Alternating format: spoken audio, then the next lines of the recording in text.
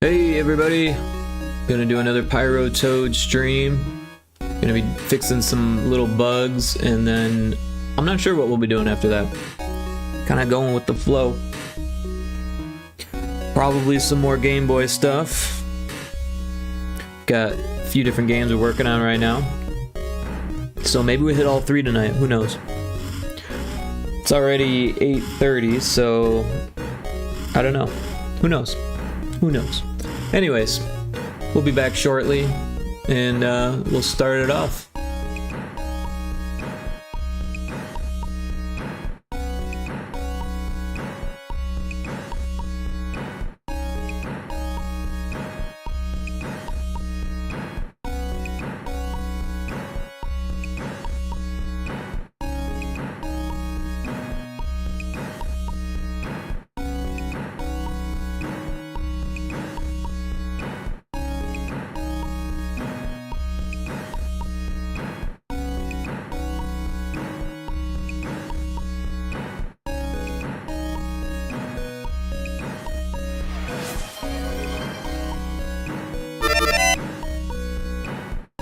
Lumbee, welcome in. Congrats on getting first. Thanks for checking in. 28 times and 13 times first. That's a lot of first, Lumbee.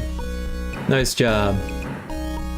Anyways, we're just getting started here, so I'll be up shortly.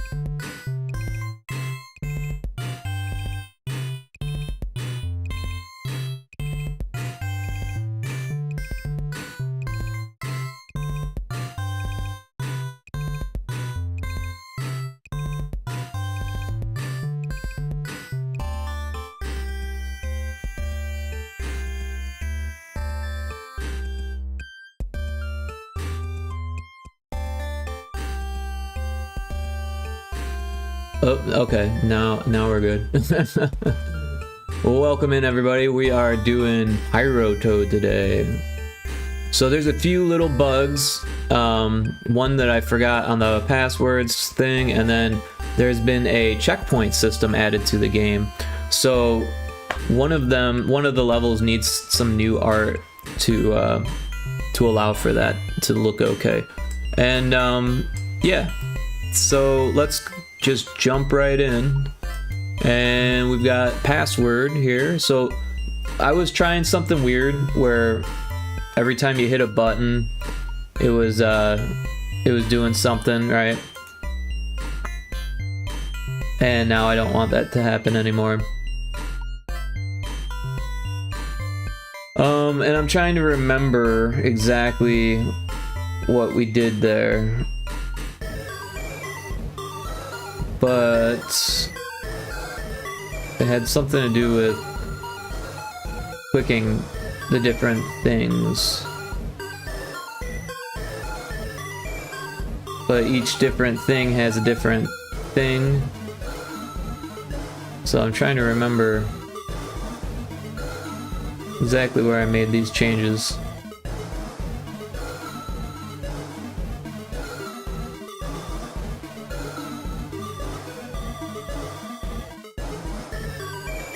So yeah, you can see this replace tile thing. Those were some of the changes. But those ones aren't it, so because I already removed those ones. So I'm thinking that maybe it's this one. Ah yeah, here it is. So this needs to be disabled. This needs to be disabled.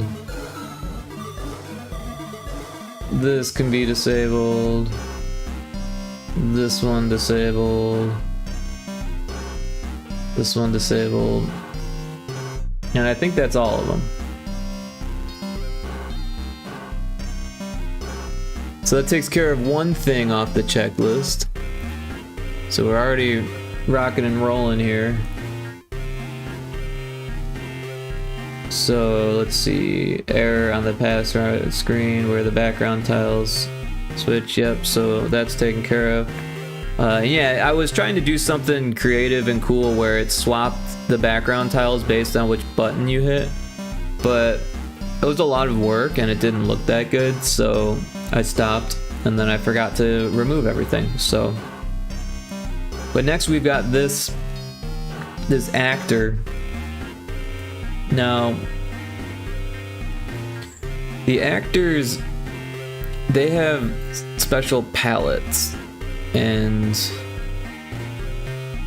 if we go to the palette scene,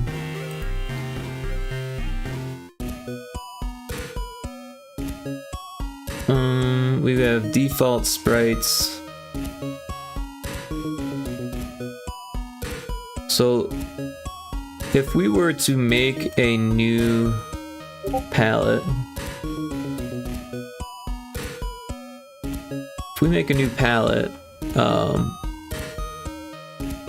and maybe we use like bright yellow,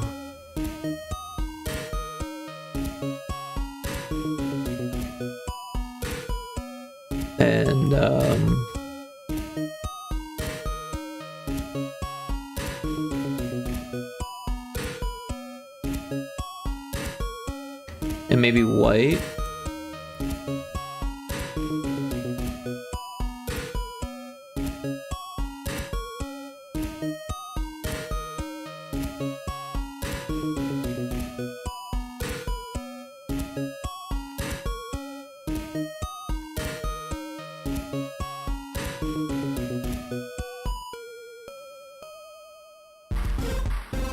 Orange, and I don't know. This last one doesn't really matter since I'm probably not going to use it. Let's go with purple or pink, magenta. Maybe purple. Alright, so there's our new palette. palette 27. Let's rename it. We'll call it UI palette. If I could spell. We'll call it UI palette. Alright, so now if we go into sprites and we need to find a certain UI, I'm gonna sneeze.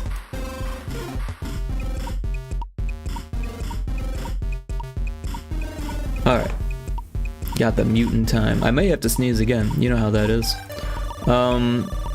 So there's a UI somewhere.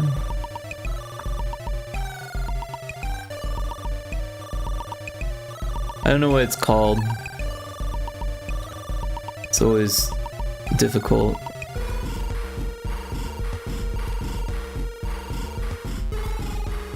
Sometimes when you're working with a team, things get weird name conventions or they don't have a name convention. So this is the one that we're looking for.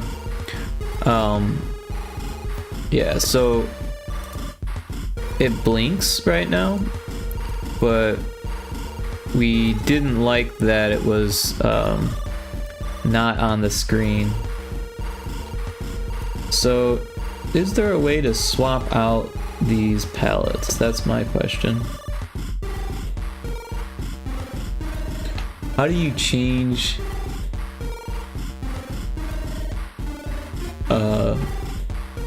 that's not what I meant to click on.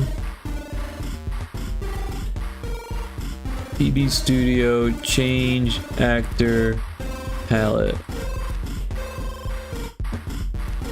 I've probably already looked this up. Hey Ari Boops, welcome in. Thank you for the lurk. Hope you're doing well. Everyone should check out Ari Boops if they haven't. She does art and plays lots of Guild Wars 2. And probably other stuff too. But I only see Guild Wars 2 and art. But she's great at art, so give her a follow.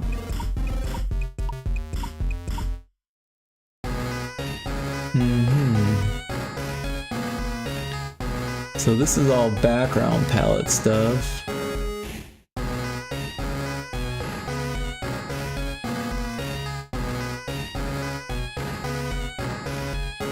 And this one is giving me palette options, but it's not showing me all of the palettes.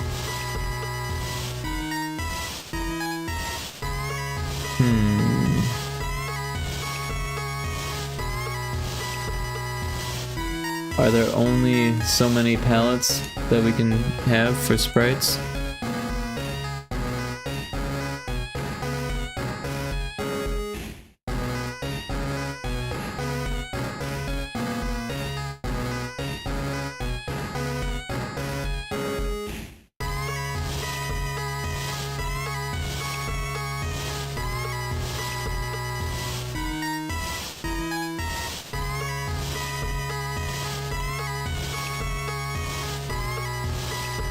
I wonder if it's in the settings or preferences. No, not preferences.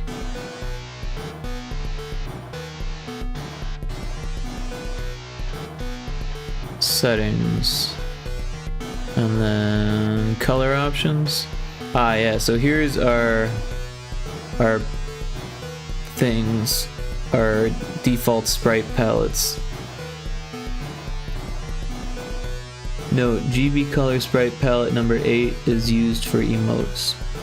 Well, we're not using emotes, so maybe we switch that to this one. And I think we should be okay. I don't think we're using that monochrome palette.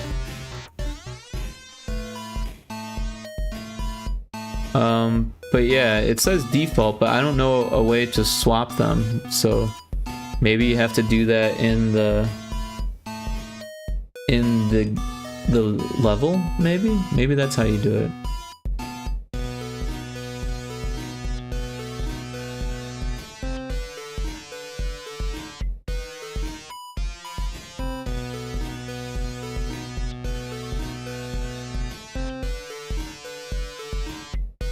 So yeah, let's go to the game world and we'll go to this and let's see if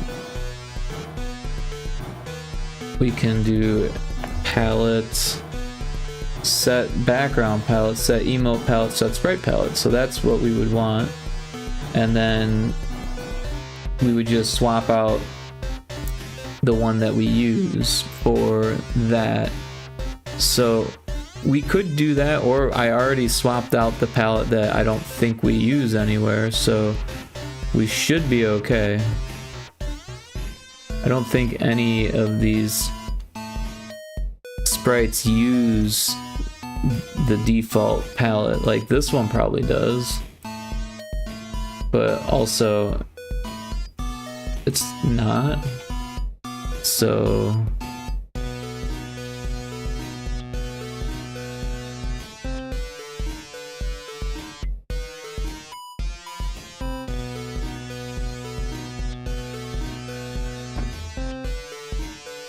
and then these ones, they're using palette 1 as well. Nothing seems to be using palette 8. So let's go ahead and use that. And well,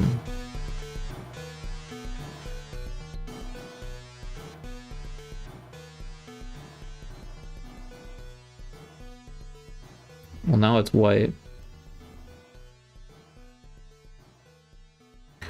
So I guess what we could do is open up that image.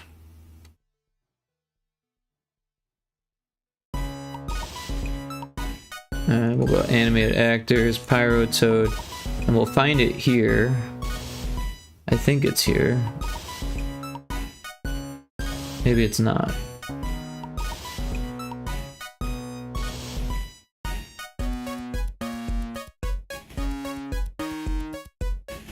So we'll go to our project folder, we'll find it there.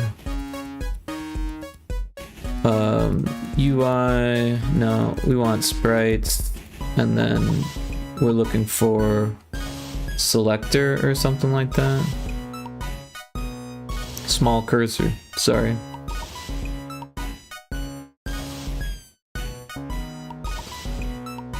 Small cursor B. So we'll bring this into a sprite, and what we'll do is we'll add new frames. We'll add 4 of them, and we'll just change it. All right, so this stuff needs to go. We want let's get the GB Studio palette. Load that. And so what we'll do is we'll make 1 frame of each color, so that way we can change it to any color we want.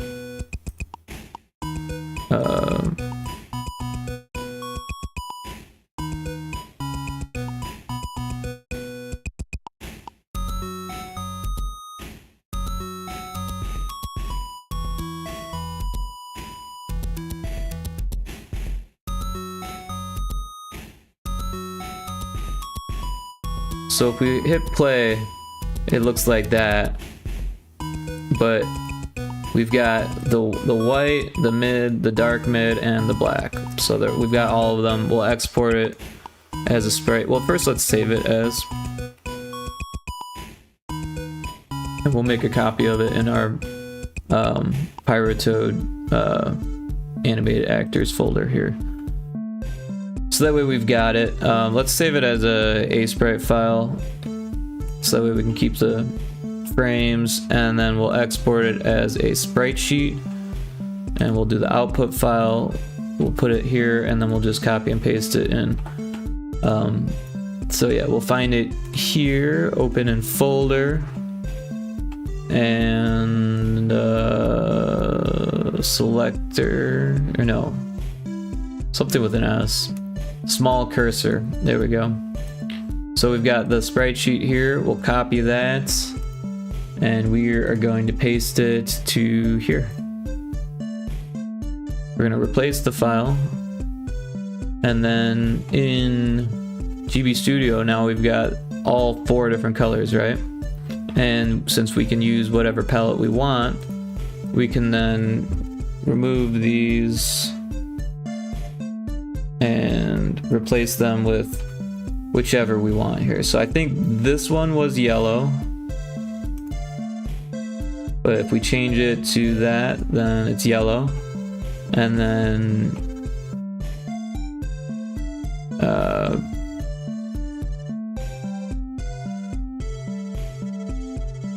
this one we could do, what are the colors? I've already forgotten. What is it? Orange or something? Yellow, white, and purple.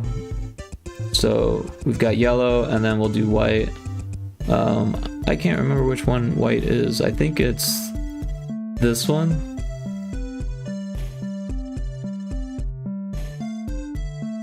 Yellow, white, and then yeah, actually what we can do is we can just delete these two, and now it'll look like this.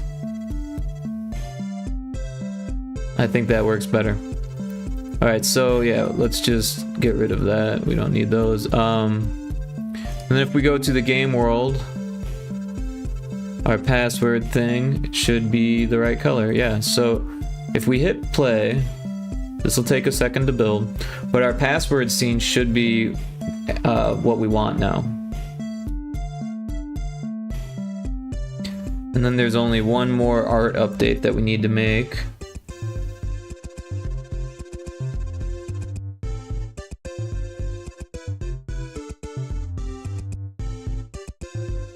This will take a second to build. It's a big game and it's got lots of variables.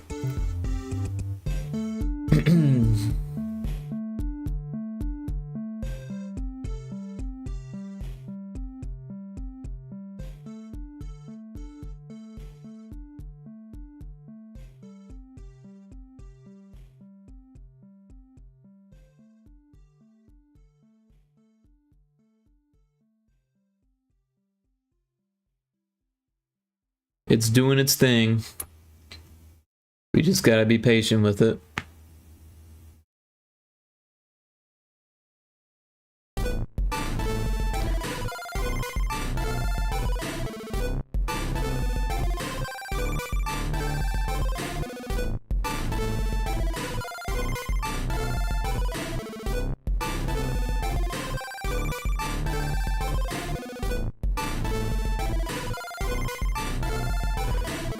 Yeah. So we're moving right along. We might be able to hit all 3 projects because there's not a whole lot that needs to be done with this yet. I mean, we can start working on new things for this, but we want to have a testable build out so Mystery Man can play it on their stream.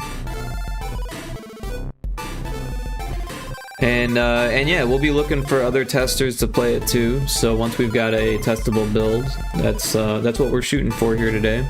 There was a few bugs that Infinite Metal found, and we've been slowly removing them. And then we added, or Johnny added, the feature for checkpoints. So the next thing we'll be doing after we fix the art is actually testing the game and see how far I can get using the checkpoints. So yeah. Hopefully it goes smoothly. I'm not terribly great at this game, and that's kind of the point of adding the checkpoints, is to make it a little bit easier. But yeah, I think there's a certain point where it does make it easier because you don't have to replay the level if you die at the end, but at the same time it doesn't really make it easier because you still have to beat the end. You know what I mean? So if you just can't beat it, then it's not going to make it any easier. But if you can beat it, but you've died, then it makes it easier. But it will make it, like, you know, less frustrating, and you know what I mean? So it is making it easier in a way, but in another way it's letting the difficulties stay there. So, but yeah, chances are we aren't going to be doing a easy mode, so this will be our solution for that. Let's turn off the background music. Alright, so if we go to the password scene, so now we've got that, and it doesn't look amazing yet. So I don't know, maybe we do cycle all the colors.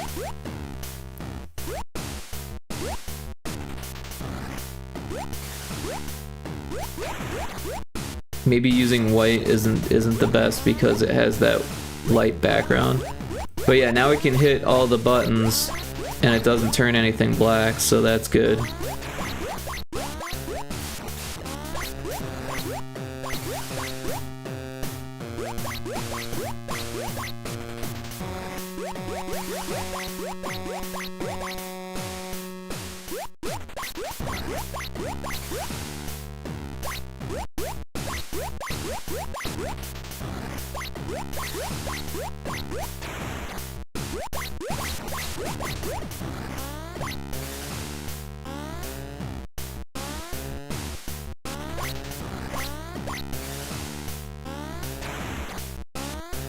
Alright.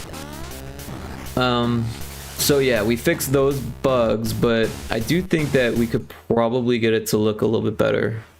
And maybe that purple is the answer, right?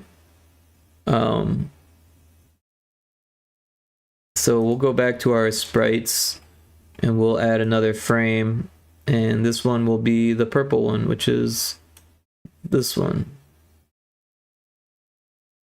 Oops, we missed. And we need to make sure it's the right color.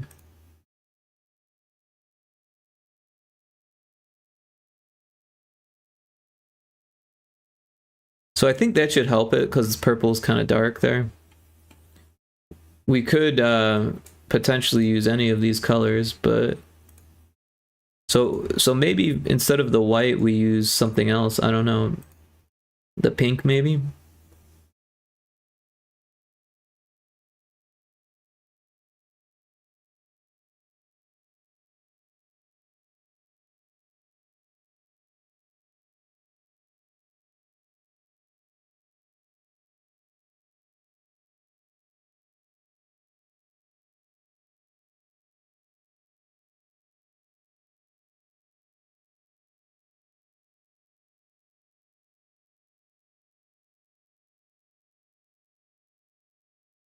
I don't know.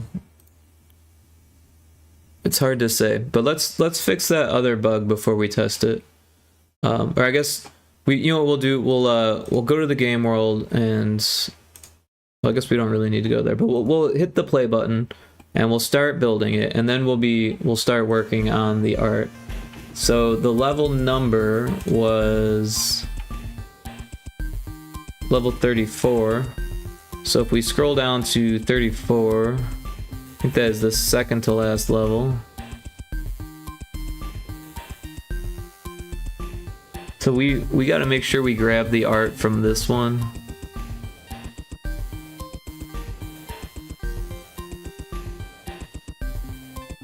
So we'll go to 33 AD and we'll get it from this folder here.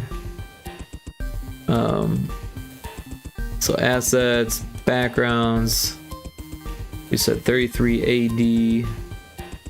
So that's this one. That's the bad copy apparently. Or no, they're copy C. But we're not using a copy, we're just using this one. So we'll grab this one. For some reason I read bad copy. Copy, or no, we'll just drag it into a sprite here. And so what we're gonna do is replace the fire with the lightning. So we'll also need that other one. So let's grab that too. This one I think is the one we're using. Let's make sure here. Yeah, 32Z. So 32Z, we'll grab that one also. And we'll steal the lightning tile from here.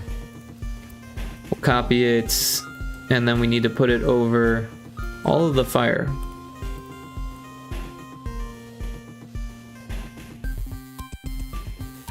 So let's get the grid out. That'll help us be sure.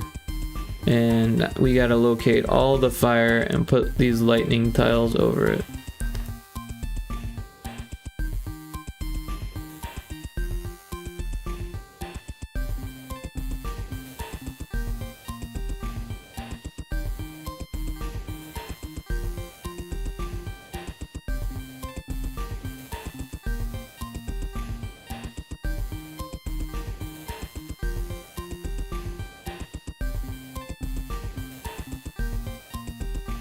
So I think that's all of them. I don't think I'm missing any here.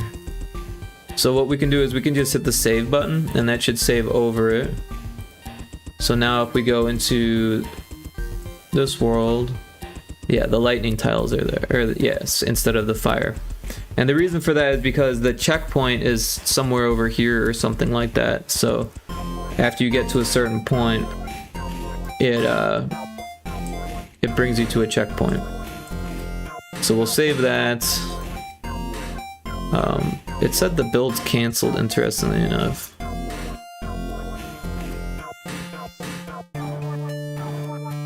Also, it's giving us 33 AD. Has too many unique tiles. Which is weird, because I don't remember it having that problem before.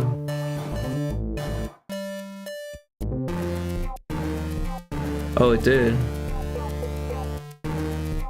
So, is it making any changes to it?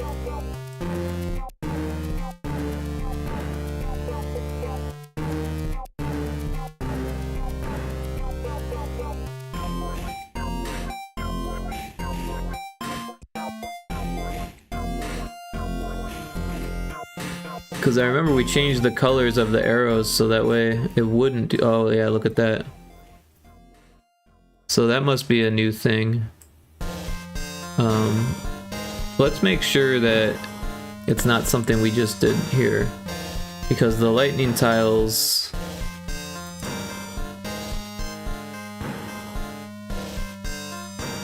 they appear to be using the same color.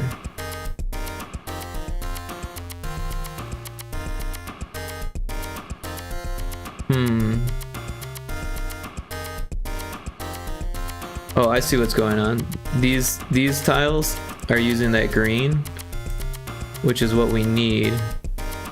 And these ones are still using the blue color, which we can't do. So we'll save that. And then now we're no longer getting that error. So let's do a build. Do we have an ad starting soon? Probably be done by the time this build's over. Or built.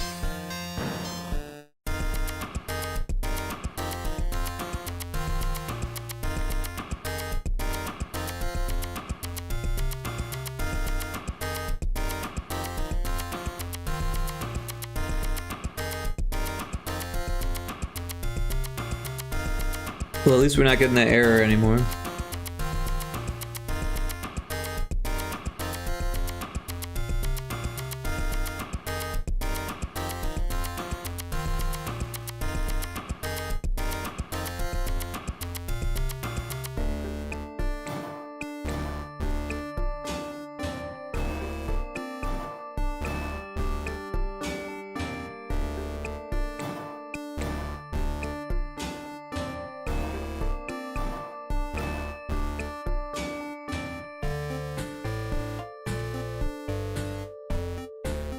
It looks like the weather should be okay tonight. There might be something a little bit later, but it looks like it's gonna head south. It's over New Mexico right now.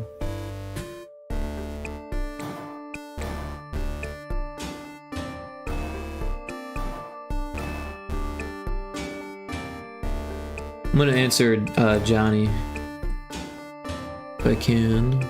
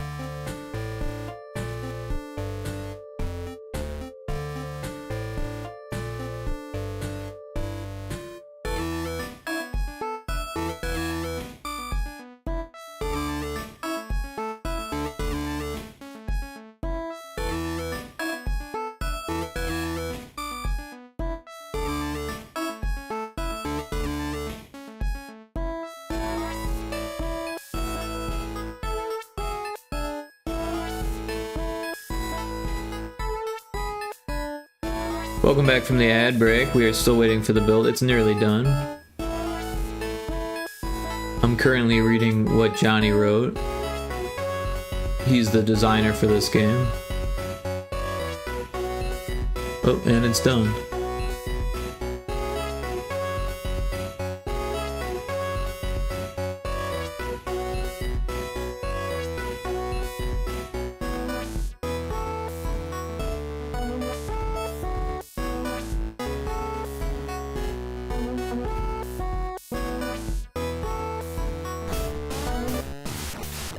Alright, so first let's check out the password level, and I think that looks better.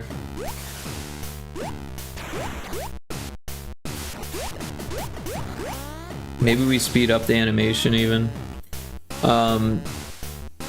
But before we do that, let's check that change we just made.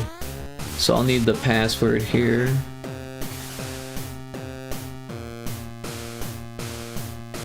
I think it's damp. Hey, Teacher Eduardo, welcome in. It is time. It is time. How you doing today, Eduardo? So we're checking some changes that we made to Pyrotoad.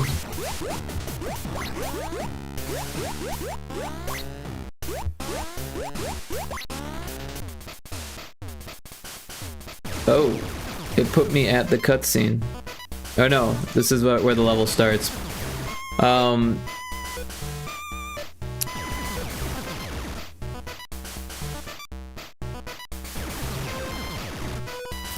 Teacher Warrior says, hello there, buddy. I'm doing bombastic, fantastic. What about you? I'm doing pretty good myself, thank you. Glad to hear it. Johnny says, I like the cursor better, but one of the blinking colors is yellow. Could it be more contrasting color? Yeah, we could do that. And then... worthy of being Pyro again. Oh, there you go. The password put you at the cutscene. No. I thought it put me at the checkpoint, but it just, this is the way the level starts. I forgot. It starts you on the platform. Oh.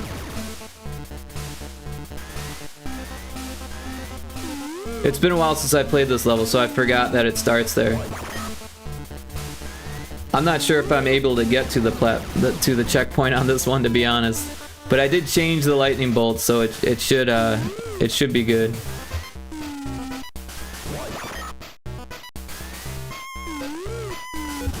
Oh, I got it, but I missed the platform. Oh.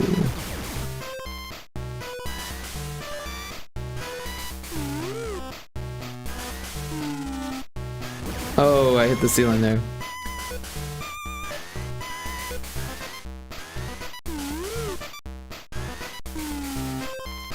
Oh, I missed it. The checkpoint is the descending block after the water. Yeah, that's what I figured it was based on the image. I was able to get there before, but it took me a while, so we'll see. Oh.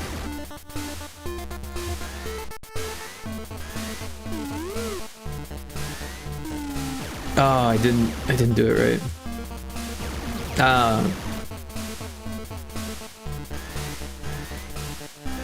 I'm not gonna make it. I waited too long there. I had to hesitate.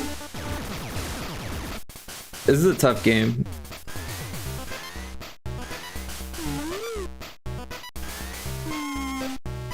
I want it.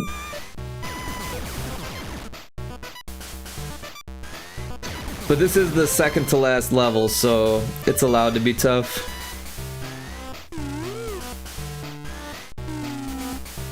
Oh, I got it. Alright, and then we jump this way, and then this way, and then we get back on it, and then we go here. Oh! Uh-oh. I hit the arrow. I was so close, too. Alright. And we go this way, we hit the arrows, and then we don't hit the arrow. It was close. Oh, and then I hit the lightning bolt, of course. I used to cheat there.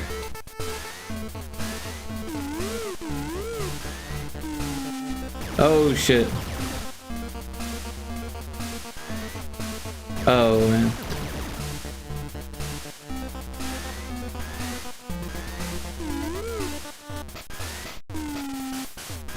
Oh, I thought I had it. I didn't.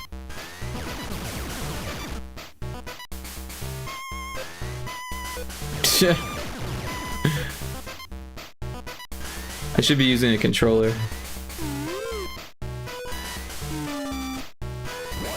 I got it. Oh, that was a close one. Oh, I missed it. Ah, man.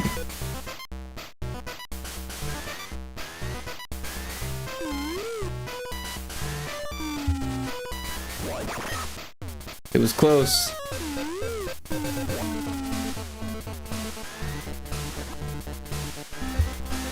Oh, I jumped too many times. I wasn't gonna make it anyways.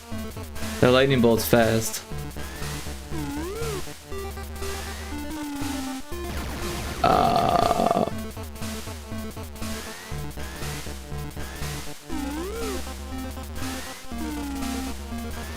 Jeez.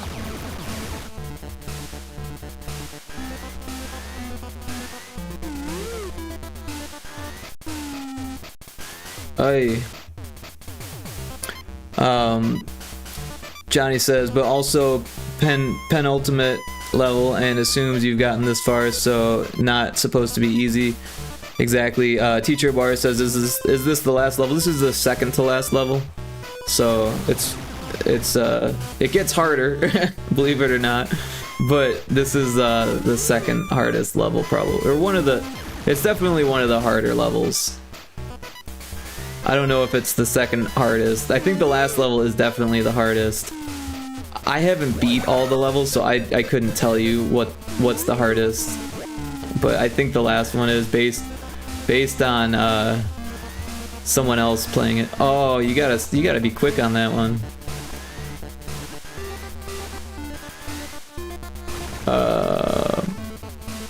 So that I think that platform there was the checkpoint too. Ooh, into the spikes.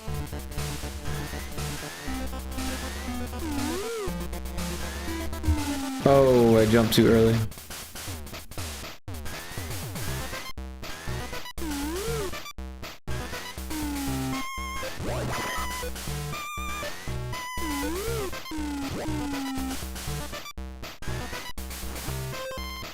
Oh, it's like it's right in your way.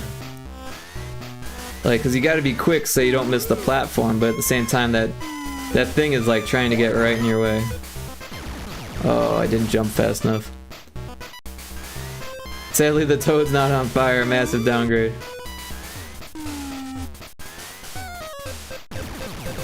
Yeah, I don't think there's anything to shoot until the end there.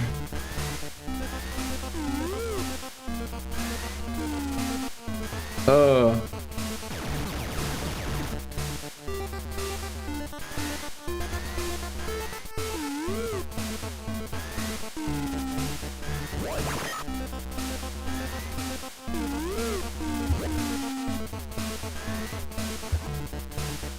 Yeah, he got me again. I think I need to go up, but the last time I did that, I hit the spikes, so...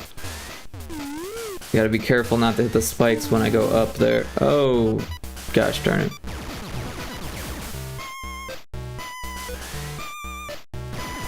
Death.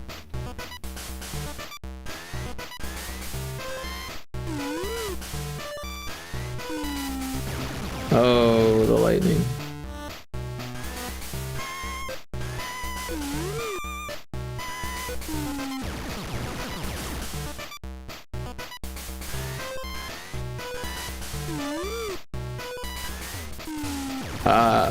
The key is to run off the platform into the water instead of jumping into the water. Ah.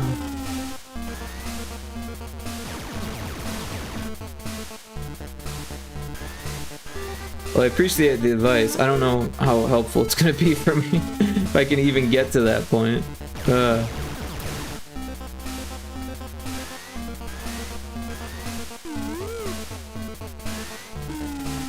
Go, go.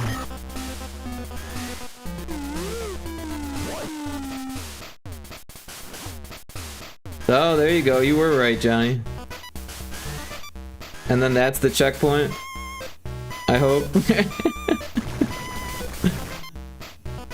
Oh, nice.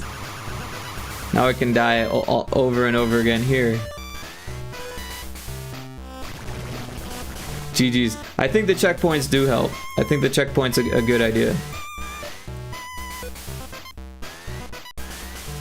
Oh, it was close. It was close. that one, not so much there.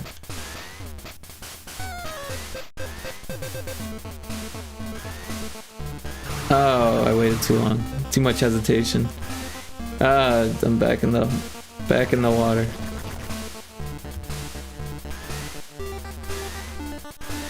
Oh, it felt like it dropped faster that time, but I think it was just me.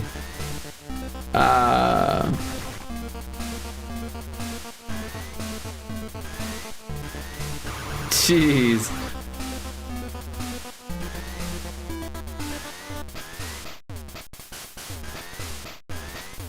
That was close. Alright, now this darn frog thing. Oh, into the lava. I don't think I'm gonna beat this level, so I'm just gonna give up. But we got it so it looks good, so that's good. Yeah, let's change that palette so it's a better color. What color do you think were you thinking? Because my plan was to have it like stand out, and yellow is usually a good standout color, but unfortunately that background is like an orange. It's like a pale orange, so the yellow kind of blends in with it. So if we look at the palette, orange and yellow probably aren't good options. The white wasn't really a good option either.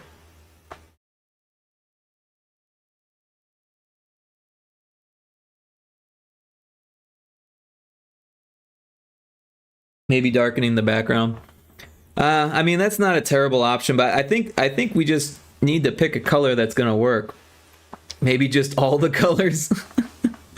Well, unfortunately, we've only got 4 that we can, or actually 3 that we can use. We can switch palettes, so we could switch between the other sprite palettes, but LSD map. But we should think more strategically than just saying all the colors, because then we'll be using yellow and orange and the white, and those ones didn't really work so well. And we didn't think red worked so well, so we got no red, no yellow. So the options then would be green, blue, and pink and purple, which we're already using. So maybe we do blue and like teal and green for those. Although, is that one? Oh yeah, so one of these, this one doesn't get used. So maybe we do blue, teal, and purple, and then if we need blue, we can pull it from another palette. So yeah, we'll do that. All cool colors. Oh, okay, sorry. Read it again. I didn't say all colors. Eduardo says all colors. But all cool colors, sorry. Maybe a darker green. Okay, yeah, maybe a darker green is a good idea. So like something like that. And then this blue is probably about dark enough then. But I do agree that it should be darker colors. And the purple didn't look bad. Also, purple and green go well together, and purple, green, and blue, that might work pretty well. So let's give this a shot. If we go to the sprites thing here, we can see just changing the palette helped a lot. Although we do have that pink in there, so let's go ahead and make that this color.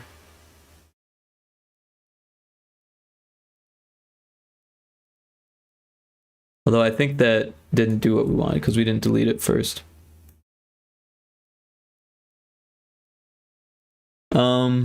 Is that red? What color is that? Oh, it's that one. All right, so that's the green one, that's the blue one, and that's the purple one. So it looks like that now. And we could speed up the animation too, is something that I was thinking. The use your illusion 2 colors if you're into Guns N' Roses. I honestly vaguely remember that album cover. I'll have to look it up. My mom was into Guns N' Roses, but I wasn't, like, when I was really young, I was into them, but not like hugely into them. Use Your Illusion 2. Okay, yeah. My dad actually had that album. But yeah, both my parents were into them, but my mom more than my dad, I think. But yeah, I think this will work. I think we should speed it up though. So if we go to the game world, zoom out a bit,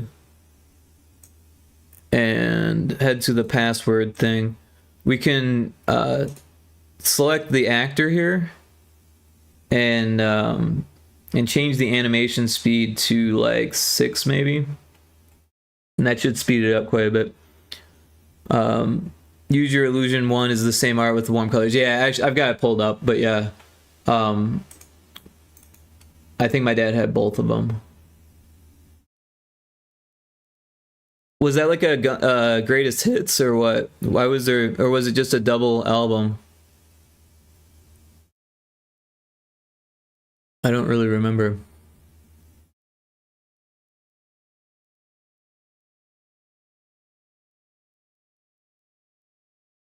The third studio album,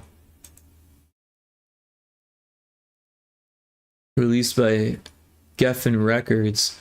I saw a picture of the Geffen mansion at one point, and I was like, whoa.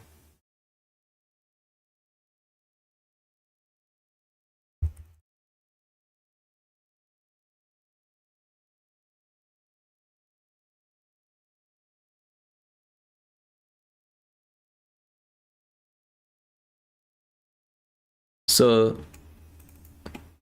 David Geffen is the founder of DreamWorks apparently, and yeah, that's a pretty nice looking mansion in Beverly Hills.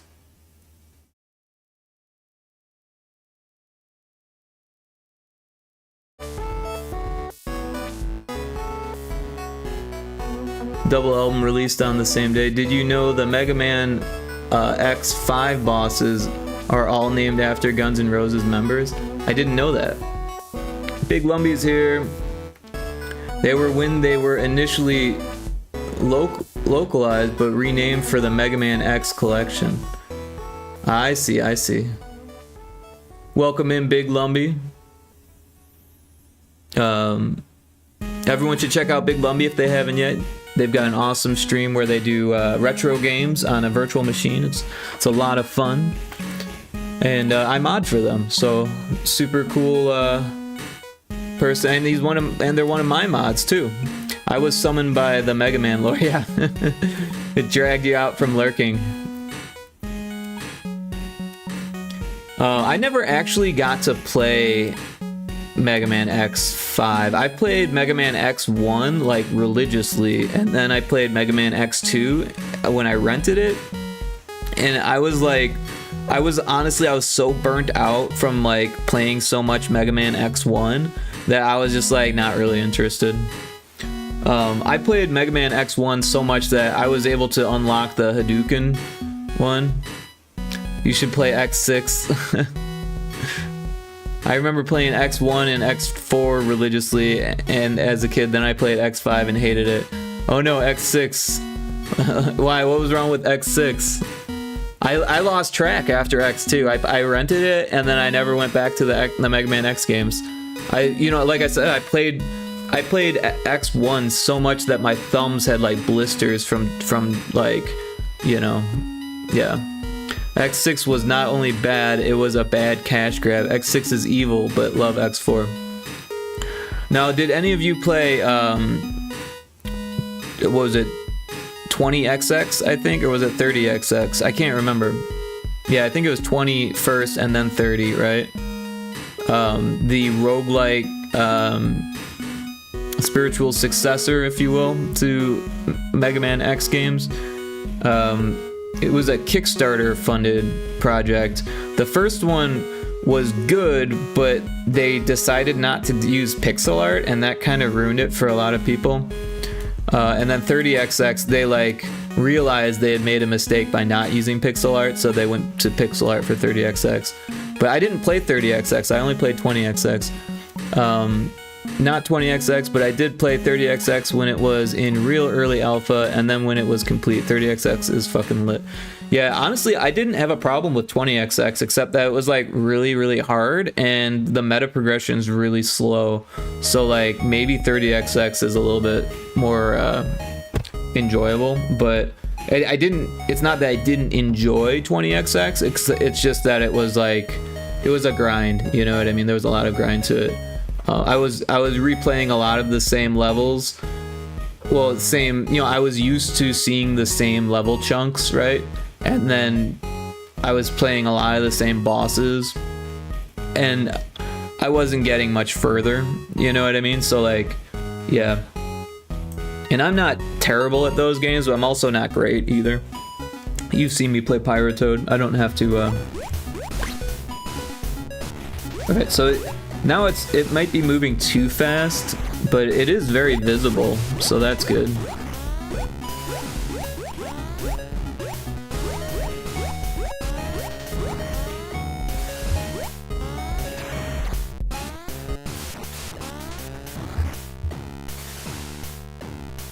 Johnny, what do you think about this? I mean, I think it's too fast. I think we should speed it up. I can make it bigger here. I think we should slow it down a notch. But I do think the colors work as far as being visible.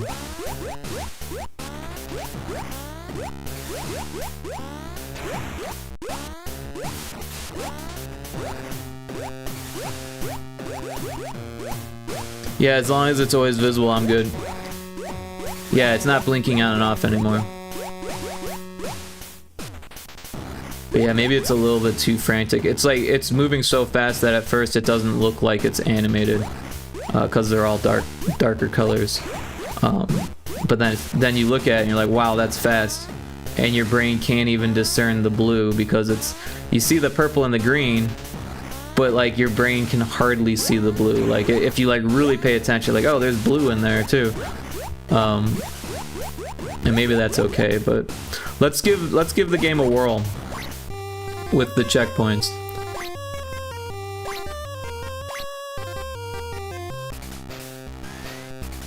So I got the animated stars. I don't know if you noticed that, Johnny, but I animated the stars because I put them in static and it just felt not right. So then I went through and animated all the stars. What, you're not gonna voice act the story? Oh, sorry. I read it a whole bunch when I made it, so I was kind of done reading it. That's it. I'm gonna get on a call and voice act to myself. I did notice they look good. Do you think they add any lag though? I wasn't sure, to be honest. No, I don't. I did it at the same speed as the water, or as the liquid, but I did actually speed up everything just a little bit. But I didn't notice any lag. I would have put it back if I didn't, or if I did. But yeah, everything seems to be moving well. So what's really cool about the Game Boy is that it actually processes graphics really, really quickly. So I don't, and honestly, we're doing it at what, 2 milliseconds or something like that, or maybe it's 1 millisecond, but there's still tons of room for instructions from the input. I'm not noticing any lag whatsoever.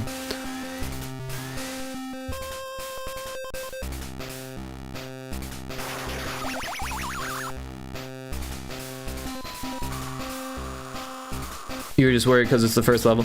Yeah, no, honestly, I feel like if we were to experience lag, it would probably be on the levels with more going on, but I don't think we're going to experience lag. What about the fireworks? Did you see the fireworks? That actually took me a little bit to figure out. We got stars here also. I think the art turned out pretty decently though. Yeah, those look great too. And I used my voice to make the sound effect. There's a weird lag in the sound effect, but it kind of works. Because like, if you ever like witness fireworks, you hear the sound after you see the fireworks, right? Because they're far away. So it kind of actually makes it feel more like fireworks. But we could probably clean that up if that was an issue and play the sound with a delay. But yeah, I didn't honestly. I thought it worked. Speed of sound in a Game Boy game. Let's patent it. That would be a hard patent to write, I think.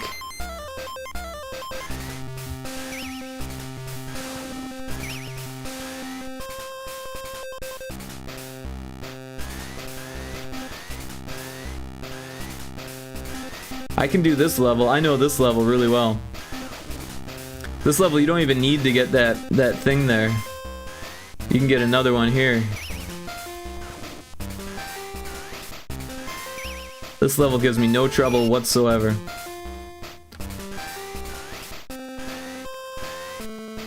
It's because it's a baby level. It's designed for babies. I'm just kidding. It's definitely there to like let you like understand, like, hey, I can move and shoot fire, and yeah.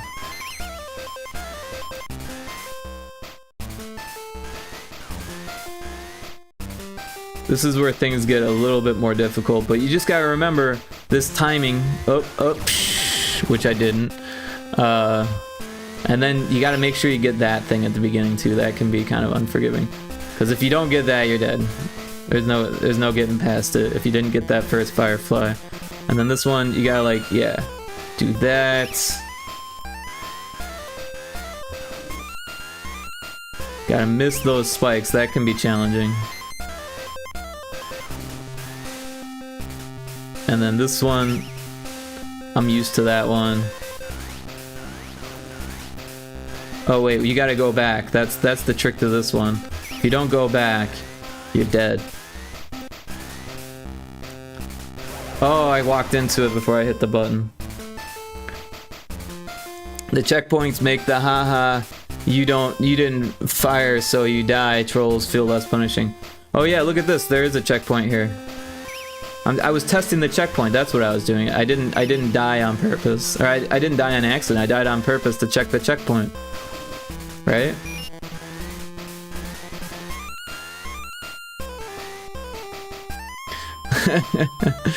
I like how you called it the haha you don't fire so you die trolls. You're acknowledging the fact that you're trolling in the game design.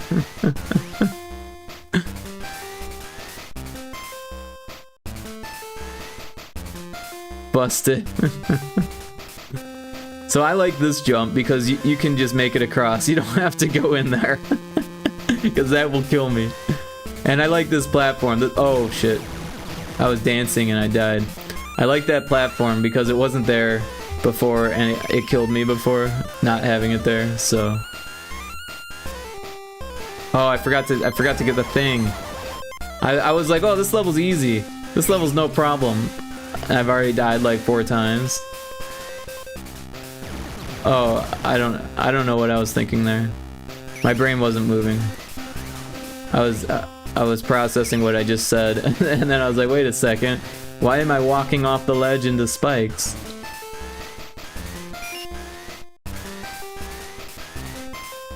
Same with the first balloon troll. Well, at least that one, it kind of shows you.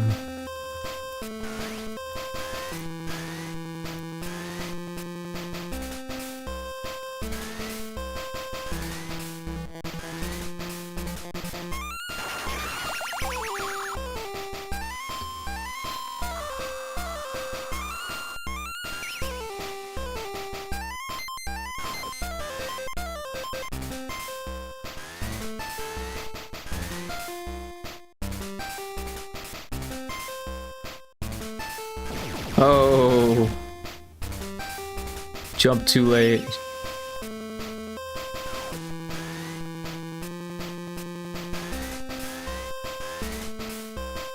Change stream style to Let's Play Pyrotoad.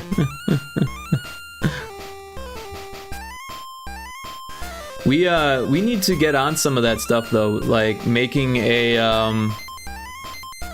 what do they call that? It used to be Giant Bomb, but then Giant Bomb closed. So a Steam DB account for Pyrotoad. That way we can get Pyrotoad as a category on Twitch. We need to make a itch page, so I need to get on the graphics for that. And then honestly, it might not be a bad time to start making the Steam page too. Part 4 of 69. Nice.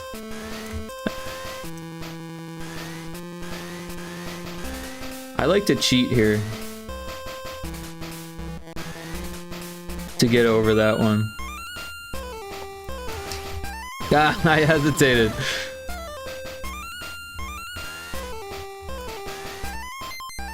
Oh, I jumped into the spike.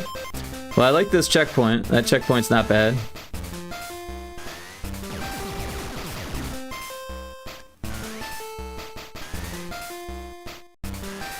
So if you just hold the button and walk over it, sometimes it works, like that time it works, and then other times it doesn't work. You have to like, oh, well I made it that time, but yeah. Oh shit. That one got me. It's not really cheating, more of a pick your poison spot intended. Well, it feels like cheating, and I prefer that. But yeah, if it's intended, I understand, but don't ruin the fun for me. Oh shit. Okay then. Oh, I'm just gonna keep dying and jumping into the thing. Oh, I jumped too early. Oh gosh.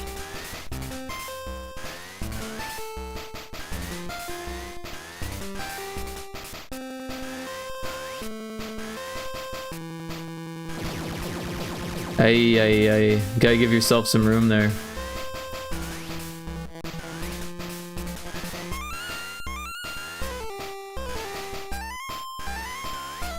That was close.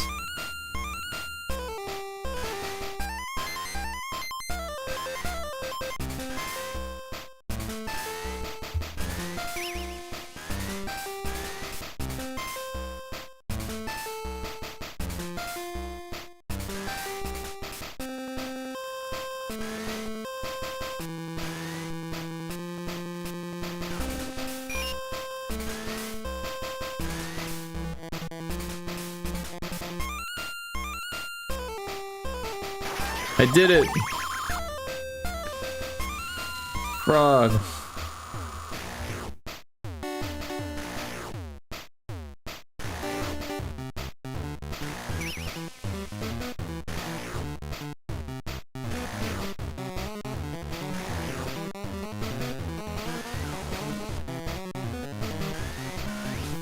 So that one's weird that it kind of like stops until you get up here and then it starts again. I don't know if that's intended or not.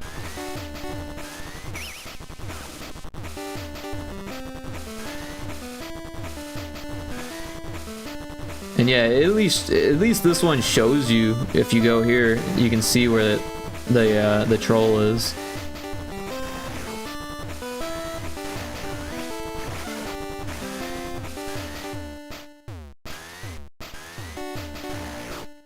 And Infinite did say that he felt like some artwork was needed there. Oh, I just walked right into. I'm checking the checkpoint. That's what I'm doing.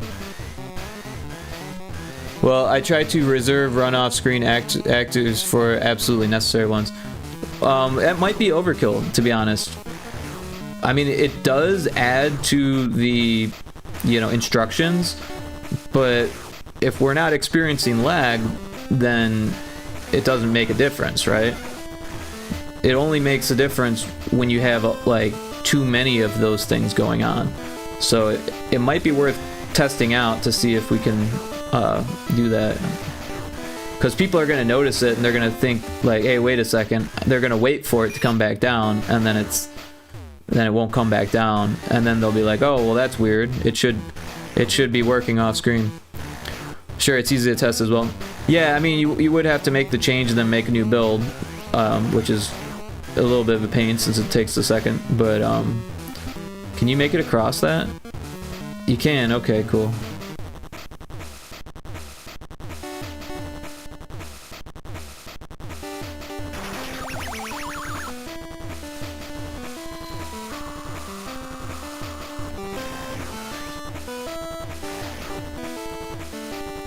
So if you get the password, it says password Lily. I wonder if, I know this would be a pain in the ass, but if there was a way to display the level number, I wonder if that would be something that people would want.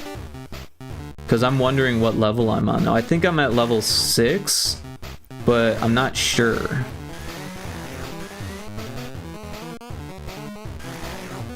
There is a way we could display it in the corner as well, but I don't know if that would be desirable. Because, you know, oh, I didn't get the thing. I was trying to remember the level design.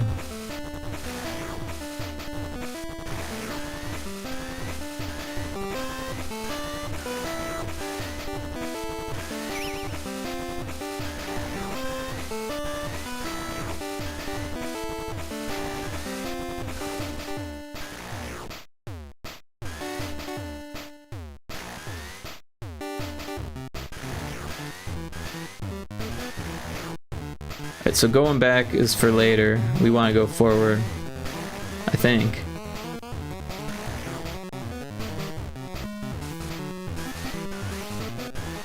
I'd be game for putting it in a text box or between level screen, but I want to avoid the game screen. Yeah, I kind of figured that much.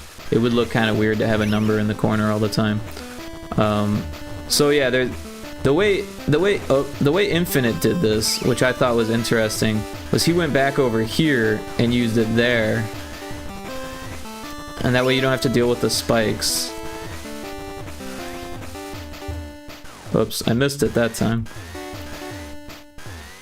But I guess once you get it the second time, you can go in there.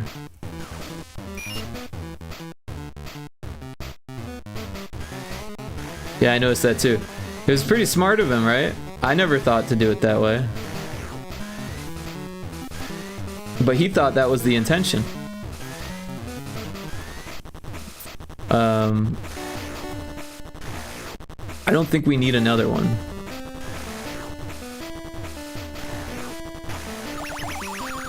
I got it. Woo! Pads. Yeah, so like, the only thing about putting it on the screen here is that we'd have to figure out a way to, well, I guess you would display it the same way you're displaying the password, but we'd have to find a good spot for it. And maybe if we wrote level and then the number, it would work better, like somewhere underneath or even above. But if we just put the number, it's gonna be awkward on one side or the other. But yeah, L-E-V-E-L is 5, and then the number would be 6 for single digits and 6 and 7 for double digits, so it would be uneven for most of the game anyways. But yeah, maybe, well, we could put a space in there and that would help even it out, so then it would be uneven for the first 10 or the first 9 levels and even for the last level. I don't know, I'm just thinking about how it would look now. Yeah, maybe something like level 7 above password. Yeah, something like that.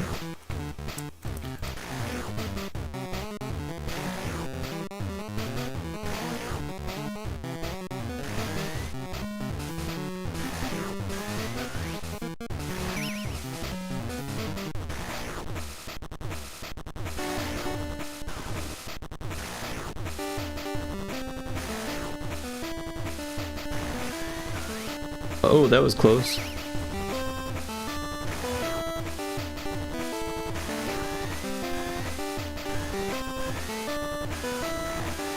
And then there was this bit here where you can get the fire and then not go back down. I'm not sure if that's intended, but it does make it a lot easier.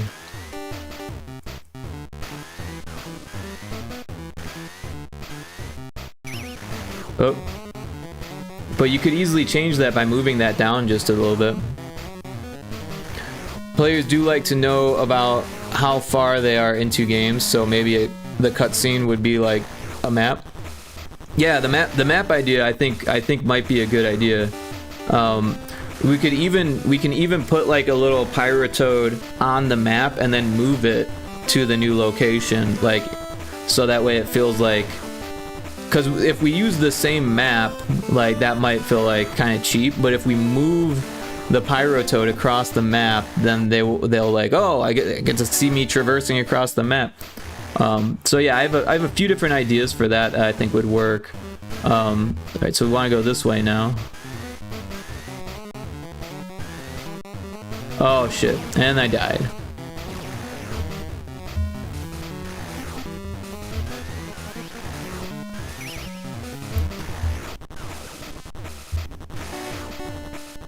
Oh, we need to get it the second time. That's right. Oh no. Oh no.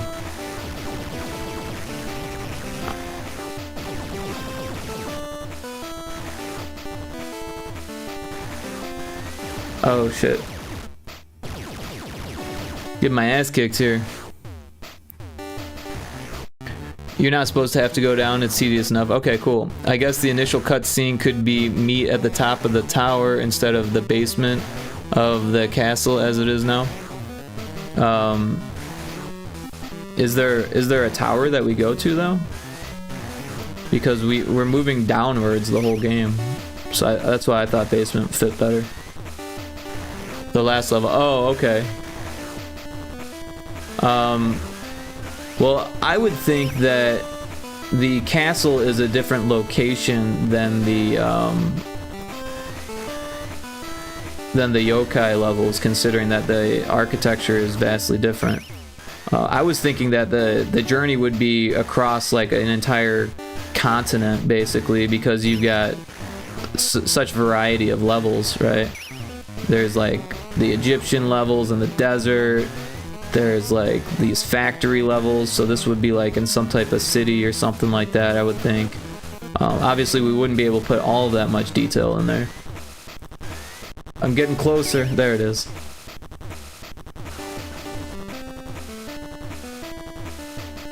Alright, so do we go this way? Or do we go this way? Oh, we can't go that way, so we gotta go this way.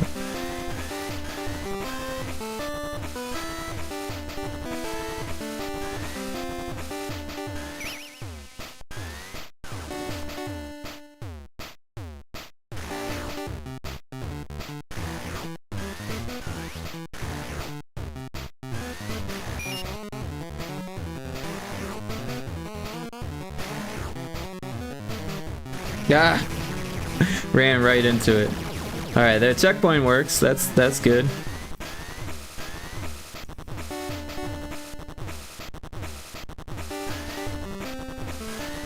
Cause yeah, like what if you you go to the basement of the dungeon and then you find the map, and then the map you get like another thing of words that says like Pyrotoad finds a mysterious map tracing a arduous journey across many lands, and then all of a sudden it shows the map, and then it shows Pyrotoad trucking to the next location, and then you can see like a couple in the future as well, right?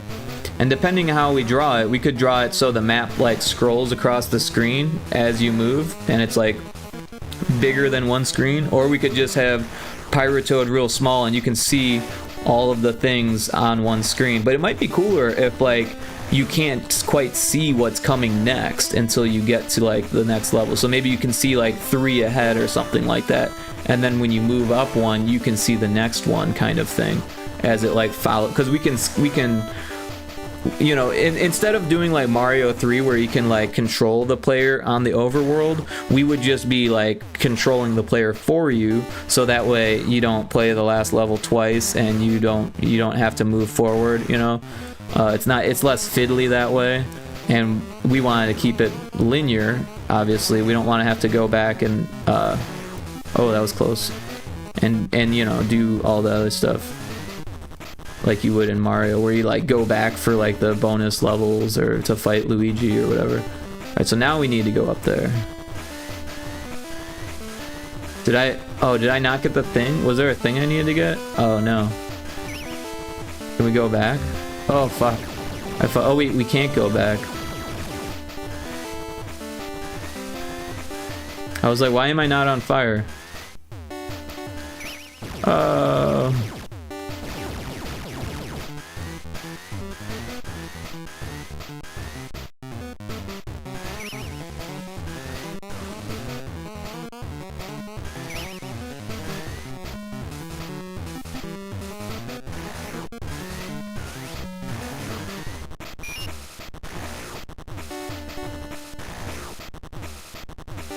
Yeah, so that was a little bit trolly, right? Because you have to like go back to the fire, but at this point in the game, it's kind of like you should know that by now. You always want to be on fire if you can be. So we don't need to go this way. We can go that way.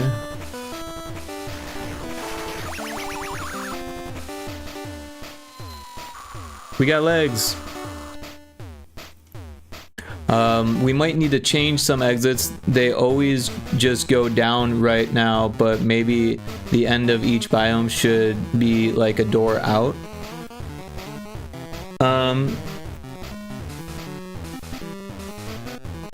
mean, we could do that, but I'm not sure if that would make the world's biggest difference. I mean, we did on the first level, if I pull this down for a second, on the first level we put like, or I put this entrance in because the player just starts there. It just felt natural to do that.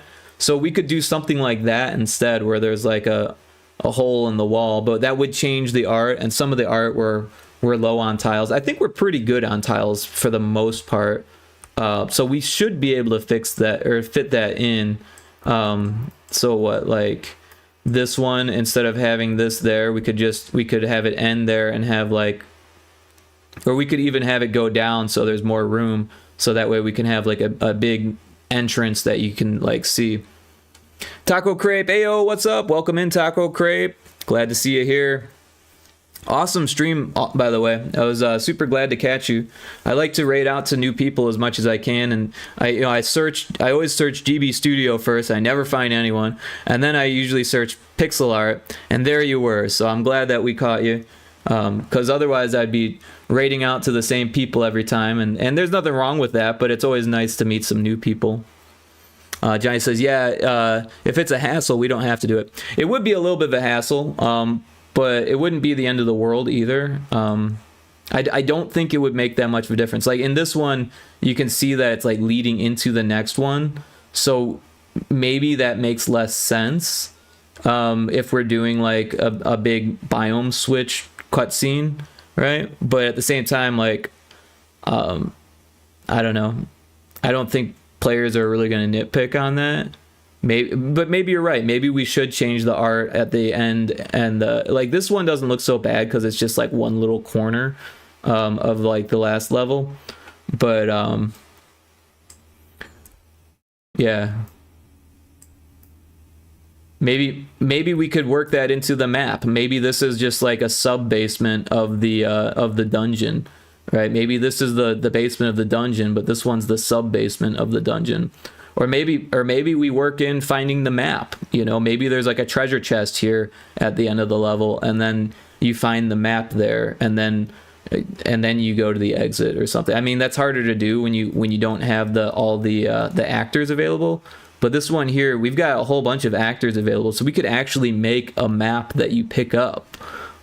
We could even have a chest that's animated as an actor, and then the map comes out of it. And then you pick up the map and then you leave. You know, like the door wouldn't unlock. I'm pretty confident I can back into a story that explains why these places are beneath each other.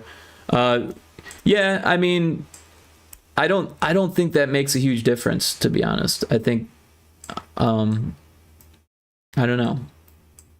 I think it works as like continuity, but like, yeah, I don't think it's that necessary to explain it all in text. Like the factory is underneath the castle because he's got a factory underneath the castle, and then the Egyptian part is underneath the factory because it was built on ancient Egyptian soil or something. You know, I mean, we don't need to like link everything up together that much, I don't think. But yeah, honestly, I think that having them go across a map might be really cool. Taco Crib says, I appreciate looking to checking out GB Studio as well. Thanks for the recommendation. Yeah, this is GB Studio here, and this is a game that Johnny Manjiro in chat designed, and I've been making art for. Easy Perp, thanks for checking in. I appreciate that. I'm pretty confident I can back into a story. Oh, I already read that. But yeah, so let's get back to the game. That's why there's no music here. So yeah, we're kind of testing the game, and I'm not terribly great at the game, so we're checking how much easier it is since since Johnny's put in checkpoints.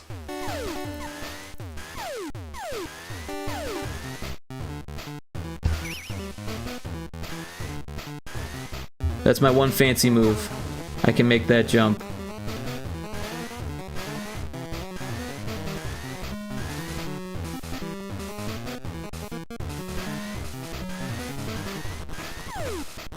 Oh, but I can't make it past the gun.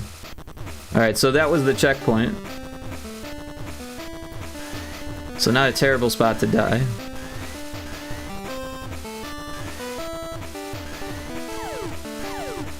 Oh, I hesitated again. I did it again.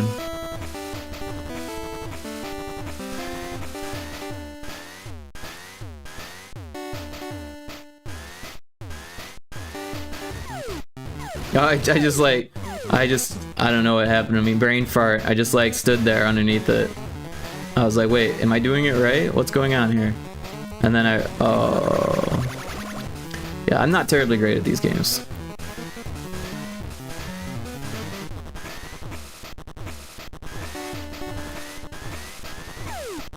Oh, I did it again. It's getting me every time now. The gun's got it out for me.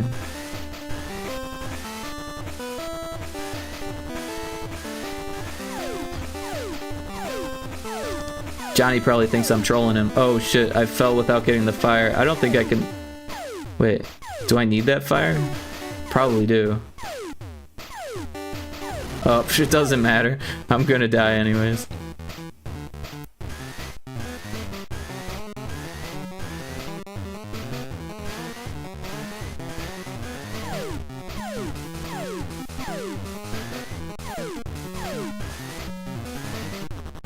Oh, you need the key, that's what you need.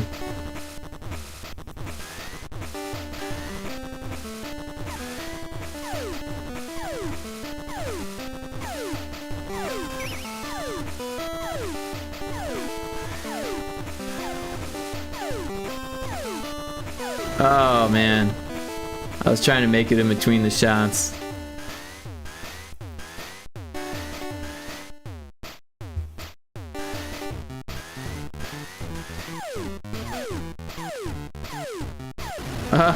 I thought I had it. You almost need like a running start on that one.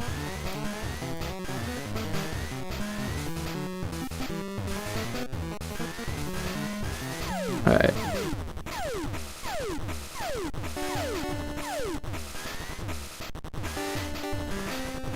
Alright, we got the key. We're jumping across. And we got this thing. Maybe I should have jumped. I don't know. I need to like not be bad at this, I think is the issue. Oh my gosh, see what I mean?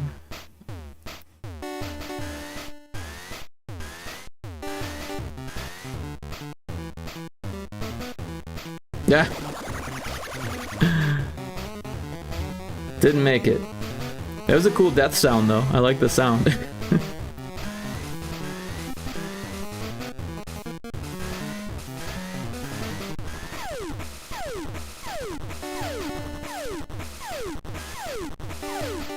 Just testing out all the death triggers. There you go.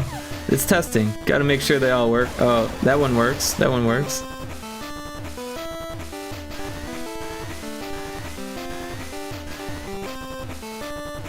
By the way, John, I didn't ask. How you doing tonight? Or today? It's night here. Today. This morning, right? How you doing this morning? How's your week been? How was your weekend?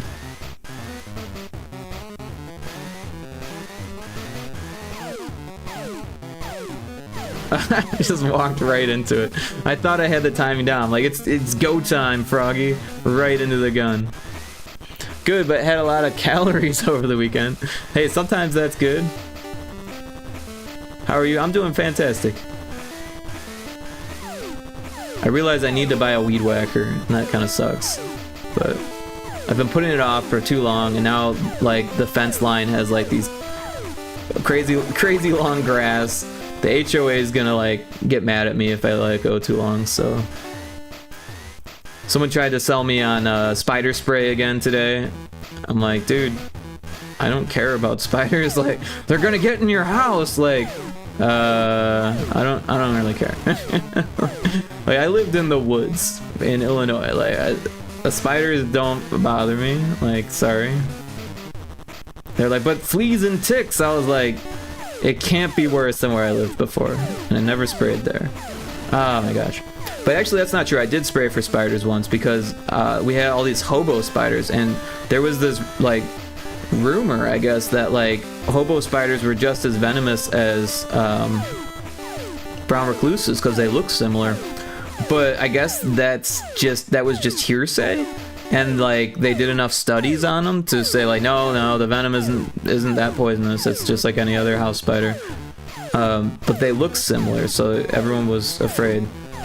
I did it. That was close, but I did it.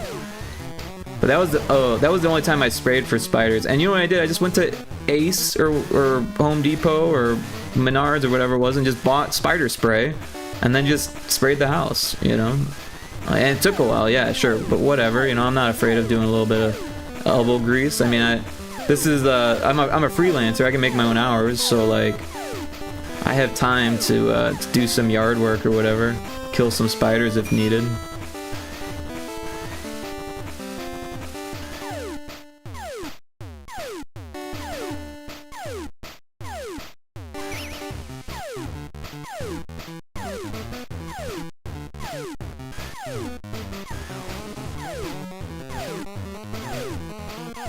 There's an ad starting soon for those who aren't subbed. Oh, uh-oh. I think not Electric Mindset. I think Infinite did that also. I did the same thing as Infinite.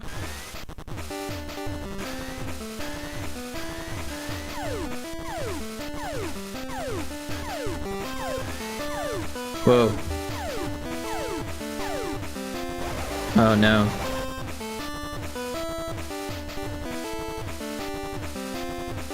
So I am actually getting a little bit of choppiness on this level.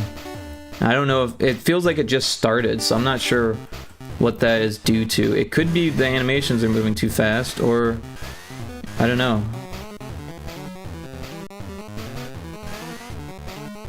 It seems to be happening even when the animations aren't happening, but maybe they're happening off screen.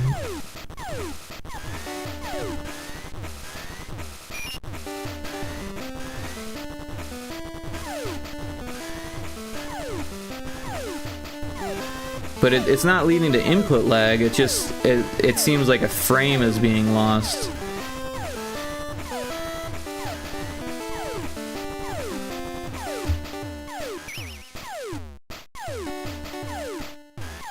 Oh man, I'm having so much trouble with this one.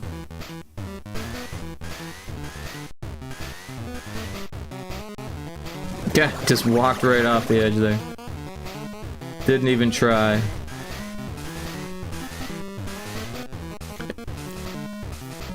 You gotta head to work, but I'll be able to lurk again in an hour. If I see you're working on something else, I'll assume you beat the game. Good assumption there. At some point, I'm gonna have to give up. That's just the case. But I appreciate the lurk, Johnny, and I hope you have a great day at work.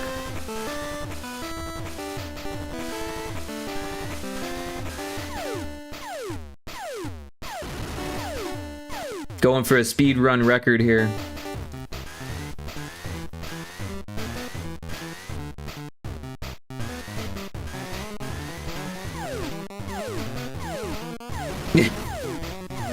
It's so quick. My brain is like, just go, dude.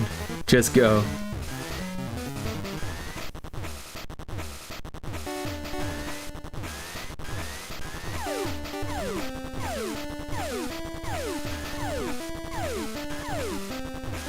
Oh my gosh.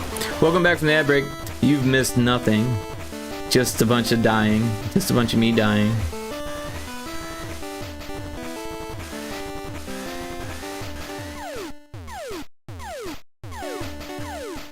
I can't tell if I'm getting better or just getting lucky.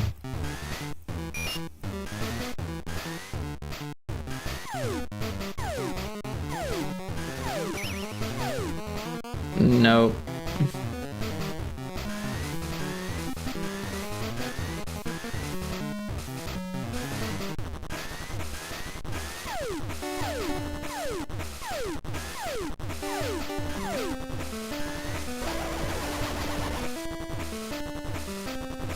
I can't remember if Infinite beat this level or not.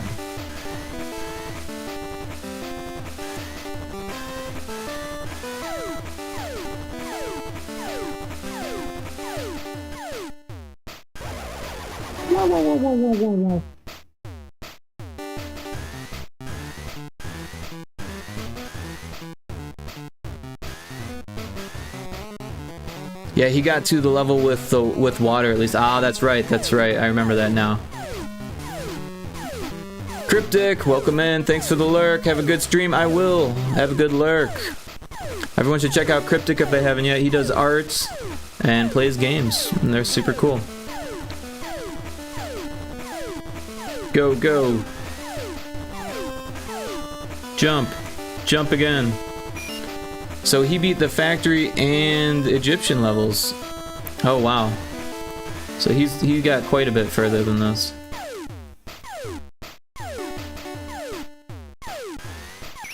Oh, that was a close one.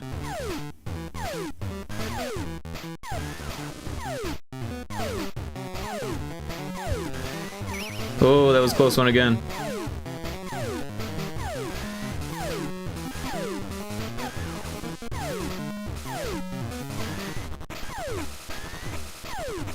Alright, so now we can go back.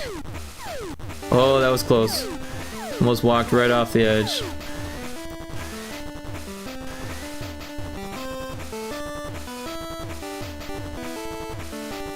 I'm so nervous.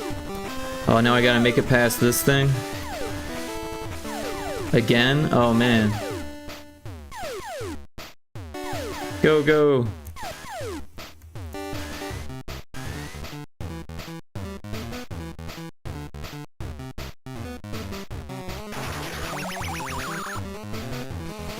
Soup.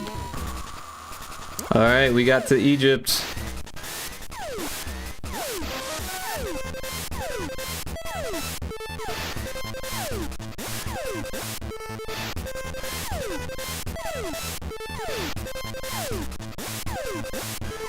Oh man, I was trying to prevent that, but I did not.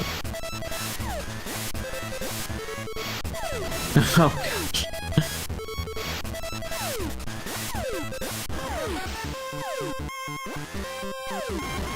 Oh man.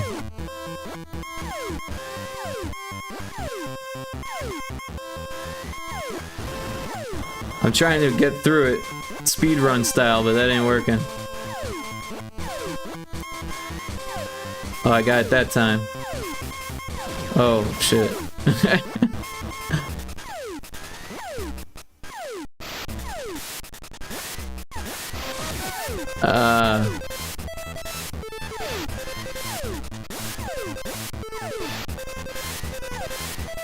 I keep doing the same damn thing.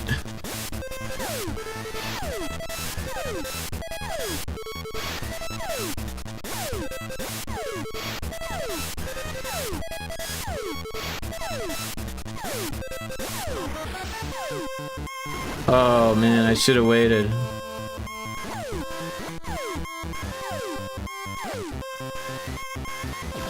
Oh, and then I'm back to this. I gotta get further than infinite.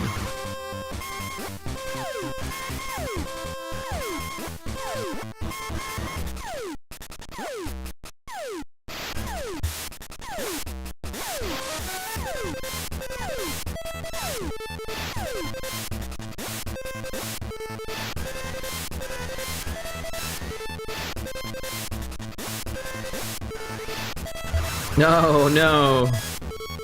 I was so far. Not far enough, apparently. Didn't hit the checkpoint.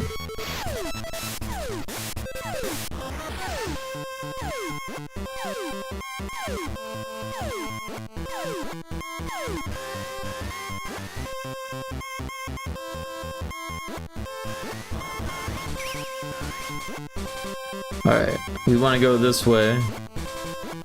Otherwise we won't be able to get back.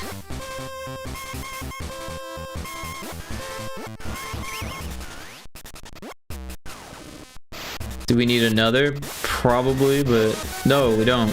We've got that one there. Should we get it again? Yes, we should.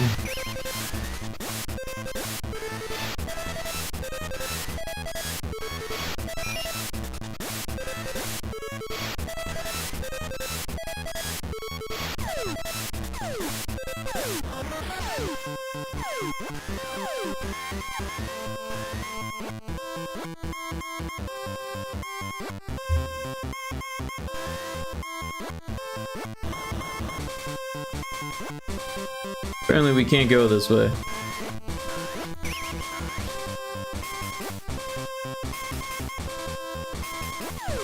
Well, I guess I didn't need to go backwards first there. But hey, we beat the first Egyptian level, so that's pretty fantastic. Leap.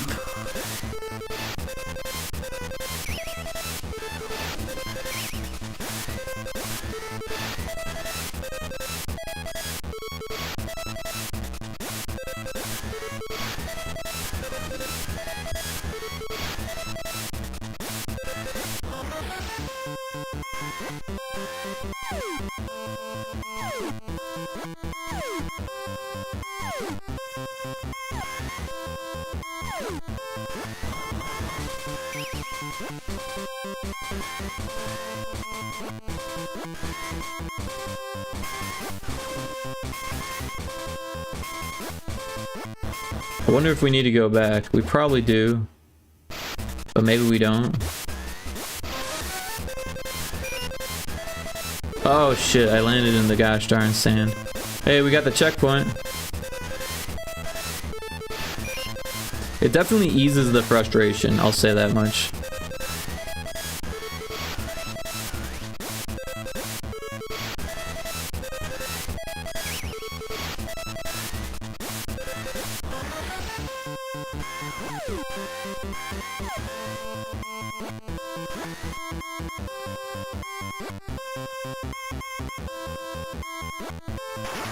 Alright, halfway through Egypt. Wart.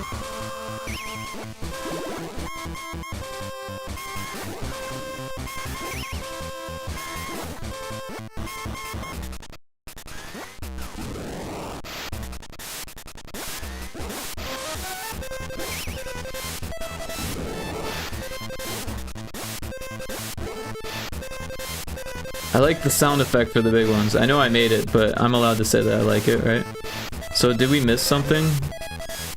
We did.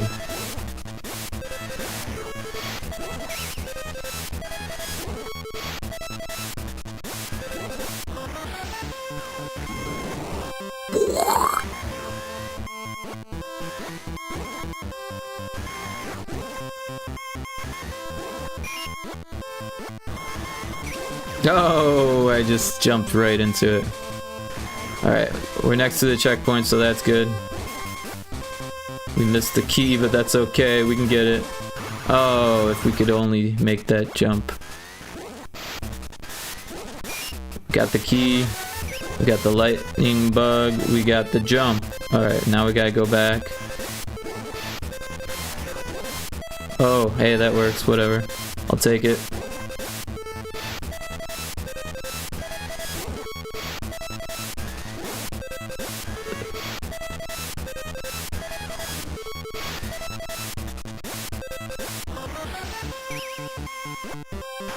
Alright, last Egyptian level.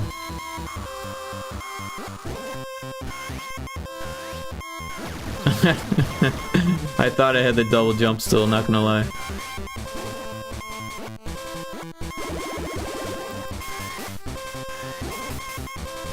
Seago, welcome in. Everyone should check out Seago Games if they haven't. They're an awesome pixel artist who does pixel art for games. How you doing tonight, Seago? Hope you're doing well. We are testing Pyrotoad. There's checkpoints in it now. Johnny put in checkpoints, and we're seeing if the game is any easier. And so far, it is quite a bit less frustrating, for sure.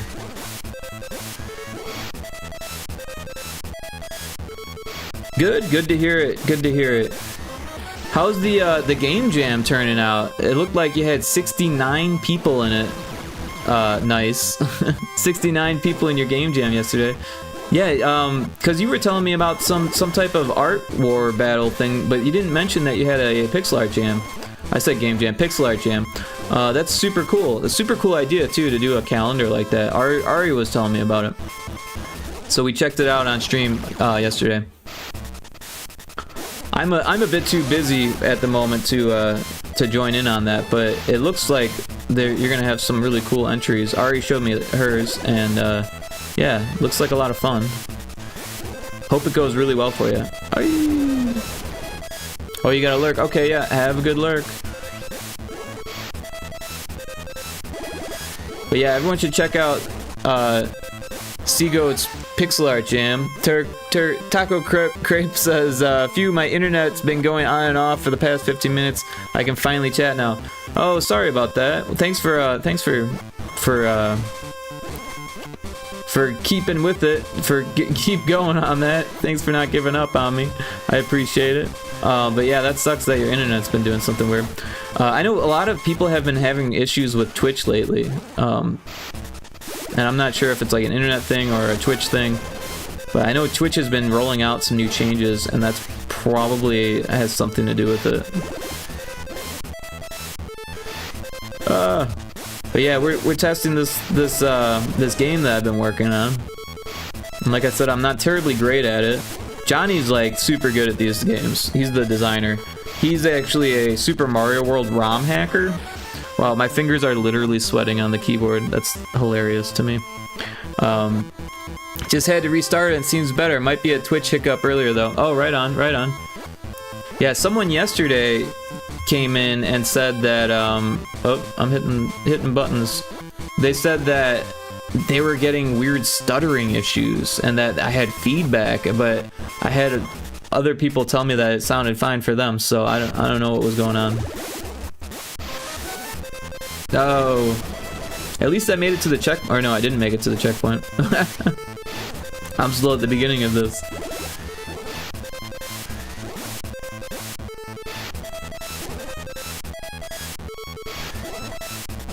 I just stood there. I was like, maybe I'll make it. No.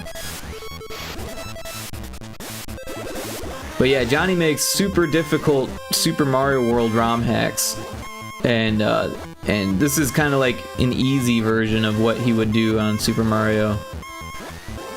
Except it's still really difficult. Oh, that looks difficult, but the movement is very fluid. Thanks, yeah. It works pretty well. It's a Game Boy Color game, so there's a little bit more processing speed on the Game Boy Color games.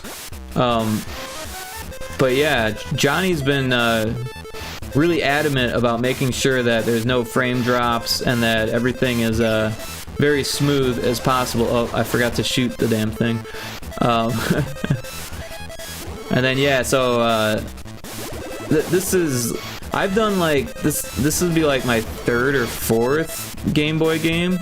None of them are like fully finished though. This is probably the first fully finished one that I've made. Well, I guess Bit Dropper is fully finished, but that one's not really a game. That one's more like a sound toy. And it is a small project compared to something like this. But yeah, I've been helping Johnny to learn GB Studio. He's actually an NES developer, but he's also really been picking it up on his own really well. So I can't take too much credit for teaching him things. When I can, I try to teach him things here and there, but mostly he's been picking it up himself. I keep thinking I can make this jump, but I can't. It makes the timing hard. Oh, there we go.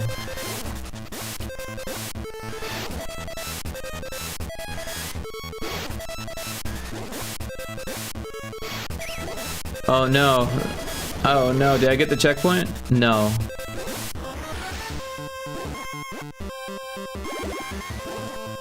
So yeah, some type of sound effect to let you know that you got the checkpoint would be awesome, I think. Because it would just be like such a relief to feel that sound. I think that would be like a good like dopamine thing. Oh, what game engine do they usually use? So Johnny had previously used NES Maker. But NES Maker uses like a lot of assembly code and stuff like that, so yeah, it's probably an interesting shift for Johnny, since there's no assembly code in GB Studio. Oh yeah, if you do Poke Start, then you can play the Pokemon game. Pokemon game's pretty fun. You can catch Pokemon, you can buy Pokeballs.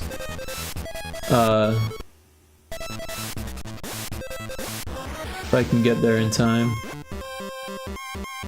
Poke catch.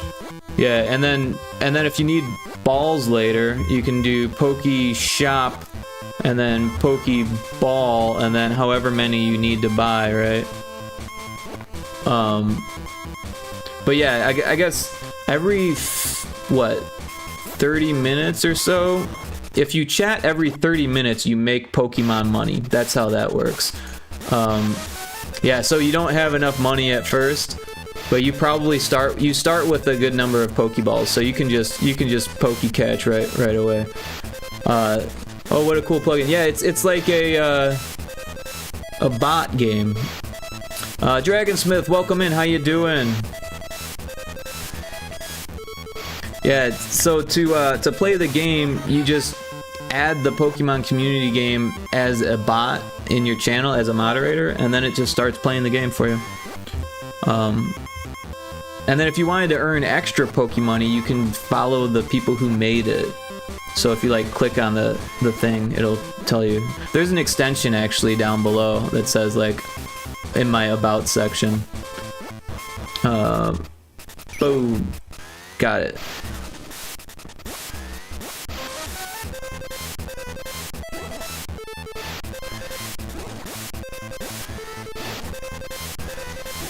Oh, I didn't make it. Woke up 3 hours ago. Is that oh, I made it to the checkpoint. Is that like normal time for you in your time zone or no?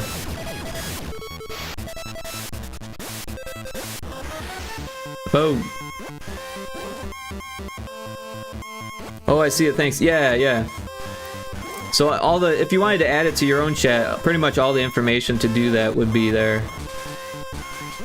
There we go.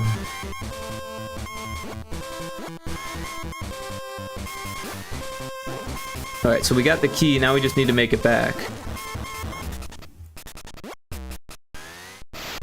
I wasn't gonna make it. There we go.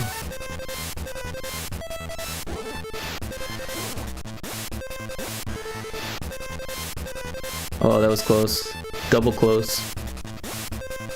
Oh, we gotta go under the electricity this time. And then I think we're done. Oh, that's all of the Egyptian levels. No, that's not a normal time. Hey, it happens, man. It happens. My sleep schedule gets pretty backwards from time to time. I think I went to bed at like 6 a.m. this morning, rather.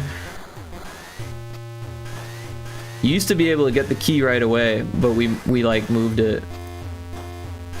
I think this is the level that was like that.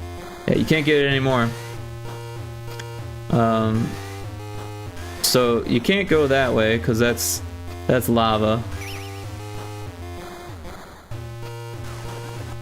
Oh, right into the lightning.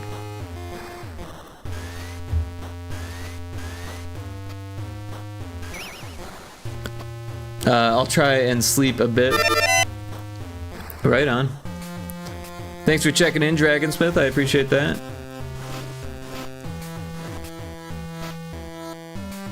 Thanks for the lurk also.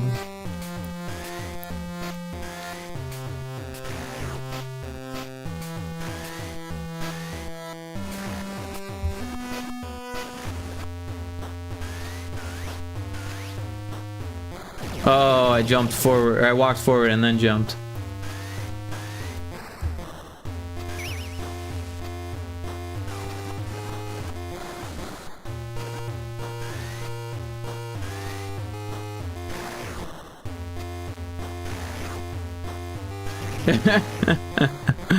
Oh man, I don't know what I was thinking there.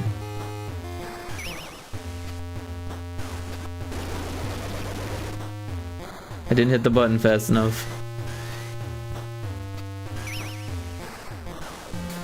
Oh, right into the lightning.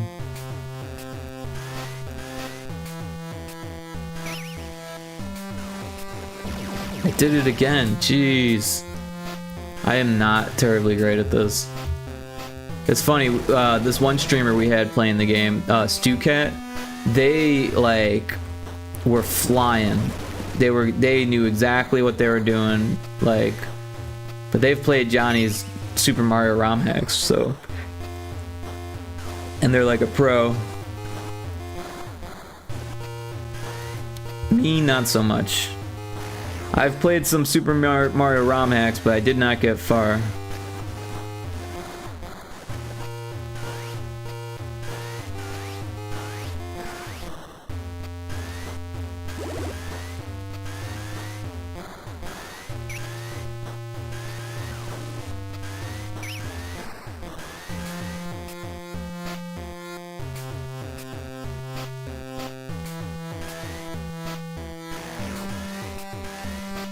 Oh, jeez.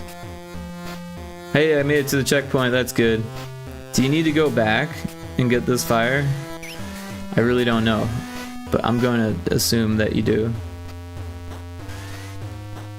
I wonder if you can make this. Oh, you can. Look at that. That was awesome. Oh. I don't think you need this, but I'm gonna get it anyways.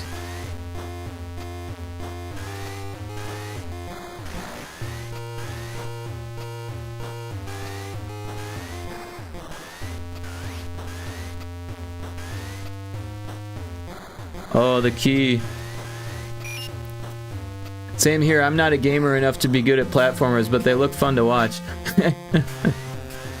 Right?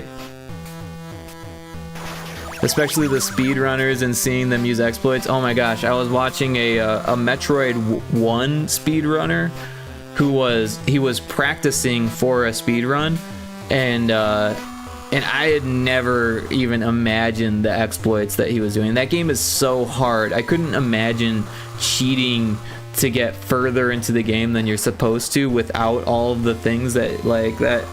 Metroid 1 was like insanely hard. Super Metroid was a little bit more manageable. I was able to play that even when I was a kid and beat it, but Metroid 1, man, I remember trying to play that when I was a kid and I just got lost, you know?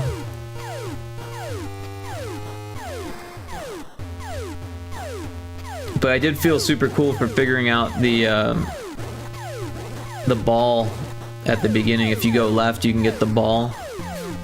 That always made me feel like, hey, I figured something out. I'm not terrible. Yeah, I remember that game. I gave up on it too. Yeah, that's a tough one.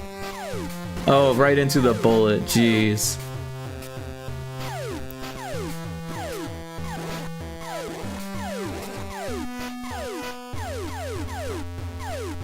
I don't like this one. I always die. But I think I made it further than Infinite Metal at this point. Oh!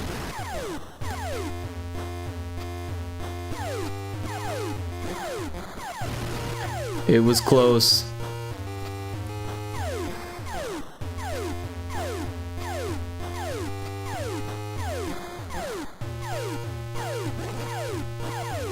Oh shit. But yeah, I've been working on 3 different games recently.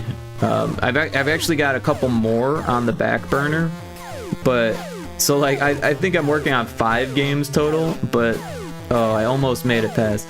But 2 of them are like really just not getting anything done on it, right? They're just totally on the back burner.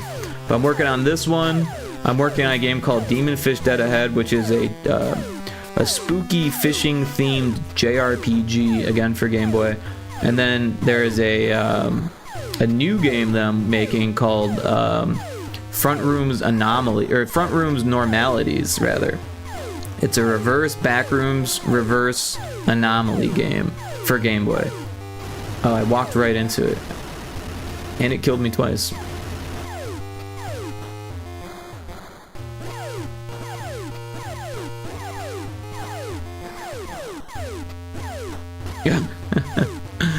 I jumped into the bullet.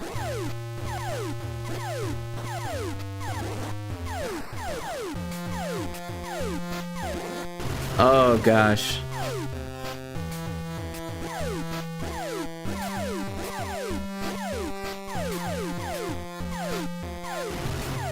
And it shot me. Ooh, I like me some anomaly games. Seems interesting. Oh, cool.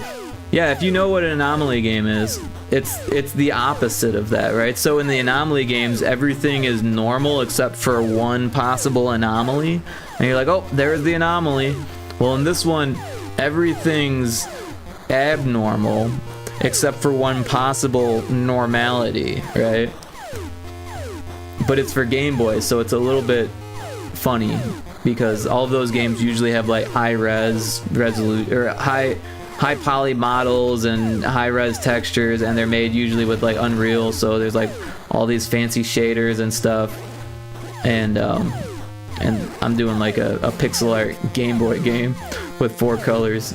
And yeah, it's almost like a point and click style thing. Oh man, this gets me I don't think I've ever beaten this one, if I'm gonna be fully honest here.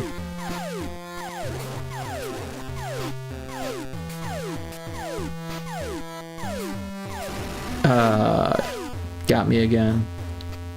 Oh, that's so cool. Yeah, I'm glad to hear that you're interested. A lot of times when I just like pitch it like that, like a reverse Backrooms, reverse anomaly game, people get pretty excited, which is kind of cool. Actually, that's how it started. I was just joking around. There's a streamer that I hang out and their stream, and they play a lot of those anomaly games and a lot of Backrooms games. And I was like, what if I made a Frontrooms Normalities game? And they're like, wait, that sounds cool actually. And I was like, okay, you should fund it. And it was just like an ongoing joke for a bit. Oh man. And then one day there was a game jam that started, and I was like, you know, this might actually work on the Game Boy. Because at first I was thinking I would do it in Unity, because like I'm also a Unity developer.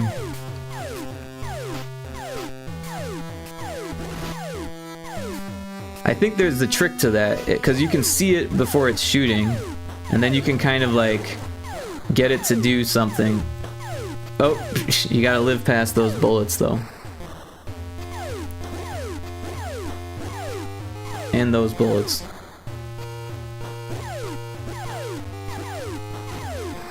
Jeez. I thought I had the timing down on this. Apparently not.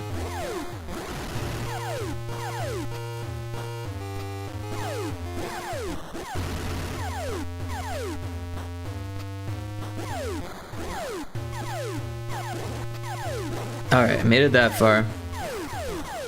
Yeah, that's a really cool idea. I imagine the GB palette would make it very interesting too. You know, I'm thinking about possibly making it a Game Boy Color game, but at first I'm doing it all in like just regular 4 colors, because after working on this game, I know that GB Color or Game Boy Color is actually really kind of a pain in the ass to do, because so there's like the limitation of unique tiles is like across the board for both Game Boy and Game Boy Color. So each scene, which I can actually show you, each scene, like you can make them different sizes. This is like the maximum width you could have, kind of thing. So we're using this size quite a bit, but we do have some vertical ones that go the other way. But you can make them smaller too. Like these are the tutorial scenes here, and you know, they're smaller. Or you can make them more square-like if you wanted to, if that fits your level design more. But yeah, each of these can only have 192 unique tiles in order to use the actors, they call them, so like sprites, or the UI elements. So like if you hit the pause button and the menu pops up, like that kind of stuff. All of that's built in here, but if you go over on the tile count, like this one that's selected only has 44 tiles, and if we go to this one, it's got 164. This one's got 47. This one's got 28, right? So you can get away with you know, reusing tile sets, and then and that's kind of like how you do it. But when you start doing something a little bit more like detailed, like this one, I ended up having to make a whole bunch of changes and reusing these tiles along with these tiles in order to get the details to work in there. And if we look, that's using 159 tiles, so there's still some room to work with, but at first I was going way over and it was causing issues. But then, yeah, so that's if you're not using color, you worry about the tile count. But then, for instance, this image, you can see there's some glitches where the colors are different, and it's because there's only 8 available palettes that you can use on any scene also.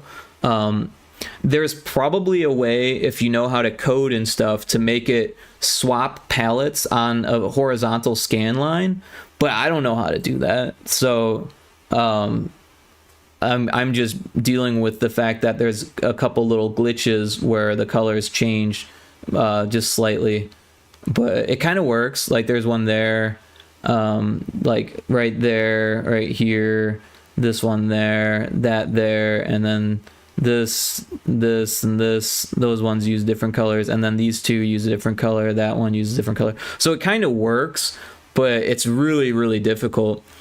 Oh, there are color limitations. That seems like a pain. Yeah, so, and they're really strange color limitations, because not only can you only have the 8 palettes, but only 1 palette per tile.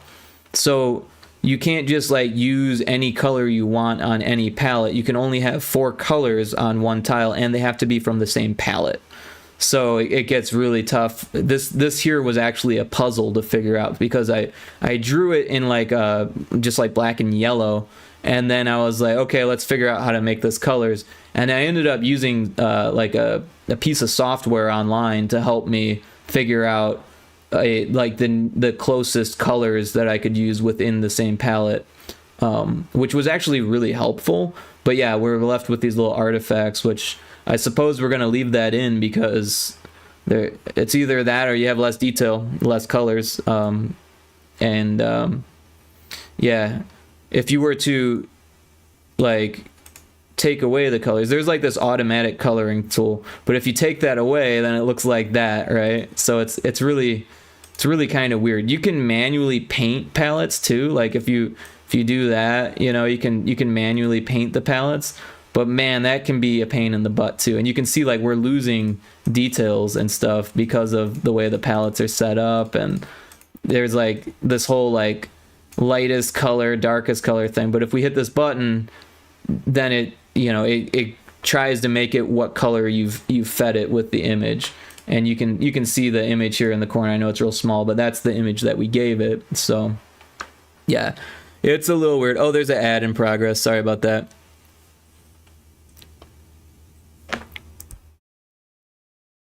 But yeah, we'll go back to the game for a bit.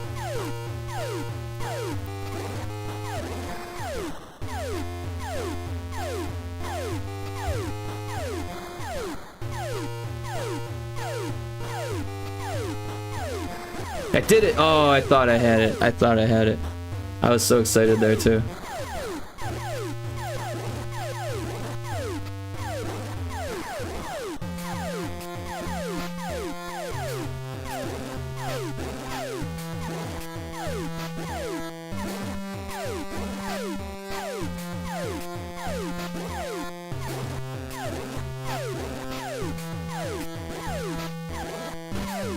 The jump sounds different on this level.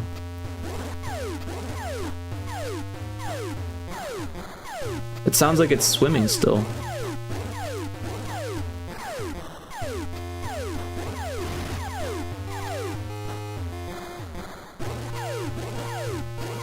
I'm gonna make a note of that. I don't know what level is this.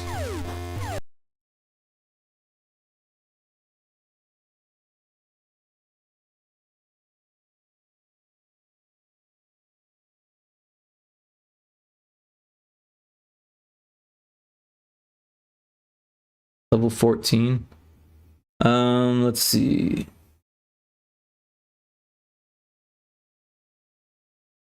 Welcome back from the ads. Sorry.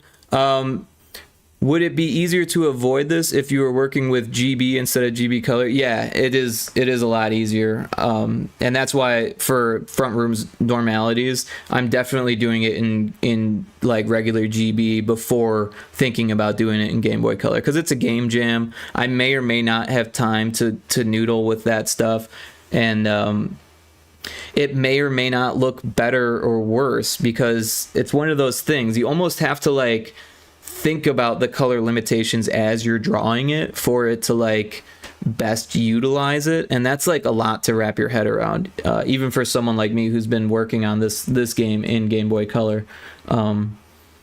So like, yeah, it's just one of those things. It's not terribly easy to do with Game Boy Color. You do get a little bit more processing speed. So one thing you could do to make things easier is just choose a palette, and then like say like a 4-color palette, or even just using one 4-color palette per scene, or something simple like dividing the scene in half and using one palette for the top, one palette for the bottom, or anywhere like that. That's like the best way to think about it. If you can go further and divide it into tiles, but then you have to think about only using 8 different palettes. Right, so you can only make 8 different color variations, and yeah, it can get kind of in the weeds when you're doing that. But yeah, for some reason this level is using the swim sound effect for the jump, so that's really weird. I'm trying to figure it out here.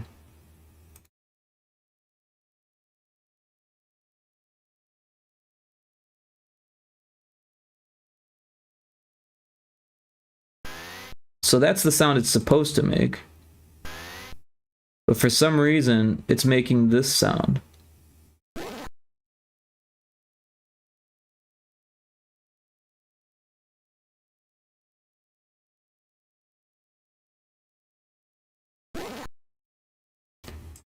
And there's no liquid in this level, so that's weird. If double jumps var left equals 1, do that, else do that. But I don't have double jumps. If we, something that's really cool and a new feature with GB Studio is it has this debugger. So we can actually use double jumps left, and it says we've got none left. So we shouldn't be getting that. But we do have the feather jump. So that's really weird, because I don't think we're supposed to have the feather jump. So if we change it to feather jump 0, that will probably fix it. So I think what happened is, yeah, that fixed it. So I think what happened is the last level gave us the feather, and then we beat it, and I don't think this level reset your feather jump is what happened. And it should. See, it has key 0, has torch 0, but it doesn't has feather jump 0. So I think we need to do that.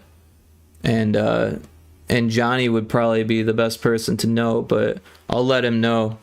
I'll go ahead and eat lunch. Good luck with this game. Yeah, have a great lunch. And thank you, I appreciate that. Thank you for the lurk also. Also, just fantastic to see you in here, Taco Crepe. Appreciate that. And I'll be sure to check out one of your future streams also, whenever I can. Yeah, so I think we do want that feather jumps to equal to 0 at the start here. And Johnny, if you're still around, I think the feather jumps need to be reset here.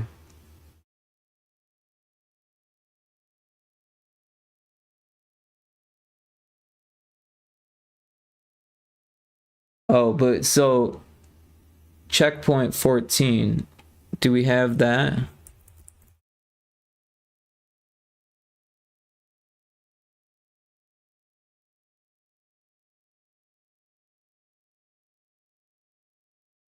We've got 13, 12, and 11, 9. It's interesting that it saves all the checkpoints. But yeah, so if this isn't true, it should reset your feather jump. So I feel like this should go here and set it to 0. And I think that should fix it. But yeah, might want to test this again.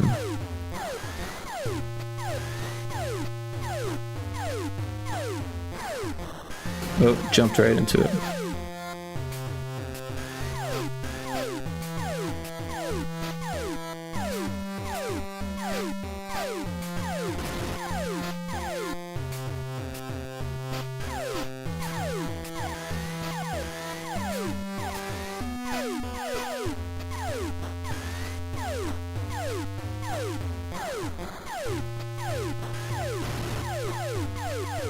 Man, it was close that time. I'm getting closer.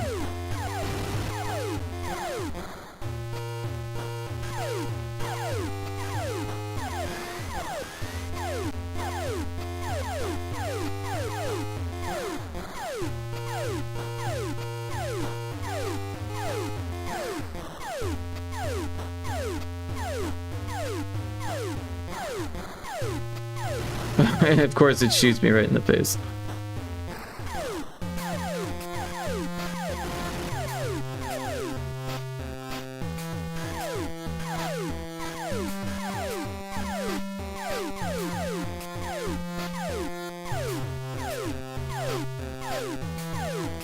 I did it! Holy shit, I fucking did it. Where's the checkpoint? I need that checkpoint. Oh.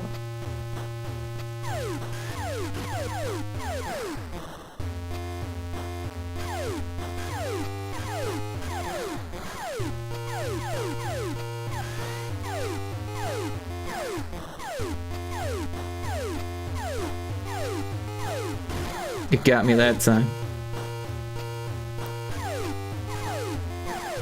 Oh man. I don't know if I'm gonna be able to beat this, to be honest.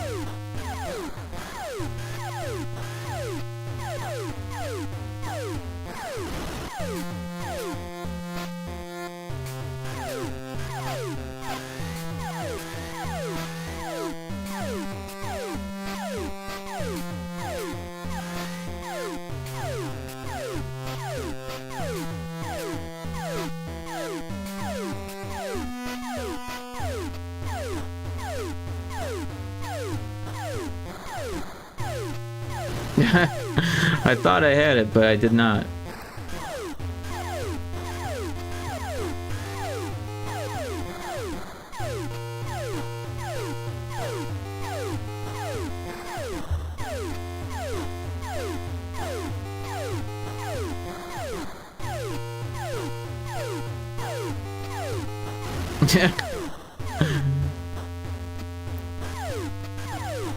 Oh my gosh.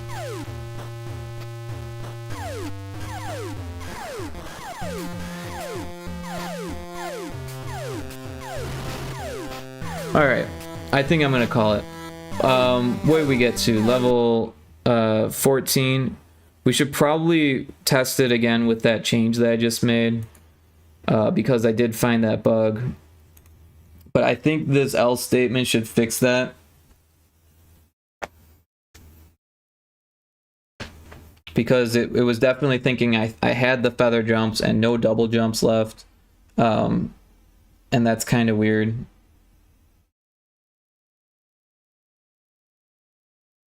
But yeah, the way to test this would be to warp to this level and beat it, which will take a minute. So I don't know if I even want to do that, to be honest, because I just spent so much time dying over and over again. But yeah, I made it to level, what, 15? 14? So almost halfway through the game. Almost. That's a thing, right?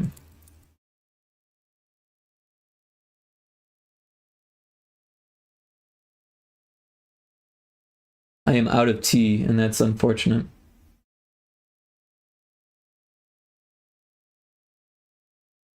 There's a wild Esper in chat. Pokey catch.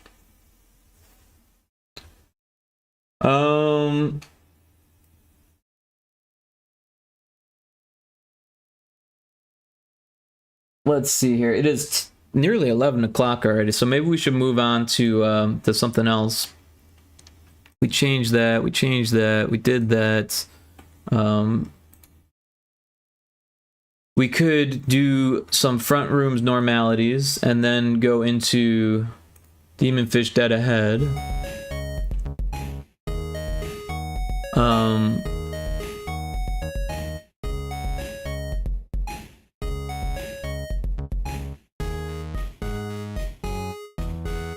Can close that. This thing's still building here, I think, right? Yeah. It's nearly done. But like I said, testing it's gonna be a pain because you have to like beat this level and then get to this level.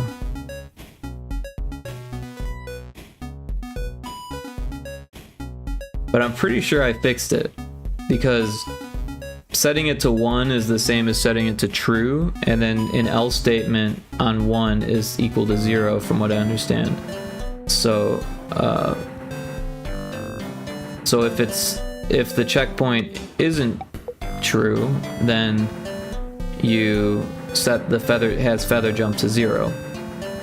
And because we got the feather jump here, or in this level, and then beat it, so what we can do is cheat. We'll give ourselves the feather jump, and then we'll give ourselves the key, and then we'll just walk through. That's what we'll do, because we can use the debugger to cheat.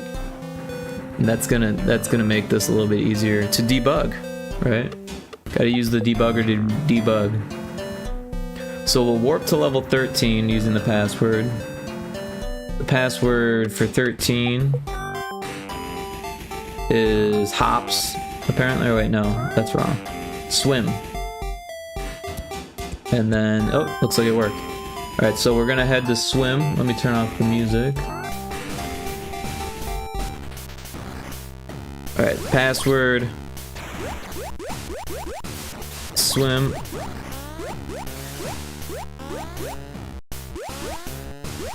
Oh, we didn't change the animation speed for that either. I'm not sure if we should anymore.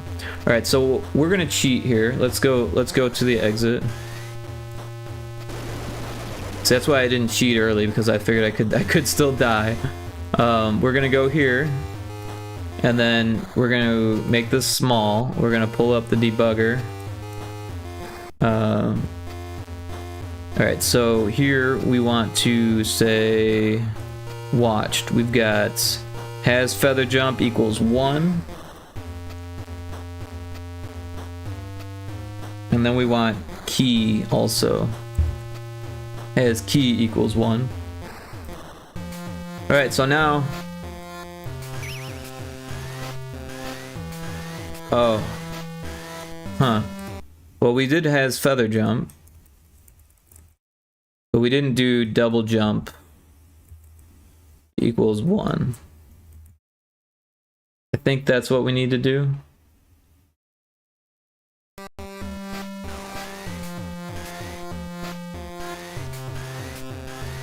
There must be something else. So when you get the feather, what does it do? Oh, extra jump set to 1. So I'm not sure if we can do that. Extra, yeah, I don't think we can do that, unfortunately. But has feather jump is the thing that's causing it to bug out. So let's check that.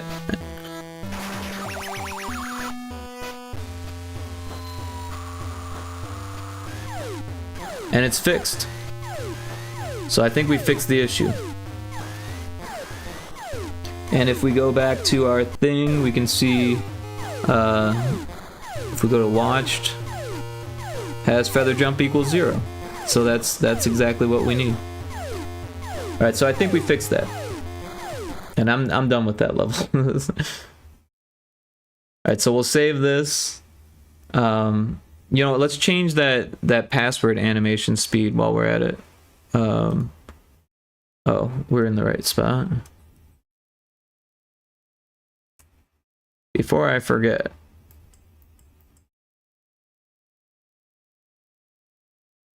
Alright, so we want this, and then, oh no, this one. We click on this one and the animation speed to 5. That should be a little bit more or less ridiculous. All right, so we're good on this. Let's close this out. Let's work on Frontrooms normalities.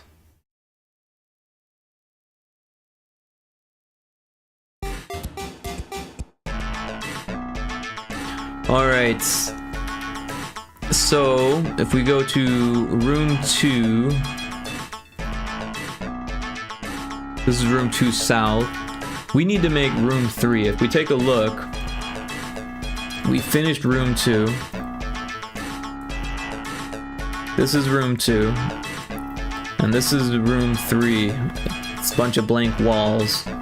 So that's what we need to do. My idea was to make it so it's like a split level front room. Oh, excuse me. So there's like 2 ways you can go, but they both take you to the same spot. And then, yeah, so we should probably start with the base stuff that I made, like the prototype images. So we'll go to Frontrooms normalities, back rooms, and we'll find the base images here. So we've got this one, test BG. We've got test door, test wall. So it probably makes sense to use this one.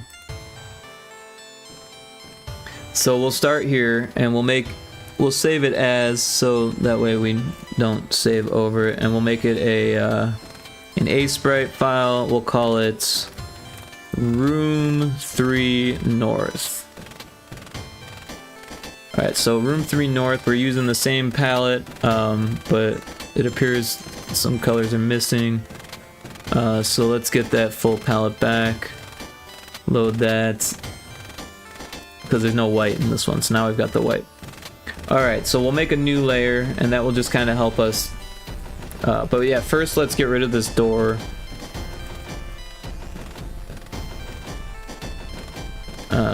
And we can call this layer room because we're already editing it. And what I wanted to do was make like a path on the left and a path on the right. So let's see what we can do here. We'll put this in the middle, and we could do something like that.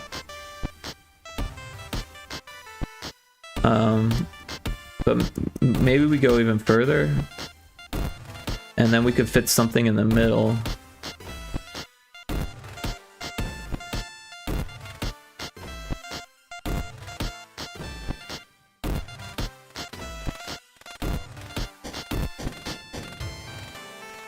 I don't know, honestly the shape of the room is kind of stupid, so what if we change the shape of the room so it matches the... By stupid I mean it's not using the grid, so let's change it so it uses the grid. And then we'll remove the old room. Cause then we can use the tiles that are already in place, right? To help maximize tiles. So we could just use this tile somewhere like that. But yeah, this will need a corner. So I don't know, maybe that's not it. Maybe this is it.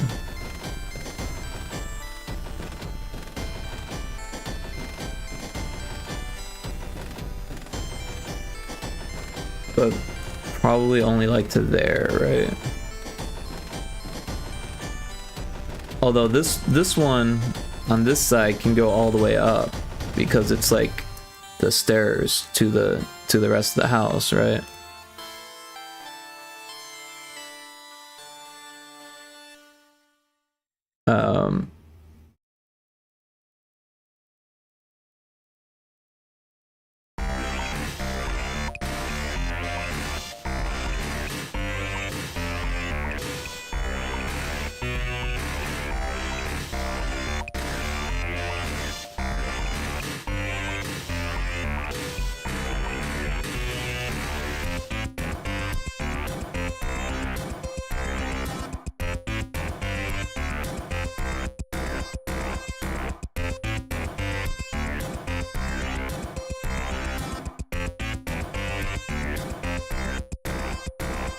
I guess it would be much shorter if it's like a stairway down, right? And then this one would have steps.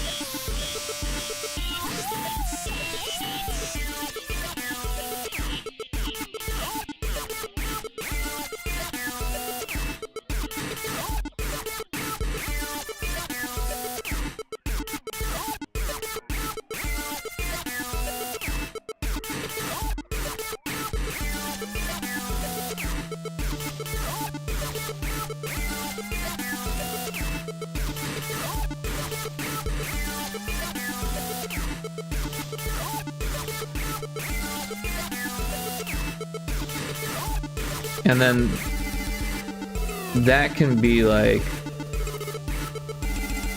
well, maybe we should do it like that.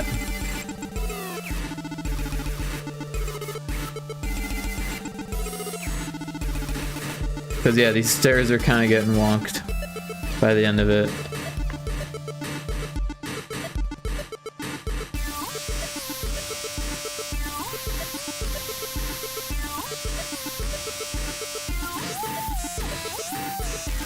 Death stairs.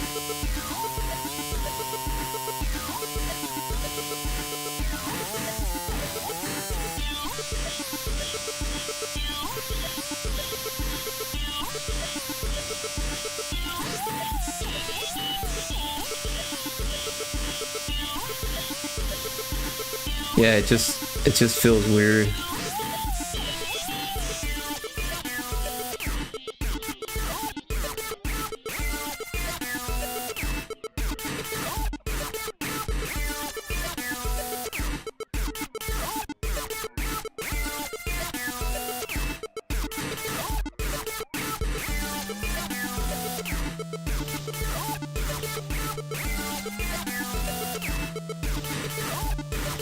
Step wonk. Yeah, so I feel like this is gonna take a little bit of noodling here to get it to not look wonky, because there's like a perspective warp. I keep using that term, but like in Game Boy you're kind of forced to use tiles, and because of the shape of the screen it's kind of a strange perspective, especially if you're trying to use like diagonals and that kind of stuff. Alright, so first thing, these shouldn't be like that. They should be more like that one. So we're probably gonna have to scooch these steps in a bit. Well, I don't know, it's kind of working so far. But maybe this one needs to go there, and then that's...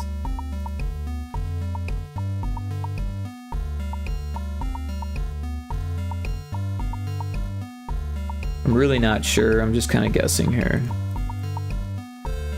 We did the stairs in the other room and it worked out okay, but it did take some noodling to figure out. Alright, so...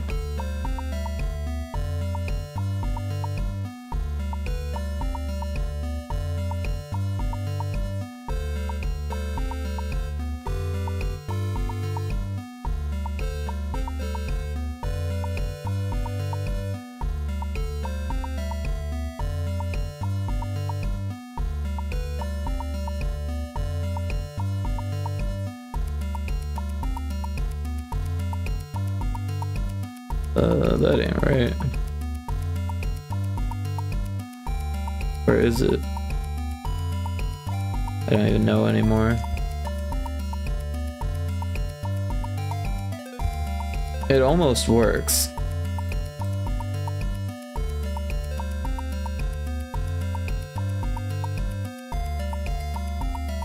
I think it works. There's this weird perspective shift where like it gets, the stairs start getting flatter at the top. So maybe it's like right around here it starts to look weird.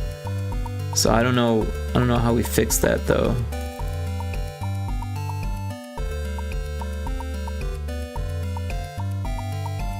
If we do that, then the steps start to look big for no reason when they should be looking smaller.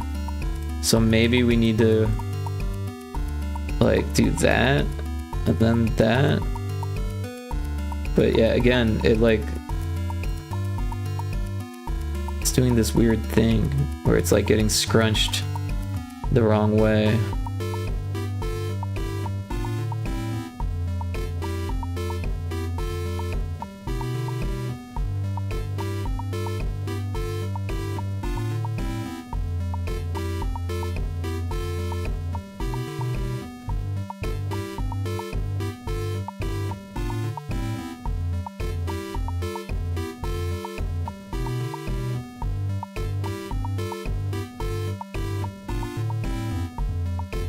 No, it looked better that way, but also not.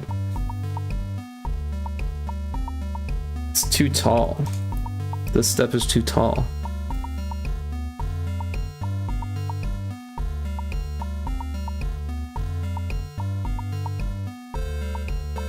Oh, well, that looks weird.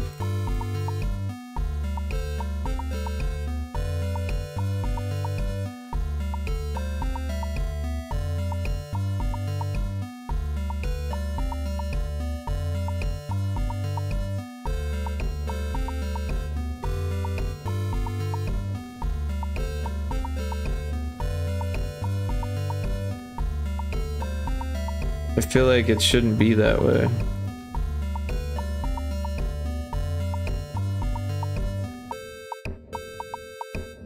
One step is getting scrunched no matter what we do.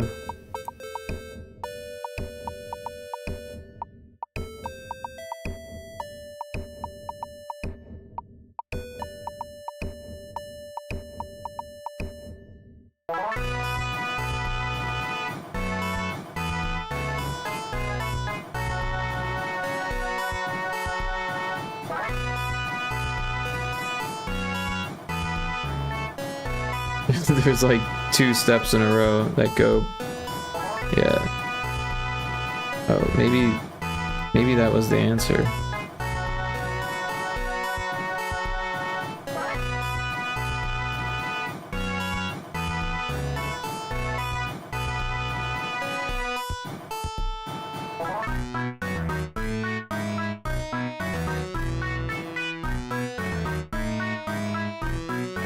Now the perspective shift is there.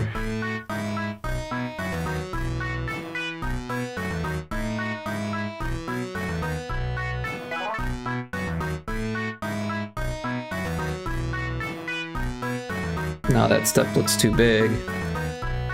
Maybe this step is too big. I'm hitting the wrong button now.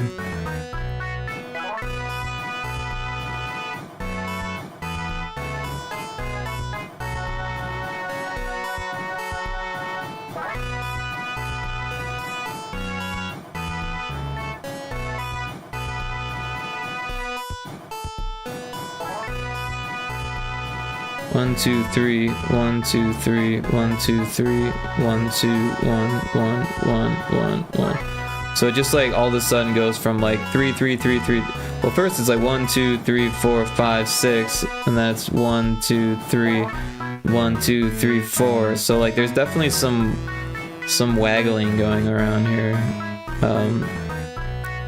So maybe we make the first step 1 pixel smaller.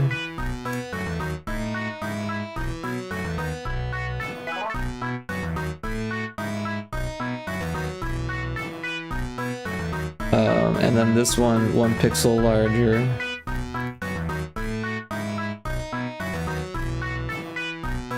So we've got 1, 2, 3, 4, 5. 1, 2, 3, 1, 2, 3, 4, 1, 2, 1, 2, 3, 4, 1, 2, 3. So yeah, things are a little weird. Maybe this should be that one, and then this would be that one. But again, we're like going the other way now. So 1, 2, 3, 4, 1, 2, 3, 4, 5. So this should be there, and then this one would be different.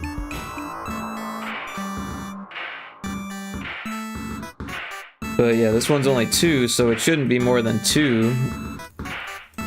And then this one is like way bigger now.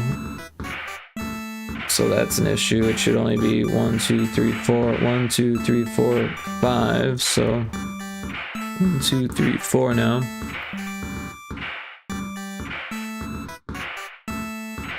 And this is noodling. Now we're noodling. So 2, we decided, and then 4. So 1, 2, 3, 4. So 5 should get cut off there, and then so yeah.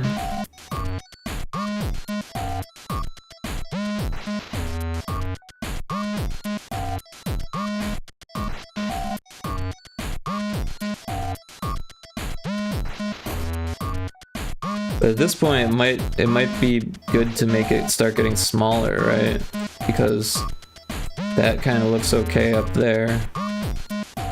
So maybe instead of doing 1, 2, 3, 4, we do 1, 2, 3.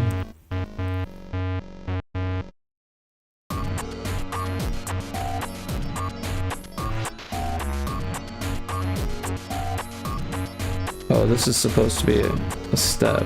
Wait. This one is supposed to be a step. 1, 2, 3, 4. 1, 2, 3, 4. So if we go 1, 2, 3.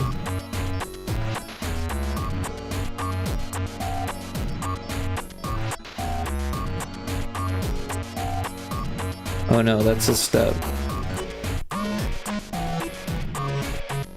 And then this one would be like that. And then let's remove that. 1, 2, 3, 1, 2.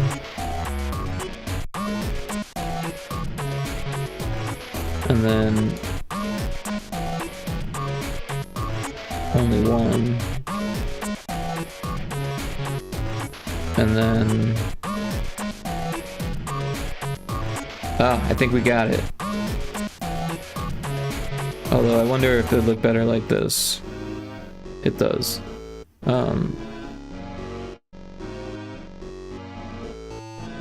Wait a second, this one should be like that.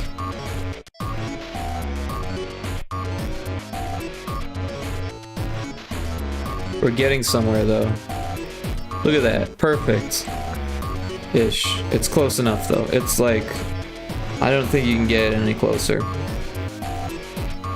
Maybe if, because it goes from like 3 to 2, so maybe if we did this one having 2 also, and then we go to 1.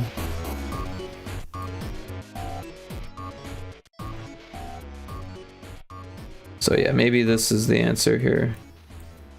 We should probably do it this way. Oops. Stairs are not easy in pixel art. If anyone ever tries to tell you stairs are easy in pixel art, like, they're probably using a single perspective or something. An easier perspective.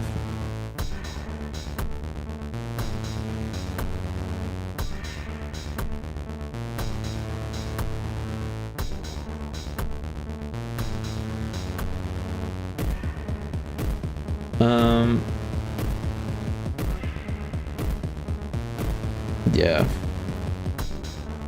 Again, it's not perfect, but it's... I don't know if we're gonna get any closer. Going downstairs was a lot easier. It should have a railing though. Otherwise it won't feel like it's stairs. So... railing. Could make it end.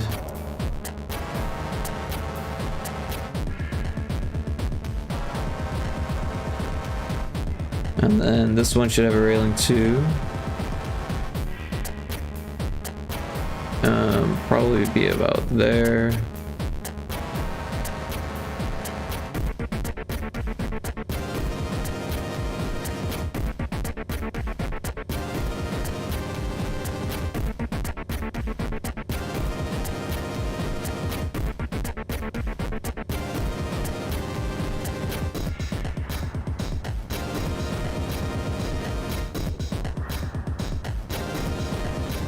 Railing looks kind of shitty though, especially because this one's so nice and clean.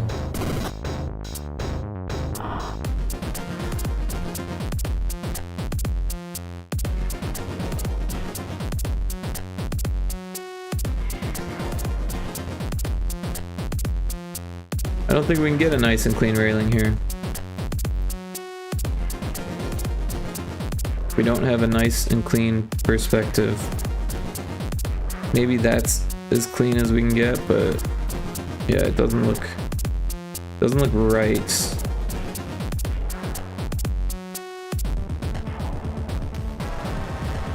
It doesn't look too bad, but it looks like it gets really close to the floor there.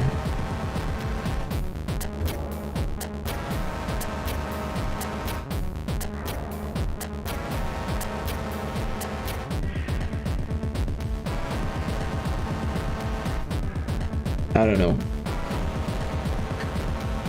Alright, so this is our room.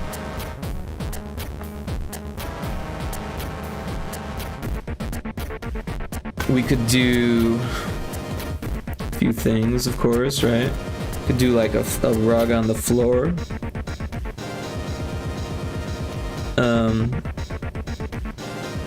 We could do spikes on either side. But we've already done spikes.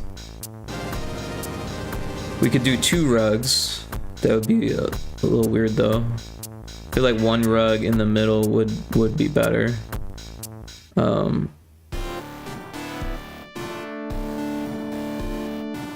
We could do something on the ceiling up here.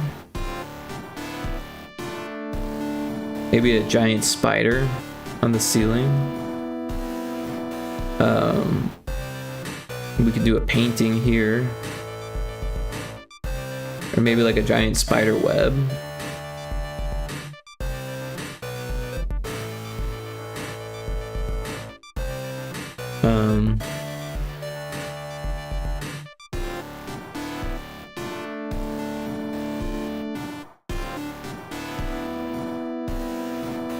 I don't know, let me take a look at my pictures, the notes that I drew.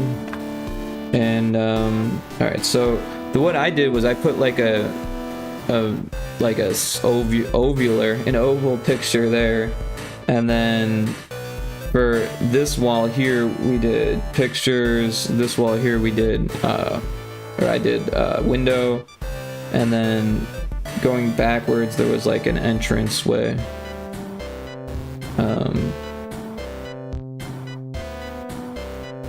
But yeah, I'm not convinced, because a lot of those ideas are like reused. Like, I mean, the general shape isn't bad, but like the pictures and the window maybe. I mean, even the cat was reused in the, like, there's a cat on the window in the drawing, so like I'm not sure if that's what we should be doing. Like, I think a spider might be better. And we can decide later if we want it to be there all the time or not. Do like a really big oval. No matter what shape, I'm not getting it to be as large as I want, but I guess that's normal. I want it to be not that circular. More triangular than circular, right? like a big ass spider web. But how do we make this look like a spider web, right? So at this point there would be circles inside.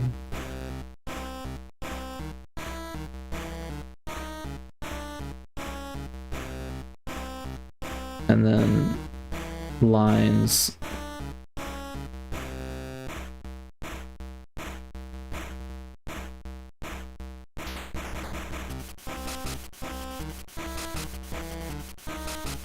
Not too bad.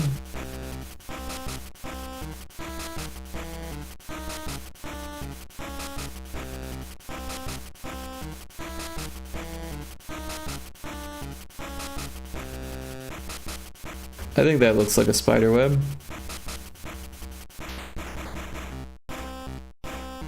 And then we could put a spider on a second layer. I think that might help to confuse people.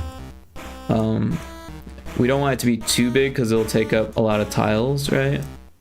Oh.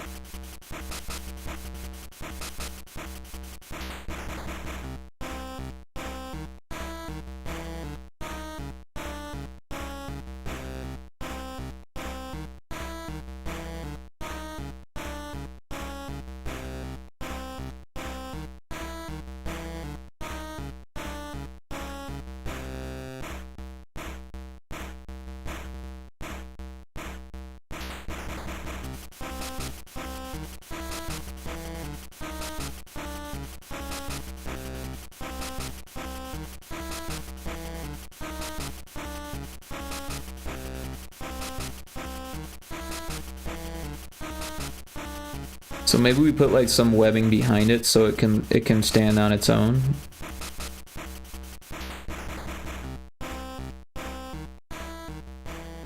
Or maybe we do like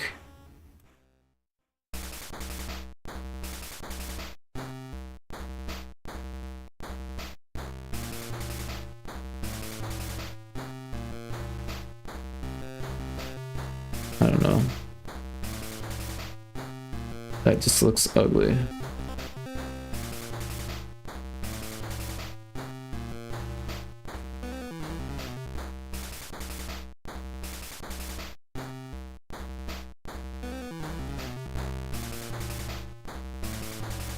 So maybe this needs to be a different color so they don't blend in together.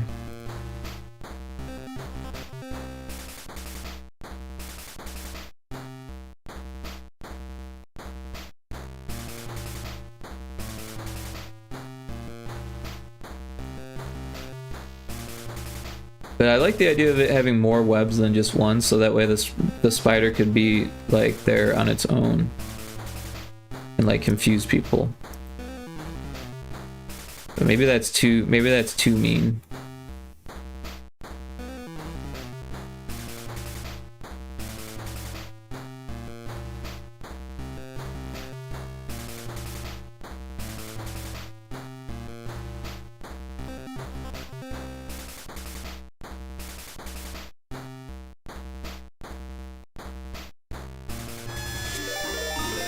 IndieX with the raid. Welcome in, IndieX. Welcome in, Raiders. Thank you so much for that, IndieX. I very much appreciate that. How was the rest of your stream? Sorry I didn't get to hang out longer. Had to get to work, you know. Garden of Indie, welcome, welcome. Glad to see you here. Everyone should check out IndieX and Garden of Indie. They're both fantastic streamers. Sorry that your shoutouts are overlapping. What up, buddy? Great to see you. Doing good. How are you doing, Garden? How are you doing, Indy? How is everyone?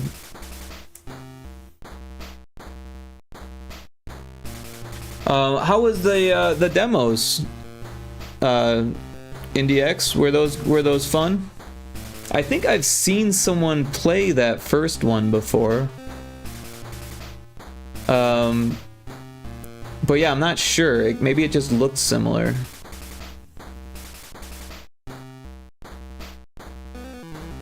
But yeah, welcome in everyone. For those of you who don't know me, I'm Rick. I'm a game dev. I do a lot of Game Boy stuff recently. Yeah, and sometimes I play Sea of Thieves with Indiana Crones, and that's always fun. But yeah, we're working on Frontrooms Normalities here. So this is GB Studio, and here's the first room.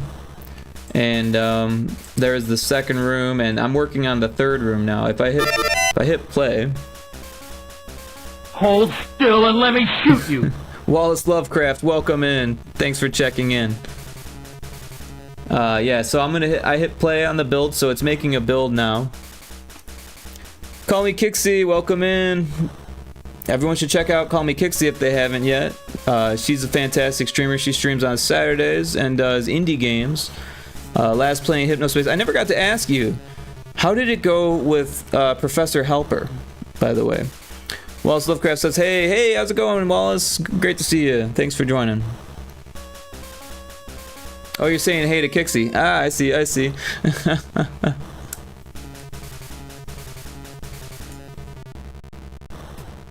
So this is Frontrooms Normalities as it stands. It's only got 2 rooms right now.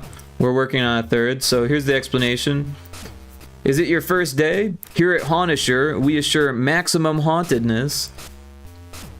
If you find any normalities at the day's end, press yes. If not, press no. Day 1 has no normalities. So we're gonna start, and it's day 1, and it gives you a chance to see what everything's supposed to look like. And right now it's just these 2 rooms, but there's like 24 normalities, possible normalities. So we'll hit no, since there's no normalities. And then we're gonna go, and now once we enter this room, there's possibly normalities that we need to report. So this room looks clear, unless I'm making a mistake already. Oh, I think there was a bone that's supposed to be in the corner here. And yeah, everything else looks okay. So I think that's what it was the bone. So we'll hit yes.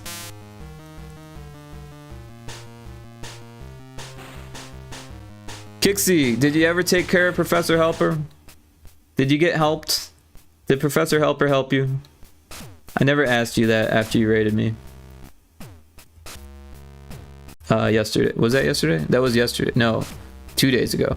Man, time is just flying by. Ah, the bush. The bush was on fire before, and the screen was busted like that one.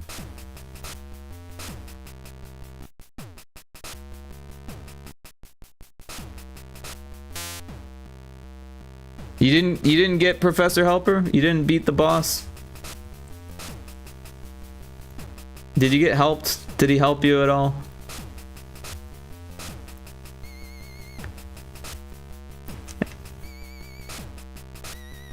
Oh, the chair is not unchaired. The chair is Are you saluting as in no? As in no, you didn't get helped? Or yes, you helped Professor Helper find a different computer to bother?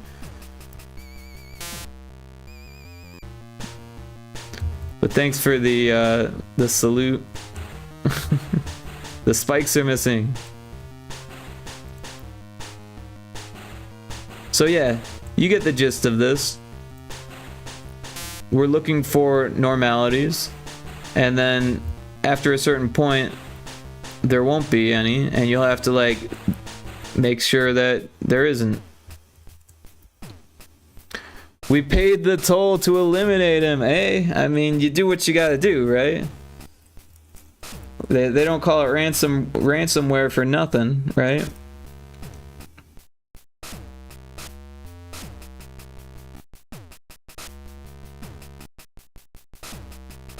So unless I missed something in that first room, I think I think this one might be normal, or this one might be abnormal. We can double check here. Yeah, so I'm not seeing anything out of place. So we'll hit no. And we were right. Well, sorry you had to part with your monies. I know you work hard for that.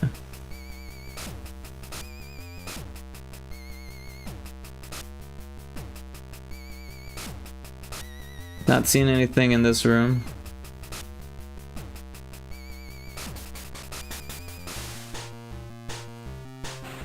Oh, the wind chime. The wind chime was made out of bones before.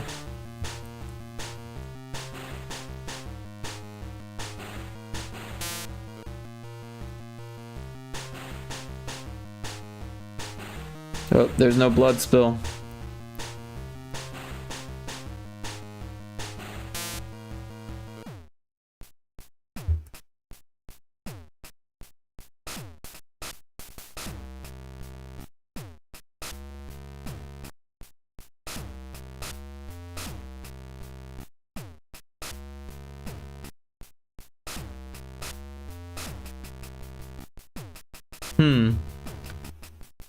I think this one's good. Was there anything normal? No. We were right. 9 out of 10.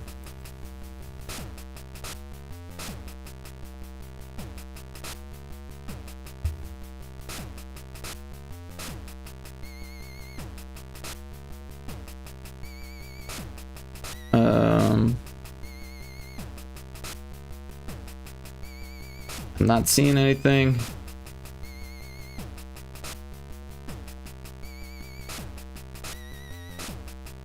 Well, that would be 3 normals in a row, I think. So that's kind of weird. Maybe there's a bug. Let's see what's going on with that. Oh, it isn't. There's something that's abnormal. Which one is it? So if we go here, we have a cheat sheet. Ah, the rat was missing. That would have got me. So yeah, you can see the game is getting more and more difficult as I make more anomalies. And so even though I'm the one making all of the anomalies, I'm starting to forget them. So that's a good thing, I think. Because yeah, there's supposed to be a rat.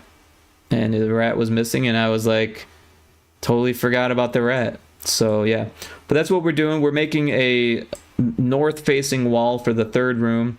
We've got a spider, and then we've got extra webs there. So I'm thinking we'll put the spider and the webs together, so that way when they're missing, you'll be like, oh, the spider web's there, like nothing's missing, or like, oh, the spider and the web are there, so like nothing's missing. But it's supposed to look like this, so like there'll be 2 webs and 1 spider, yeah. But 2 different anomalies. So we'll say web 1, or we'll call it abnormal 1 web. And this will be abnormal 2 web. And abnormal 2 spider. I could probably merge those down, but I'm gonna leave them separate in case for some reason I decide to make some changes or something like that. We'll leave them separate for now. We'll probably merge them down for later. Let's get that music back on. But yeah, I hope everyone's doing well. I hope everyone's having a good day. We've got to add in a couple minutes, and I'm probably going to make some more tea because I ran out. And yeah, there is a Corvisquire in chat if anyone's ready to pokey catch or trying to catch them Pokemons.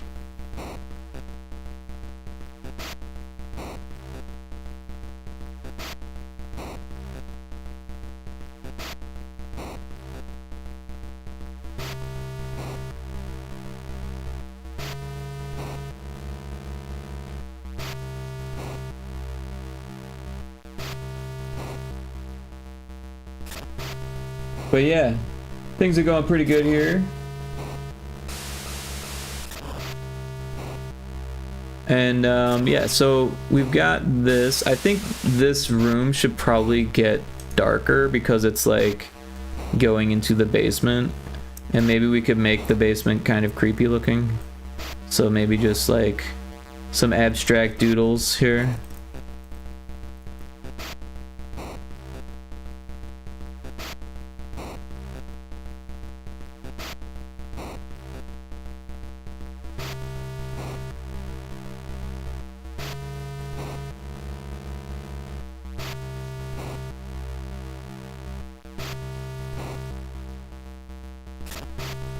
And then we could use the jumble tool. I haven't used it for this project yet, so. But look at that, nice and jumbled. We could probably do without these, and maybe, I don't know. I guess it doesn't really matter because that's a unique tile, anyways. But yeah, let's do some dithering.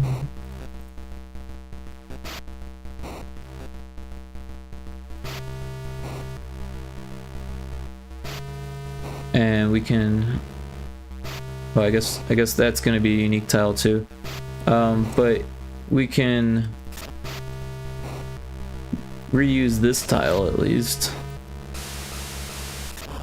And then kind of just complete this pattern there.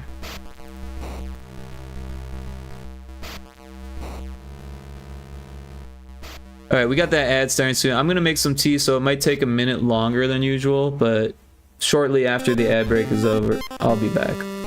So see you shortly. Thank you again, everyone, for the raid, and for dropping in. Appreciate everyone.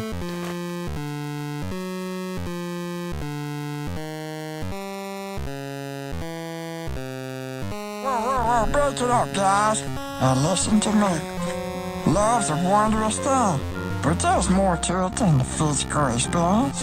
Like, love. Oh, hell, I don't know, she has some tickle bitties, didn't she?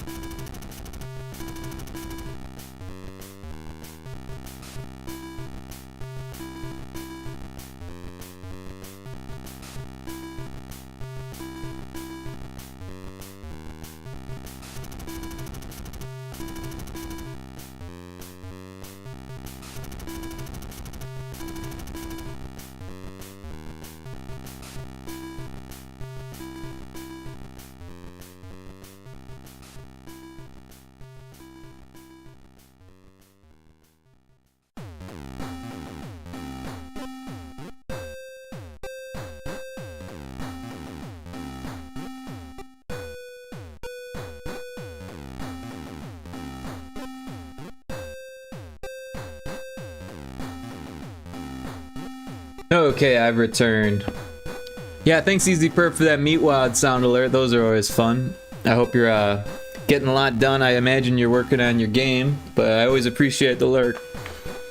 And yeah, so we got the spider. I think these yes sir, awesome.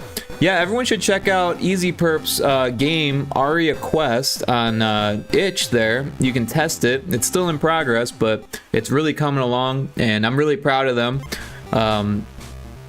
They've been doing Unity game development for quite some time now. And you can play their other game, was it called Bats? I think it had to do with bats. You can play their other game too. And then check out their stream. They do software and game development on stream. They also play some games, so a little bit of variety.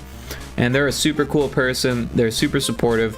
They've been a part of my channel for a long time now. Excellent person. So go check them out. Bats Realm Gates. Ah, okay. Still love that game. Nice. Is that something that you've ever updated after the release, or is it set how it is? I think I'm not sure if I played an early version of that or not. I can't remember. That was a long time ago now. It's crazy how quickly time moves. I don't know. I don't think it has anything to do with being a developer, but when you're a developer, it like I don't know. Games take so long to make, but then time moves so fast. No, I had a change of PC and assets are all over the place. Oh, okay. Wow. Ooh, some pixel art I see. Yeah, so now we're doing Frontrooms Normalities. So if we get rid of the grid, you can see we've got kind of like a base room that I've been changing and to make it work, right? So this is a front room of a what are they, like a split level home, right? So you come in the front door and then you choose you're going down to the basement or you're going upstairs. It's actually loosely based off of a couple friends of mine who had homes like this back in Naperville where I grew up. And yeah, so one of them had, actually both of them, yeah, they both had similar homes, although one of them the entrance would be behind us and one of them the entrance was to the side. So I think we're gonna do the entrance behind us, but yeah, similar home structures. Actually, I lived in a split level in Naperville as well, except mine had like a family room on this floor, and some of them do, some of them don't. So it's weird. I believe one of my friends had a family room on both. They had a small family room in this mid level, and then they had another one on the upstairs, and that was a bigger home for sure. And then they had a drum set in the basement. There was a piano in the front room, family room, and then yeah, and they just had like TV and stuff here. They had a TV in their kitchen too. That was a cool home, I remember. But yeah, I know what it's like to have assets all over the place, man. That's definitely a thing. Alright, so yeah, so for the corners of this, corners tend to like trap light, so I'm gonna make those kind of darker, and then this is actually should be lighter because, but yeah, we don't want to go too light because if we do that, I don't know, that makes it look like there's a light on down there, and I want it to look creepy, so we'll just do that. We could do some shading or something like that, but GB Studio has that tile limit, and once you start doing a whole bunch of crazy shading, you start going over the tile limit. I do have a script that counts. So we've only got 79 unique tiles. And that's well within the limit, so yeah. Oh nice, it reminds me of those old school horror flash games. So I kind of missed out on the Flash era.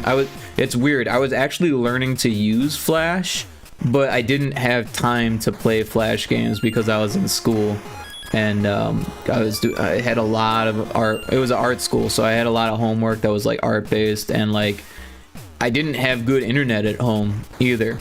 So whenever I used the computer with good internet, it was at the school and it was usually for class.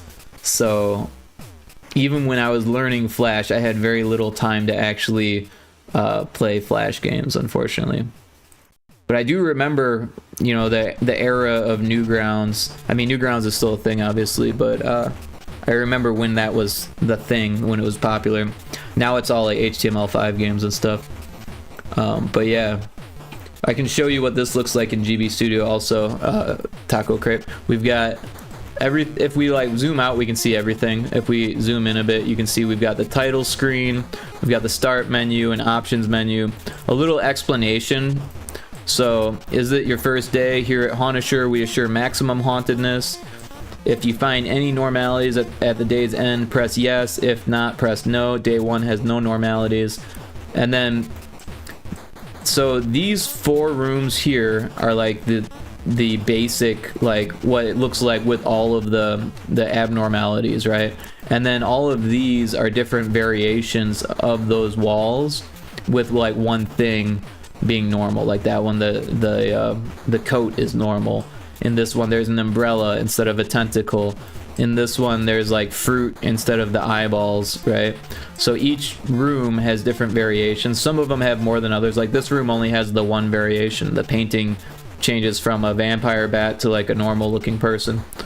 But yeah. So this one has more variations, and then this one has absolutely nothing because it's just prototype level, and that's what we're working on now. So this is room 3N, and this is going to be what it is, but we're still working on it. So we've got a spider and we've got a creepy basement. So yeah, I'm not sure what to put on these other walls yet, so maybe we could put like 2 windows on this wall. We'll do one here, excuse me, one here, and then one on the other wall, like when you turn and look at it. That's so cool. This game looks fun to make. So yeah, this is actually like a relatively easy game to make, and I did that on purpose because it's for a game jam. It's a 3-month game jam, mind you, but I'm also working on 3 projects during this game jam. So but yeah, it is actually a pretty simple project, and I was a little worried that like all of these different variations or permutations, if you will, would get overwhelming, but it's actually not so bad. Like at first it seemed like it was going to get bad, but basically each room has an event, and I made them into groups so that way I could copy and paste them earlier or easy, and it just uses this one variable that is called a normal variation. So if it's 0, then it goes to these 4, or you know, these 4, the variations that have no normalities. But then each normality gets a number, and what I've done to make things easier on myself is I've created like a comment event here, and every time I add a normality, I write down what room it is, I number it, and then I tell myself what it is, so that way I can know what it is. And so like on the first one, if we look, we've got 5 different variations. So there's 4 normalities. The first one is the blood pool is missing. The second one, the spikes are missing. In the third one, the chalk is missing. In the fourth one, the blood drips are missing. And yeah, and then these orange things, these are actually triggers, right? So, and I've got it coded so when you enter a trigger, it adds a script to the buttons, and when you leave the trigger, it removes the script from the buttons. So every time you enter and hit the button, it does these instructions, right? And these instructions, it's just one instruction based on that normal variation. So if it's less than 6, then it takes you to, like this one takes you to the west, so this is the west wall, so it would take you here if it's less than 6 or greater than 8. But if it's 6, 7, or 8, then it decides to take you to 6, 7, or 8. So yeah, that's how it works. It's really not much more than that. Other than that, there's a button at the end that if you click it, it knows if the variation isn't 0, then you hit yes. If it is 0, you hit no, and then it knows if you got it right or wrong. And then it's got like a sprite sheet on this actor here, and if we go into the sprites area of it, you can see numbers. I've just got all these different numbers on the. I put 0 after 10 because I realized, oh, I need a 0 in there too. And yeah, what I did was I just made an animation of it, and then what I do is I stop the animation or put it at speed of 0, and then I just tell it to go to that animation frame, so that way it changes what number it is based on which day you're going through the haunted house, to make sure that it's haunted. And then this you win screen definitely needs some work, but it works. When you win, you get there. It's just kind of a placeholder. Same with these rooms. They're just kind of placeholders. I wanted to make sure the mechanics worked first before I started doing the art. It's a pretty art heavy game, but that's also kind of on purpose because my background is in art. And very, like, there's no code at all in this one whatsoever. Like in Pyrotoad, there's a little bit of code. In Demon Fish Dead Ahead, there's quite a bit of code. But in this one, there's literally no code, and I don't think it will need any. There's a chance I might use a plugin for the start, but I don't know if that'll even work. I kind of wanted to make it like Waver, but I could do it so it only does the top, but even that might not look good, so I don't know. I don't know if I'm gonna do that. Or maybe for the end, maybe I'll do an end screen that's like real creepy, and I'll have it waver. Like by waver, I mean there's a scanline effect that moves pixel by pixel, like left or right, basically. It's kind of hard to explain. But yeah, I've been having fun with it.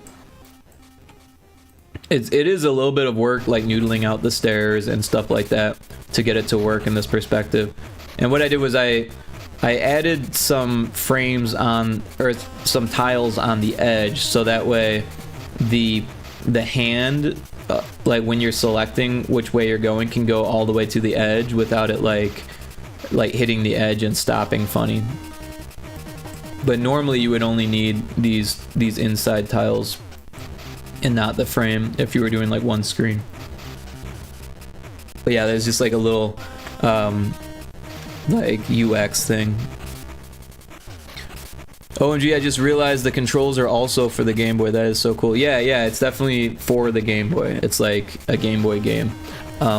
You can play it online as a HTML5 game, and it is a little bit confusing because then like the A button becomes the Z button, and the B button becomes the X, or the Z key, and the B button becomes the X key, and then the arrow buttons are the D-pad. So it's a little bit weird, and you kind of have to explain that on the web page, so people are like, what do you mean the A button? But in this game, the controls are so simple. I don't even think I need to explain the controls. It's the D-pad to move the hand around, and then either the A or the B button to select which trigger you're going to. So it's like, as long as you can figure out that you point and click, then it works, you know. That's awesome. It seems like a fun game to make an intro to game dev tutorial for beginners. That is a good idea, actually. Like if I was going to do like a YouTube video or something like that, that would be pretty cool to dissect this. The VOD is available, but of course it's kind of a lot to ask someone, hey, just watch someone make a game for, I don't know, hundreds of hours, however long it takes, right? Because it's a 3-day game jam, or a 3-month game jam, sorry. For instance, one of my other games I'm actually updating right now it's called Demon Fish Dead Ahead. For that one, I did it all on stream, and it was a 10-day game jam, but I had already wasted 3 days because I joined the game jam late. So for like, I think 8 streams, I just did Demon Fish Dead Ahead, and those are all on YouTube. But again, it's like they're like 8, 9, 10-hour streams. So like telling someone to watch 7 10-hour streams, like 70 hours of game dev to learn, like that's kind of a lot to say like, oh, that's how you learn game dev. you know, and then there's me chatting and stuff like this in the middle of the stream too, so like it'd just be a pain in the butt. I mean, yeah, I could edit that and turn that into a more like, you know, streamlined thing, but yeah, it would make more sense to just like take a project that I already have and dissect it in front of people. But yeah, it's not like the world's quickest engine, because you do have to do like a lot of clicking rather than typing. But if you're not trying to learn how to code, then clicking is probably easier and faster than you know, typing code and testing it and realizing you typed it wrong or getting the syntax wrong or something like that. Because yeah, the syntax for the code of this is actually pretty convoluted from normal stuff, but luckily it's mostly just copy paste stuff. And there's quite a few tutorials. I won't say there's a lot of tutorials, because like if you were to learn like Godot or Unity or something or Unreal, there is a lot of tutorials for those. For this, there are tutorials, and it's nice that they have that, but there's not a lot of tutorials. There's quite a few even, but not a lot. But there's enough that I've been learning it without any real issues. Granted, I do have background in engines at this point, because I started using engines in like 2010, so like 15 years of using game engines, but like a variety of game engines too, so that kind of helps. Like I spent most of my time in Unity, but I also do some like modding in Unreal, and I've even noodled in Godot a few times. I don't know much about Godot, but I've noodled with it, I've played with it. You know, and then before I got into Unity, I pretty much tried anything I could get my hands on.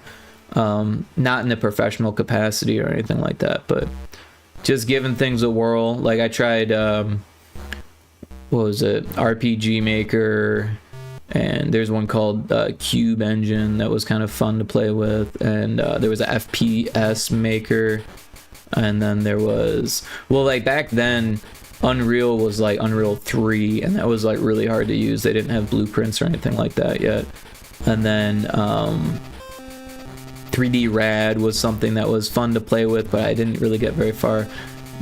Back then, Game Maker wasn't Game Maker Studio yet, and I was playing with that, and that was, I got kind of far, but not like a real game, you know what I mean? It was like a prototype.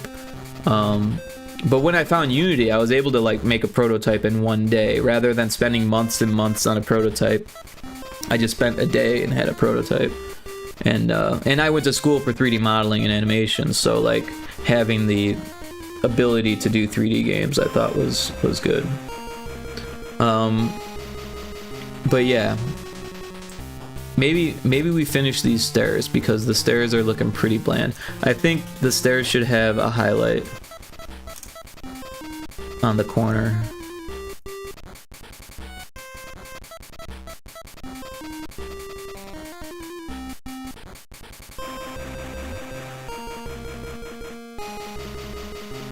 Oh, yeah, that is kind of highlighting a mistake I made, unfortunately, but what are you gonna do?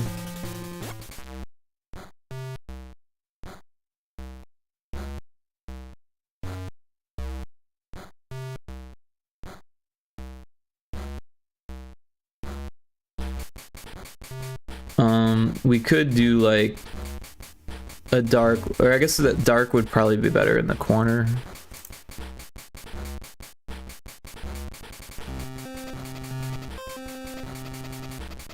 But yeah, it would be cool to do game dev tutorials. I'm not like the best at like making things short though. I'm definitely better with like long form entertainment. Like I have a podcast, and some of the podcast episodes go for like 4 hours. And then I try to edit it down, and I only get it down to like 3.5 hours, and like, yeah. Trying to condense everything is the hardest part for me. Like I'm good at editing, and I'm good at you know, the video aspect of it. I could even, you know, make it look visually appealing in that, but condensing a script down and then getting it to like there's just so much logistics behind that. To me, it's like it's enough to slow me down or stop me completely. I really like just making stuff live. We could probably put like dark lines here. Oh. And then we could probably give the ceiling a separate color too.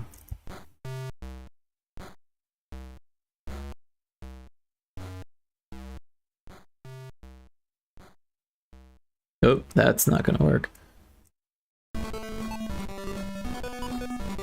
Oh, I've got the contiguous button wasn't on. And then this room should kind of have like its own ceiling, I feel like.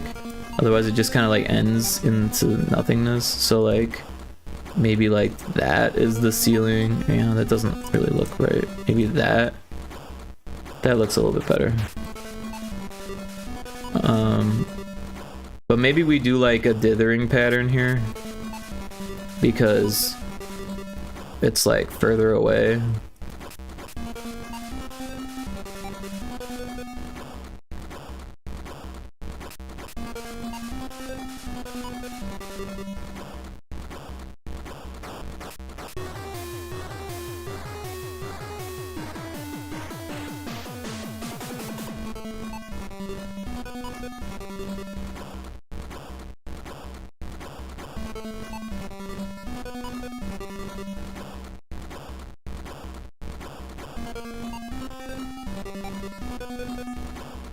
I don't know, I feel like this back wall needs a dither pattern too now.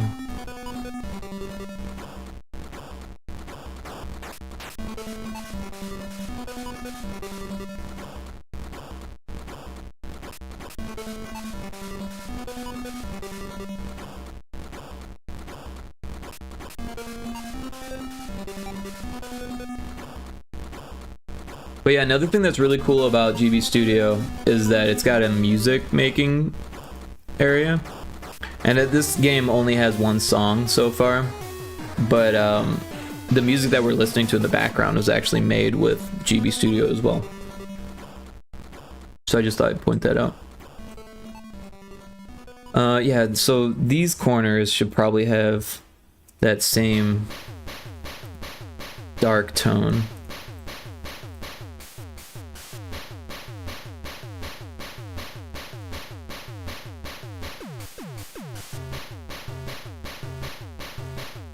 That looks good. Oh, and then this one maybe as well. We could probably just go all the way across with that. Maybe underneath the railing to show like a shadow.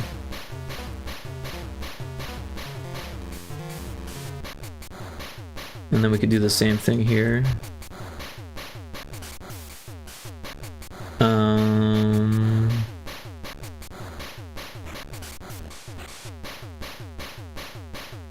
I feel like these probably need some type of dithering to like show the effect. I really don't want to go over unique tiles like I did before because that was a big pain in the butt to fix. Let's see here, we got this. So we're at 92. We have 100 more unique tiles that we can use. So that's really not that many. They happen fast. Right, so I don't know. We could dither this though. We could get away with that because there's really not that many tiles there, and some of these, well, like these ones aren't unique, but this one is, and that one is, and that one is, and then these ones aren't either. But like, I don't know. It wouldn't be that many. Making it look good might be the hard part. I don't know.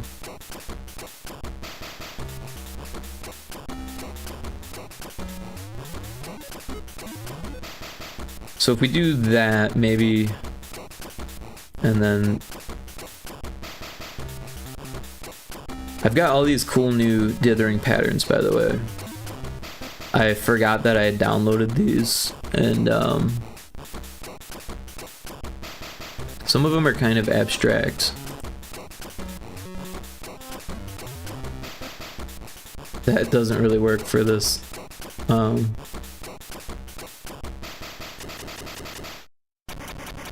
But that's 8 by 8. If we do triangle 2 by 2, that works a little bit better.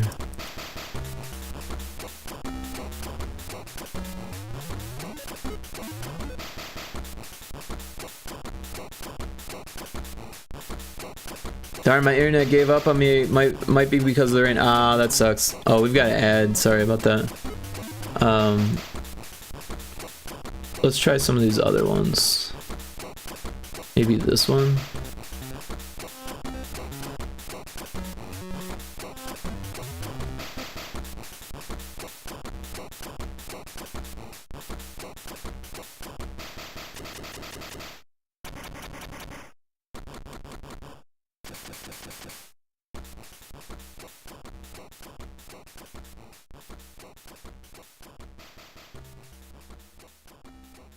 I like forgot what I was clicking on.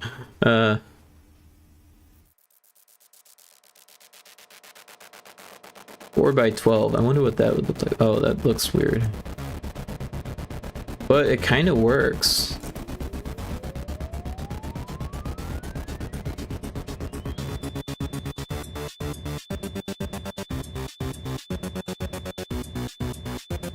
What if we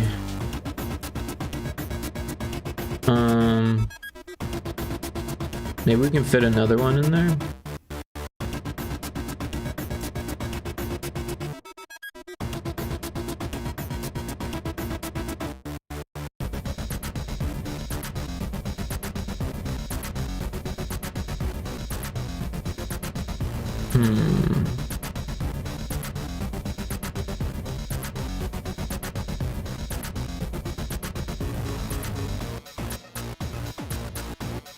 I want to not have that selected. I always forget the hotkey for subtract selection. Luckily there's like a toolbar up there. Like in Photoshop it was like Alt and Shift or something like that, but I can't seem to remember what it is for this. Okay, let's try that, and then we'll do incontiguous again, and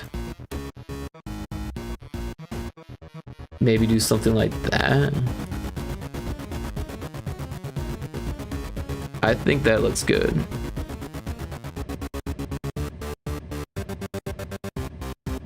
It's like the light is like not making it all the way. Although I feel like this could be improved.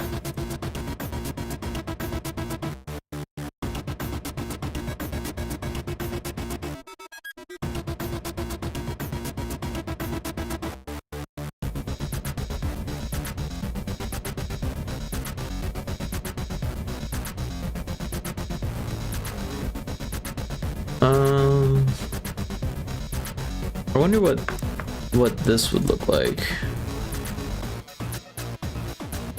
That looks kind of natural.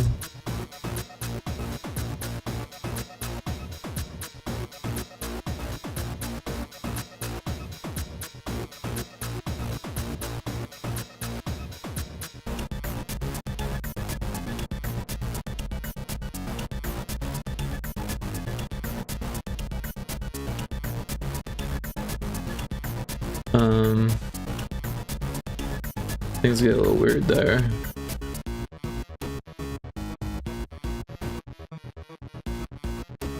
I feel like we should do one and stick to it.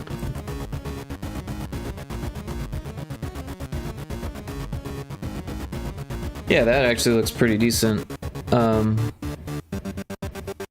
Although, what might help it even more is if we go to that color. Maybe for both even. And then this one looks funny because it's got 2 of that, yeah, so. And then maybe we switch this one to that one. No, that looks funny, doesn't it?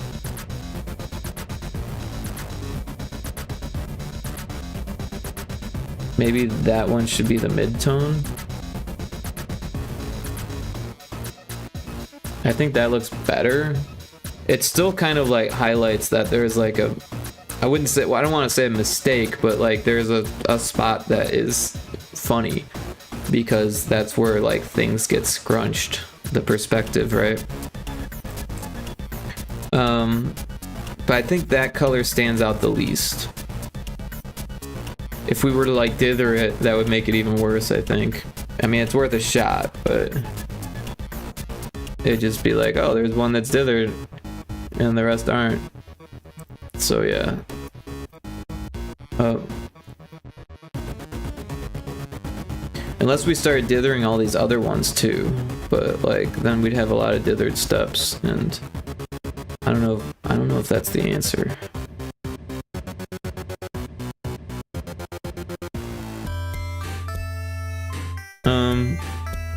I'm digging it though. I feel like something should go here, and I don't know what. Maybe we do like a picture frame. See if we can't make it like not crazy on tiles here. Or maybe we go on the outside of these.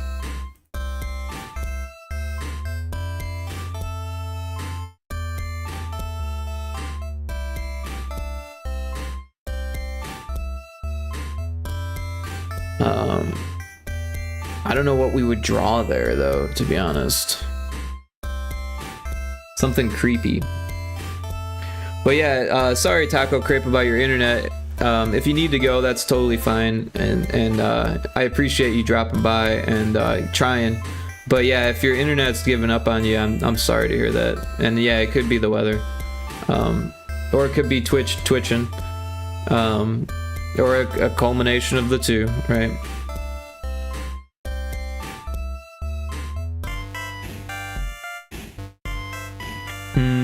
All right, so maybe this should have a black outline,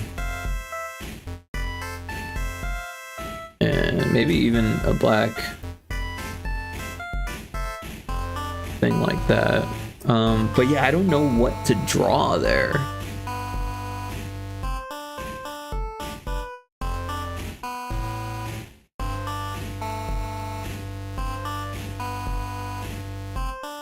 And maybe it's like abnormal all the time,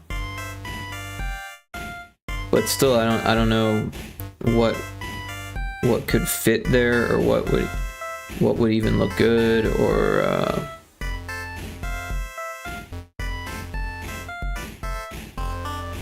what would work with the pixel art like size, because that's a really small thing.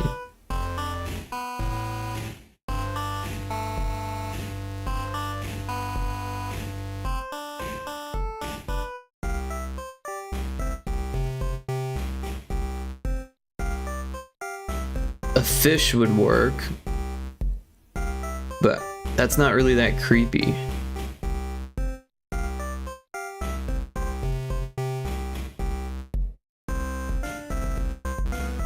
We could give it a bunch of eyes. Maybe that would be creepy. A fish with a bunch of eyes. I don't know. We'll never know until we start drawing. Let's give it a shot. Maybe we'll use this color so it doesn't stand out like crazy.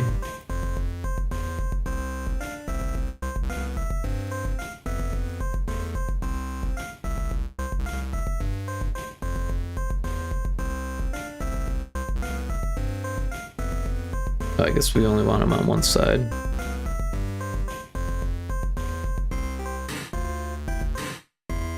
I could have sworn I hit that button.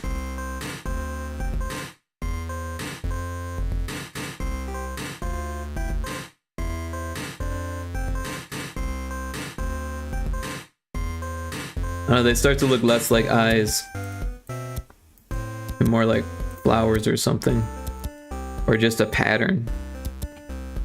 So maybe we need to go bigger with the eyes. Maybe we just use a circle like that, and then make it white, and then give it like a black spot, and then Whoa. What is it doing? Why isn't it? Oh, I picked the wrong thing. I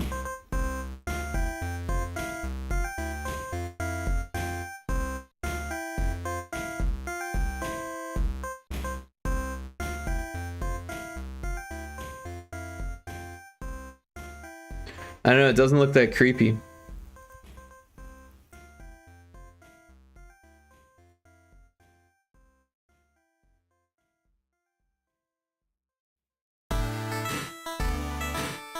What if it's like a dead fish?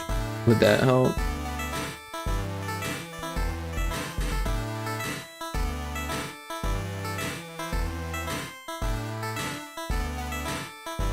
We could probably do the symmetry here.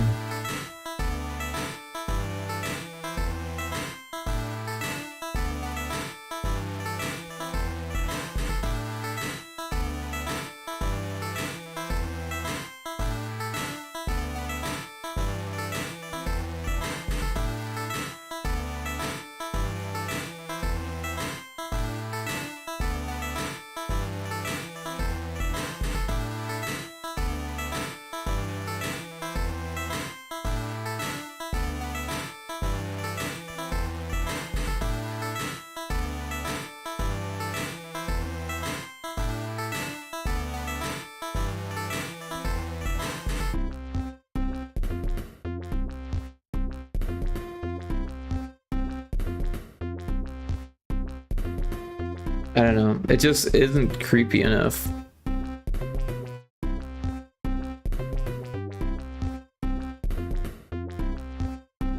Maybe we just forget about this idea.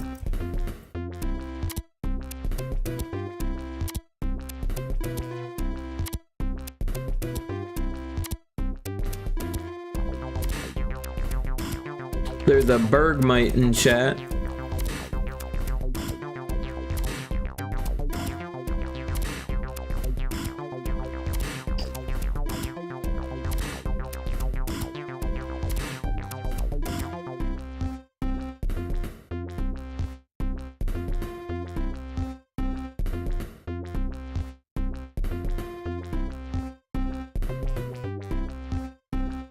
The spider looks nice. I like the spider.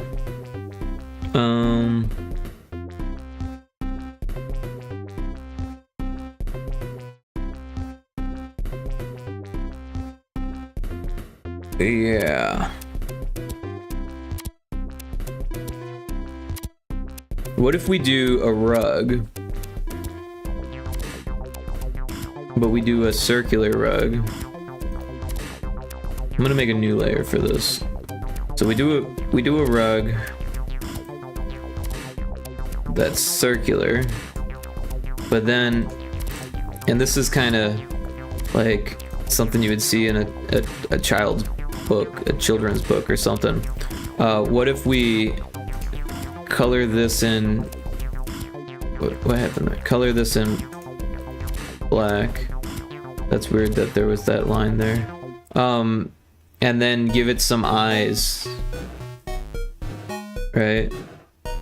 We could do, oh.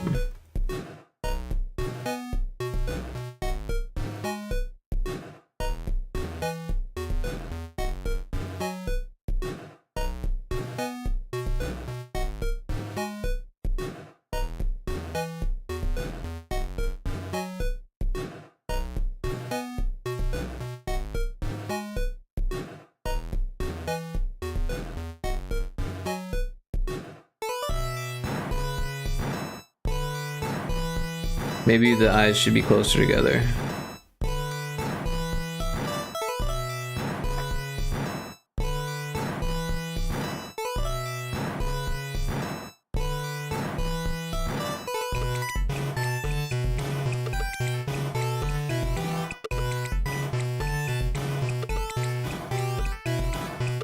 And then, yeah, we're getting these weird circles here. What happened here?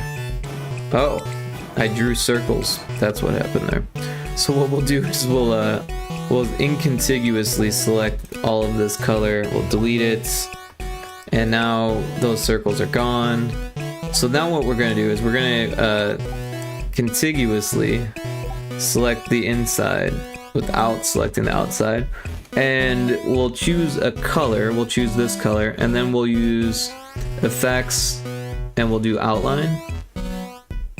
And yeah, and then we'll do the same thing, but with this color.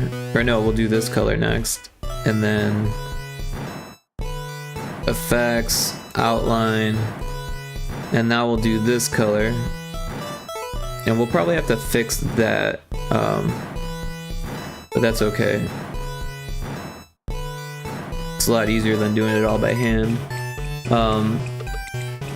We'll just go and then fix it.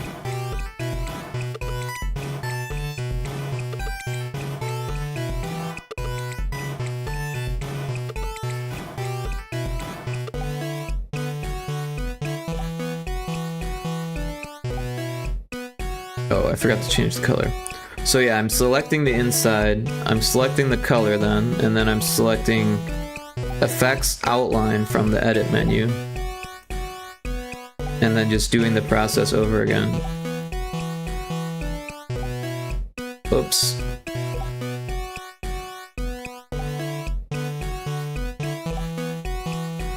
That's not the color we want. Although it kind of adds some variation to it, so maybe we do want that. I don't know.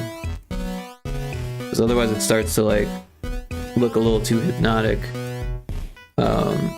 Your eyes can't figure out what the hell you're looking at. Oh, forgot to switch colors.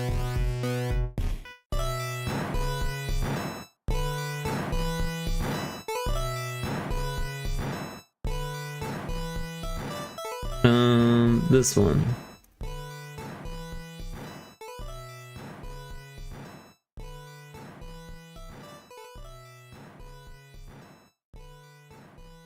And then this one.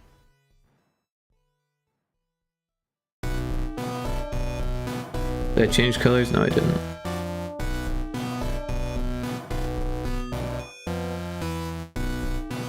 And then we'll do that dark one again. And there is a Shift O. I should just be doing Shift O for that. So that doesn't look too bad, but like I said, we should fix all of that. So we'll just do it by hand to like there.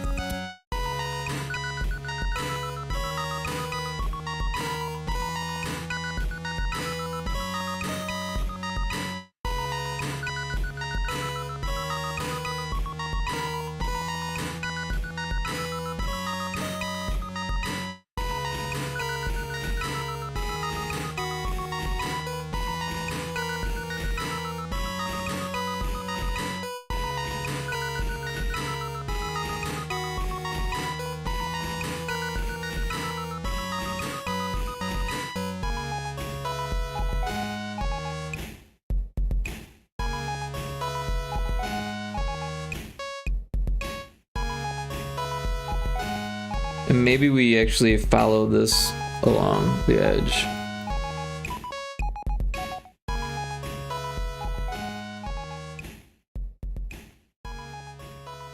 That works nicely. It's like a monster underneath the rug, although we probably don't need this line, so we can fill that in.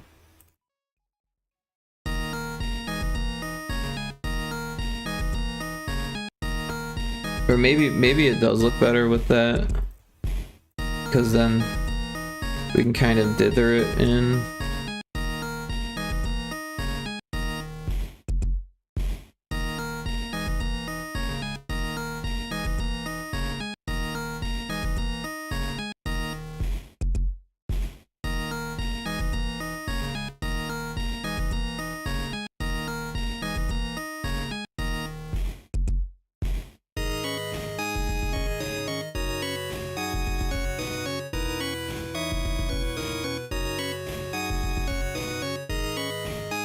Or maybe it should be like, maybe it should be this.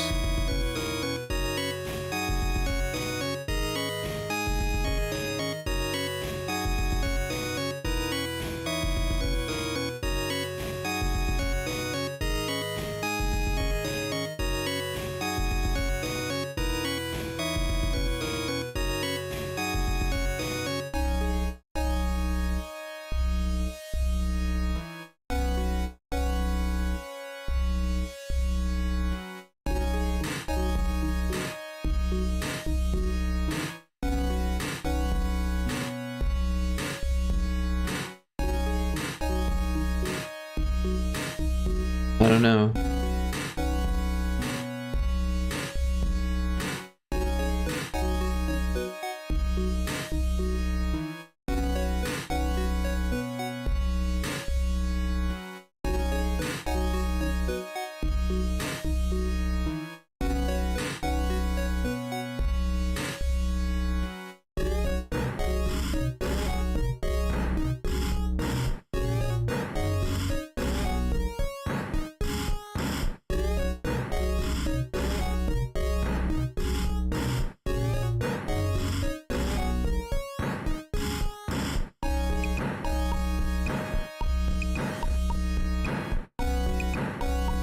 So then what we want to do is make a duplicate of it, and this will be abnormal 2. The guy under the rug is cute. Thank you, Kixie. I was trying. I was going for cute there. I wanted to it reminds me of something from the books I used to read in like kindergarten, you know, which weren't really, I wasn't really reading. I was just looking at pictures, you know. It tells the story without the words. But yeah, so what we'll do is we've got this, we've got the duplicate, right? So what we'll do with the duplicate is let's turn on symmetry, and we'll just draw over what we have.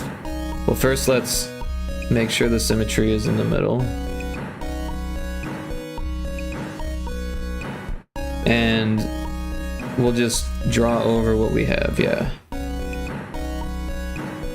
Actually, you know what, the easier thing to do here, instead of drawing over it, would just be to, like, turn off symmetry, and then select what we have, bring it over here, and then flip it, and then fix the pixels in the middle.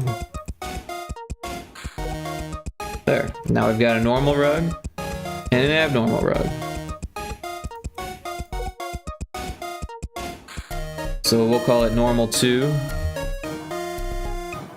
So that way we know that which one's the flip on and off there. And then we've got the spider web, and we've got the spider. So far we've got 3 anomalies. But thanks for chiming in on that, Kixie. I appreciate that. If you got any ideas, let me know, because I'm running low already. You know, for a little bit I was thinking it might be cool to do a 4th room, but I'm having so much trouble coming up with ideas that I feel like I would just reuse ideas in the 4th room, and that wouldn't be very much fun. Because the fun is saying like, oh, look at that, that's interesting. I mean, it is kind of like, it does make the game more difficult if like some things are kind of similar, like the amount of blood splatters and stuff like that, but Again, if every room is just remembering blood splatters, that's kind of lame.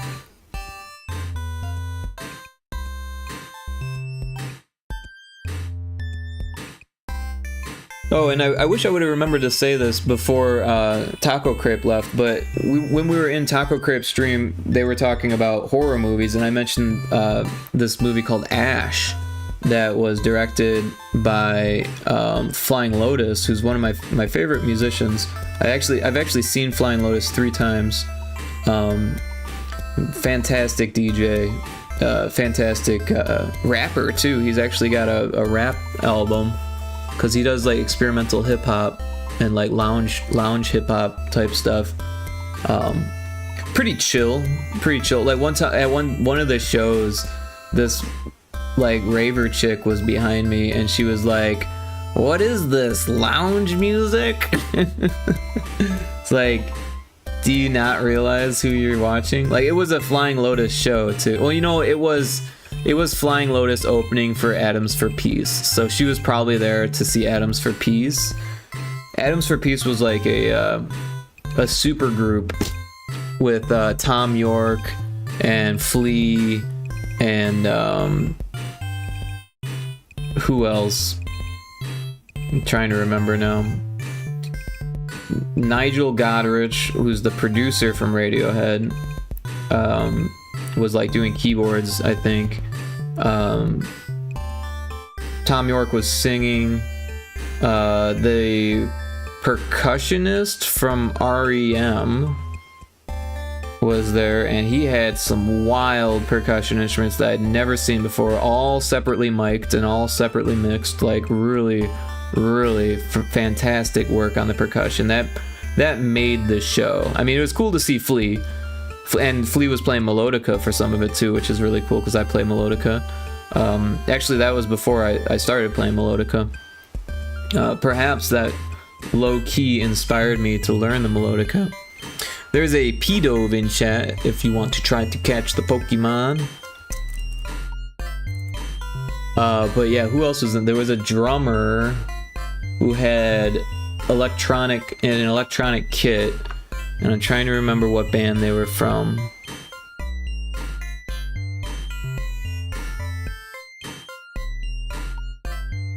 I can't remember. I need to look this up.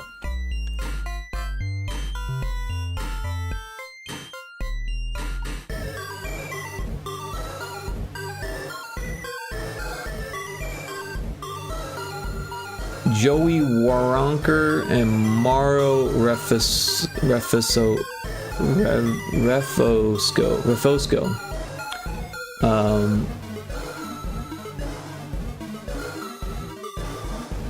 So the drummer was from REM and Beck and Furrow in the Dark, and the percussionist was Mauro Refosco. So who was the percussionist from? He's a Brazilian percussionist. He's best known for his work with David Byrne. So and for Red Hot Chili Peppers. So he did percussion for David Byrne, who was in the Talking Heads, as well as the Red Hot Chili Peppers. So that's probably where the link between Flea from the Red Hot Chili Peppers, the bass player from the Chili Peppers, and Mauro Refosco come from. And then Joey Waronker is from Beck, REM, Oasis, and played with Roger Waters. I didn't realize that he had such an illustrated background. But yeah, Nigel Godrich was he also played with Beck. Travis, which I don't know. Air, which I do know. Air was fantastic. That's crazy. He played with Paul McCartney, U2. I guess he was a recording engineer and musician who's worked with all these bands, so who knows what all he did. He did work with REM, Pavement, Roger Waters, Arcade Fire, and Idols, which I don't know Idols. But yeah, super group nonetheless. We do have an ad coming in, so bear with the ads, and I will be here when the ads are over. But yeah, Atoms for Peace, This is actually a picture from the tour that I saw them, because they had the same lights set up. There were these really cool LED lights, and it was a very cool show. But yeah, Flying Lotus opened for them, and then last night I found Ash, and I watched that, and it was really good. It was, well, it wasn't like really good. It wasn't like mind-blowing good, but it was good for a horror sci-fi. And you know, I didn't know what to expect, because I'm pretty sure this is Flying Lotus' first film. It might be his first film at all, but I think it's his first feature film for sure, like feature-length film. Wallace Lovecraft with the Pyrotoad. You're not stuck in ads, are you? But yeah, Ash was really good. It was scary, but not like super scary, but it was like really tripped out.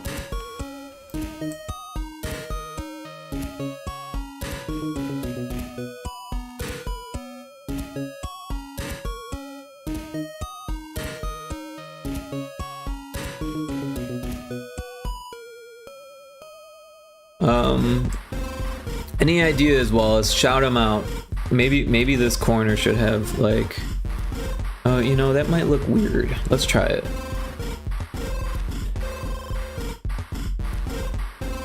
Doesn't look that bad, but it doesn't look that good either. Let's leave it like that. Let's see, what could we do to make this not normal? Maybe we put like a crack right here.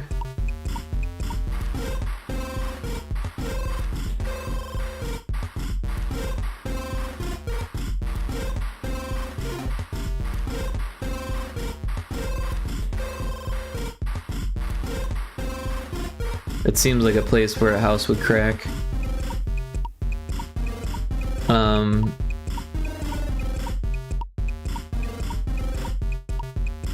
Yeah, we can do that. We can keep that. That doesn't have to go away, but it might actually be good if it goes away, right? Because that's kind of like a basic thing. Yeah, maybe we should put that on its own layer.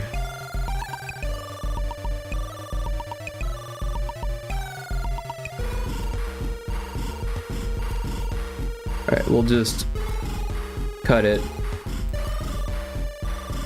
paste it, and then we'll just fill this in.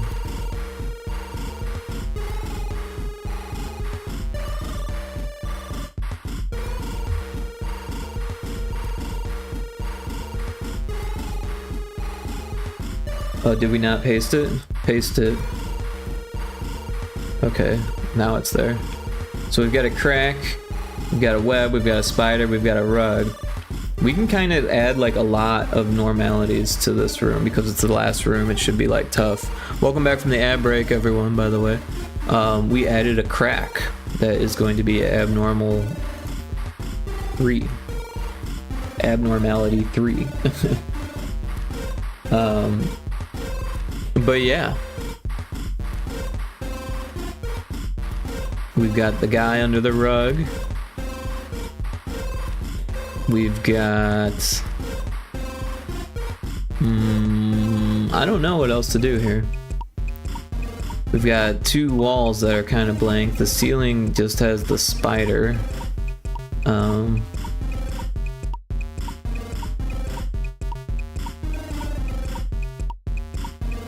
We could do another crack, but like that's kind of redundant.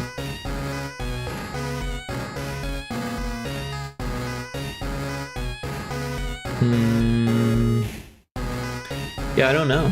I feel like this is taking the longest. Just coming up with the ideas is like the hardest part of this. Maybe I should have done better sketches. But honestly, the sketch of this one only had one normality, and it was like right here in the middle, and I wasn't sure how it was going to work, because at first there was going to be like a center room where you could see 3 of the walls, and then when you rotated you would only see 1 of those walls. But now I'm doing like a little bit different, where you don't move forward to go into the next room, you just rotate or turn around. Where before it was like you would get closer to the wall and then be able to decide which way to go. But in this one, you're going forward if either one of these is going to take you to the next one, so it doesn't matter which you choose. But yeah, I probably will do 2 different triggers, just so like if you click in the middle, it doesn't not, or it's, so it won't take you anywhere when you click in the middle, because that's something I can do. But yeah, we could put something in the middle, but I can't think of anything good to go there. Also, it's kind of an obvious spot, and we've got the crack, which kind of fills in some of that space. We could just like trash one of the walls, right, and put like some scrapes on it, maybe some big scrapes. That might be cool. It's worth a shot.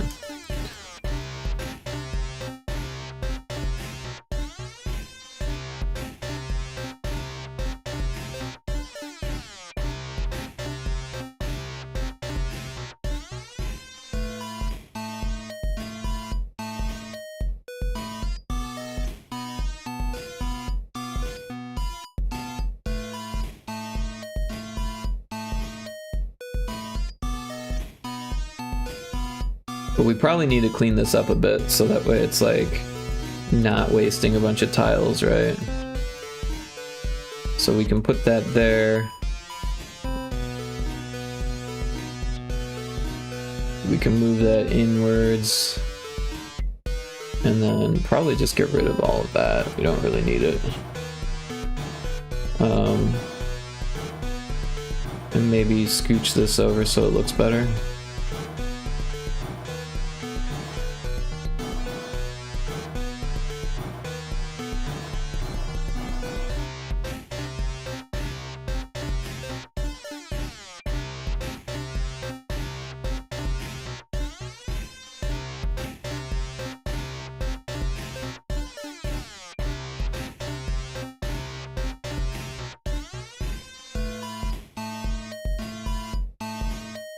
Maybe it's too tall.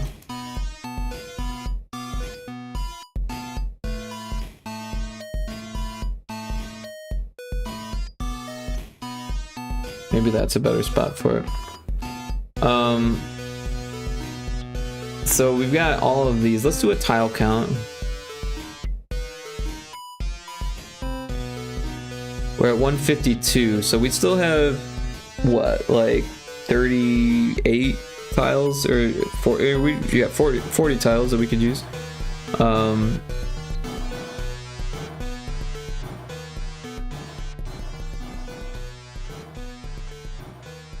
So we could do something with this wall here. We probably should. It seems very empty.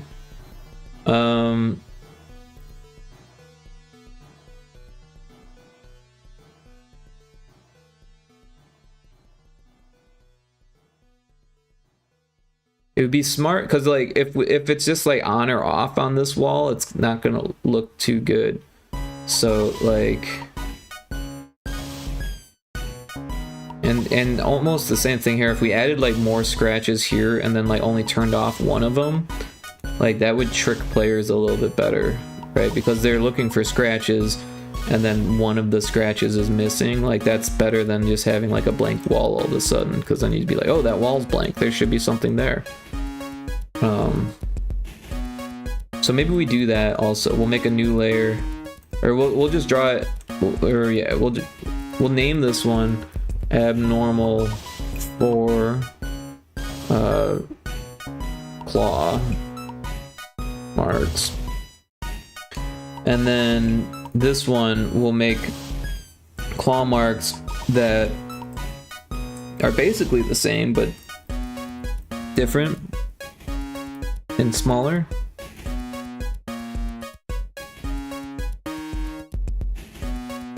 That looks too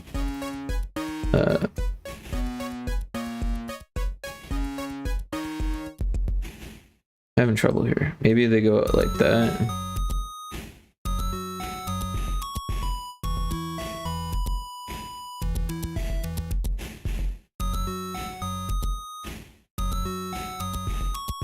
I think that might be good. And then we need to add some color. Again, we'll probably clean them up a bit.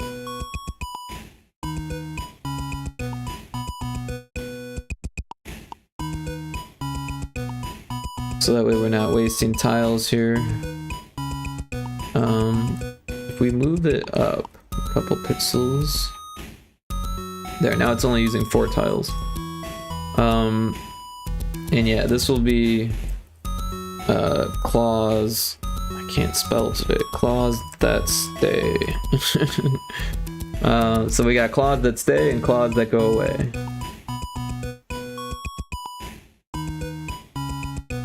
But honestly, I don't really like how it looks like when they're by themselves. So maybe we move them based on that.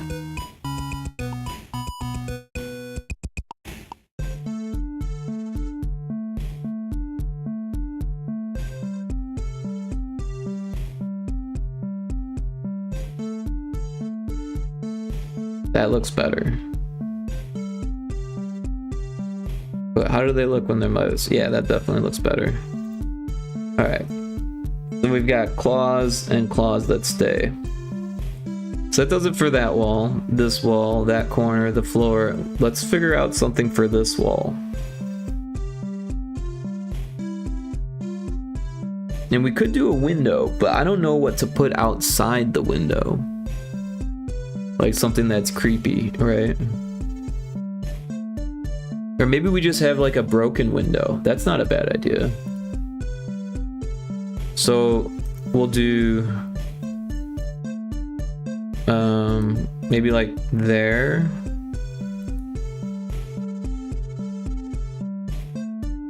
There.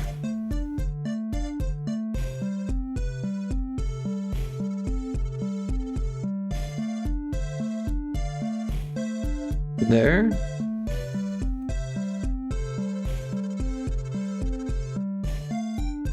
A wild Amira in chat. If I can get OBS up. Pokey Catch. Amara. Amaura. Amaura. Amara. Amara? Amara.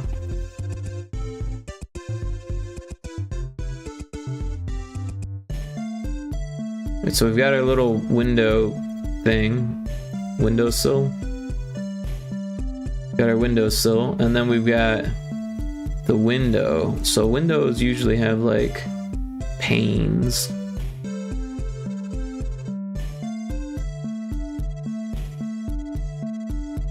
And then the crack would be like probably in the closer one, so that way we can make it look like a crack. Yeah, I'll do this on a different layer.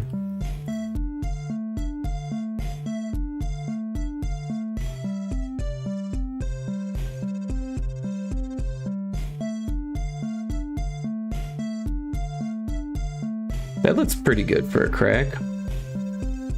And then on the layer that's not, we'll dither it so it looks like a window. So we can do these colors, and we want it contiguous. But you know, let's select these ones and then do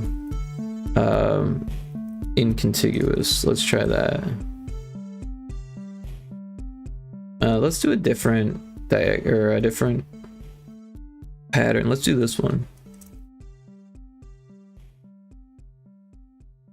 That looks kind of cool, but maybe it's the wrong way.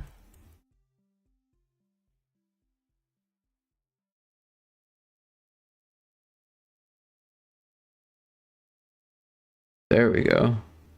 And then when we throw the crack on it, we'll do this dark color. Oops.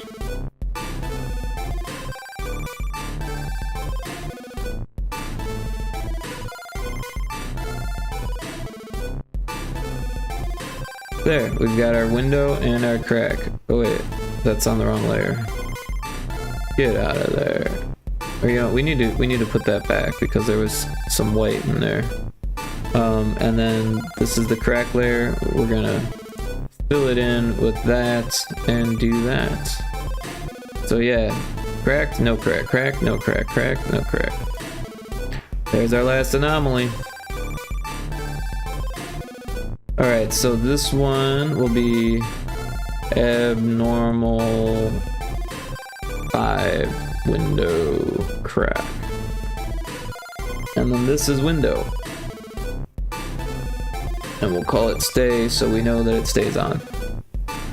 Alright, so this is what it looks like when it's fully anomalized. Nice work catching the Pokemon, Kixie. And yeah, so let's export this. Let's save it first. Did some hard work today.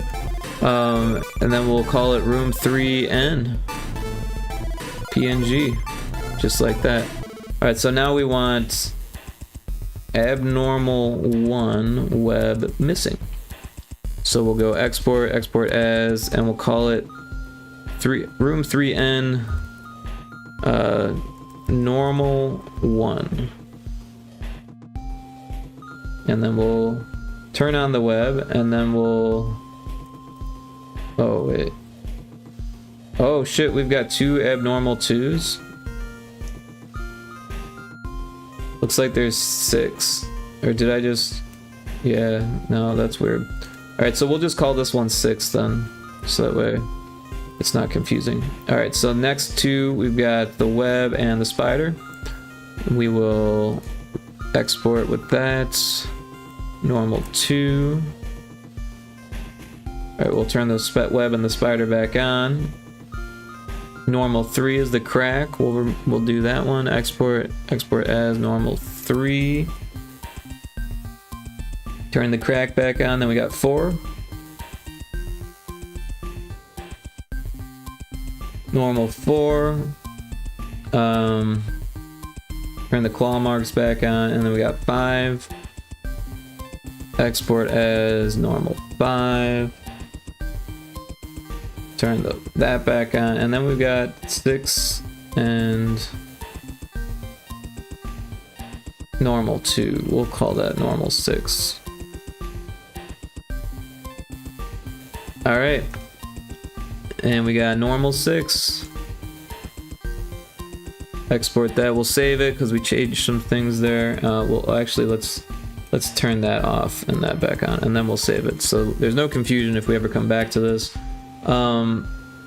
Those are our things. That's not what we need. Let's go back to this. Open in folder. So we've got that. We've got room N 1 through 6. Copy.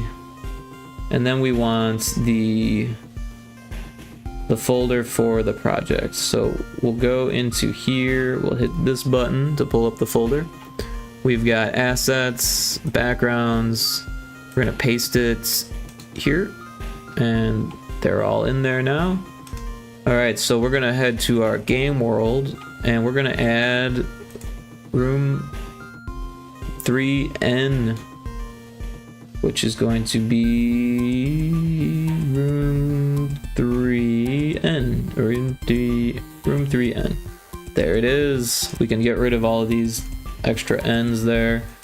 Oh, and we went over on tiles, but not by that many. So I think we'll be okay because we're not using the UI. It was close. We're at 200, so we're only 8 tiles over. But I think we'll be okay. Because there was another one where we went over, and now I can't remember which one it was, but there was another one where we went over. Yeah, this one. We went all the way up to 235 on that one, and didn't see any issues. So, because there's a lot of tiles that are reserved for the UI, because you get one for each letter, so that's 26 there, and also there's like uppercase and lowercase, so that's 26 more. There's a few special characters in there, and then there's like what, 9 for the UI itself. So yeah, that's like what, 50 some odd extra characters or extra tiles that you can use. over the 192.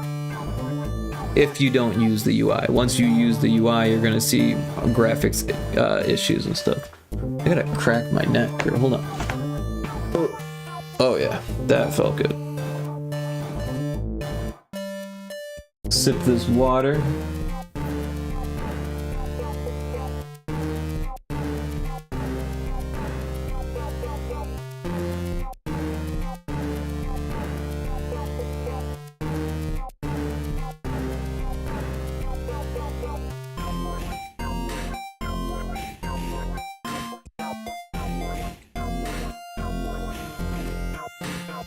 Alright, so we've got this. Let's make 2 of these like we said we were gonna do, and we'll change the size. So that is fine there. We'll copy that and put it over there. And they take you to this room, which is fine. That's both of those can do that. That is perfectly good.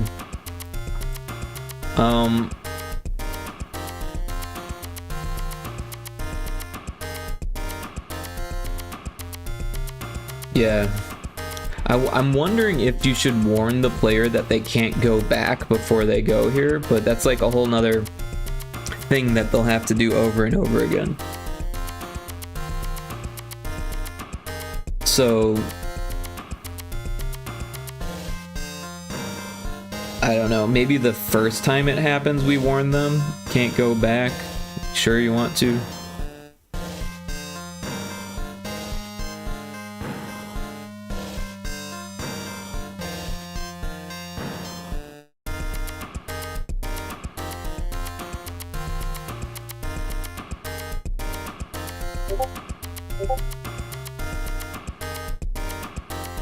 Oh, Ari Boops is sharing stuff.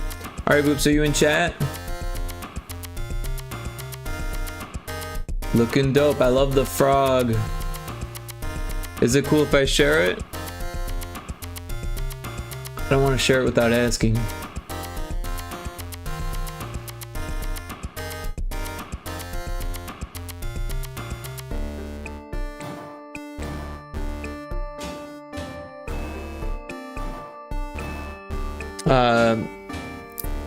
Ewan says, have you tried using other game development environments? I have, yes. I've been using different game engines for about 15 years now. But yeah, I really like GB Studio. It's actually very pleasant to work in. I have a lot of fun with it. And every time there's a Game Boy jam, I feel this crazy urge to add something to my growing collection of Game Boy games that I've made. I like Unity also. I'm big on Unity. I haven't gotten very far with Godot, but I've been using it to make executables of my Game Boy games, so that's something that I'm planning to add to Steam and also to itch, so that way people don't have to play on an emulator. And I've done some modding in Unreal. Back in the day, I played around with, you know, a little bit of everything, you know, like back when it was like Unreal 3, I played with that, and that was too hard for me. I was pretty young still, or like fresh out of college, right? I went to school for art as a 3D modeling and animator, and when I graduated, there wasn't a whole lot of work because there was a recession, so I ended up just like learning to code and just trying different things until I found stuff that worked. And Unity was the first one that really worked well for me. I had tried like I mentioned earlier in the stream, I was playing with like Cube Engine, RPG Maker, 3D Rad, Game Maker before it was Game Maker Studio. There's like a whole bunch that I can't even remember now. That like some of them I spent more or less time in, you know, depending on the engine. And but yeah, I really enjoy GB Studio. It started as like a breath of fresh air because I was managing a team for like a Unity project, and it was really difficult dealing with everyone's different coding stuff, and I was trying to get the team to follow like one, you know, like coding style kind of thing. Like let's do everything one way. Let's do it all, you know. I mean, there's no like one right way to do it, but there's definitely a lot of wrong ways to do it. So like I was hoping that by getting everyone to work in one coding style, we would like prevent anyone from doing things the wrong way. But yeah, you could lead a horse to water kind of thing. Like it was really hard to get the team to follow any sort of protocol or you know. It was my first time managing a team, and it was a big learning experience for me. I also hired most of the team, and something that I learned is that hiring solo developers who are generalists like seems like a good idea on paper, right? Because they're all skilled in everything. But the problem was that none of them were skilled at working with a team, which is kind of an important skill. So you live and you learn. But I think, honestly, everyone benefited from that project, having learned a lot, especially when it comes to working in a team. I feel like people learned a lot from that, and I definitely learned a ton. Not only from the different coding styles that I had to debug, but also, you know, just learning how to manage people is like a whole nother task. But yeah, I was like the most experienced person on the team, and I was the only one who had worked in teams before, I'm pretty sure. I could be wrong, but I'm pretty sure I was the only one who'd actually worked on team projects before, and I'd worked on multiple team projects before, so it seemed natural to make me the manager, since we weren't going to just like hire someone to just manage the team, although that probably could have been a good idea. In fact, I was looking for someone for that, because I was doing a lot of the hiring for that team, and the people that I reached out to had much better things going on. Like one of them was working for Alchemy. I was like, hey, is there any chance you don't have anything going on right now? We're looking for someone to manage the team and be like lead developer kind of thing. And they're like, I would, but you know, I'm working for Alchemy right now, and kind of hard to say no to that. So I was like, oh dude, I totally understand. And congrats for landing that job at Alchemy, because that's a pretty cool job. But yeah, if you don't know Alchemy, they did Job Simulator. That was their claim to fame. I'm not sure what they're working on these days, but probably VR stuff. Okay, so we've got that. What we need now is, well, these work, but we don't have like duplicates for it to go to. So when you go to this door, or any of these doors rather, it just takes you to this, and that's not what we want. So we need to add 6 more. Oh, there's a Pokemon chat. Dusclops. Dusclops? Dusclops.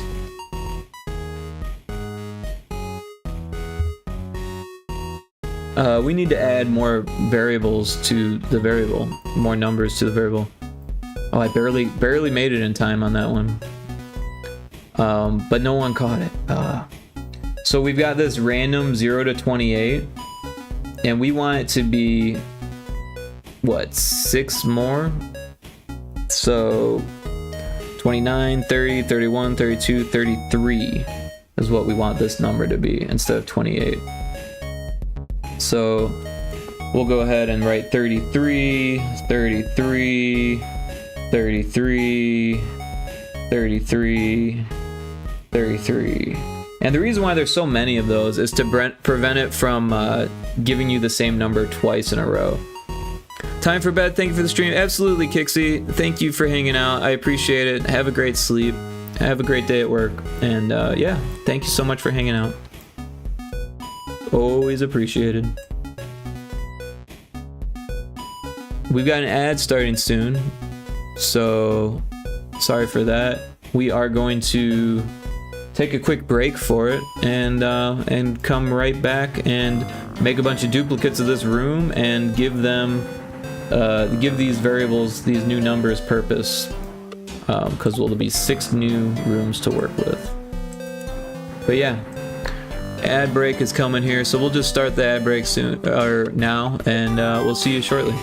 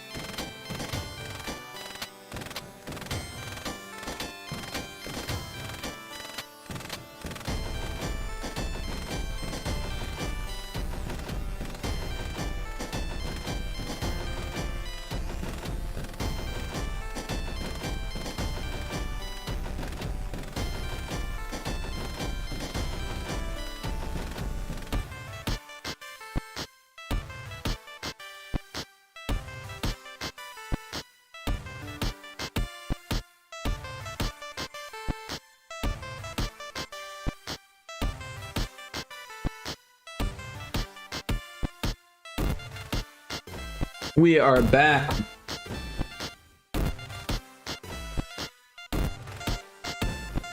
Sorry, had to finish my tea. It's getting too late to have tea laying around. Gotta finish it off.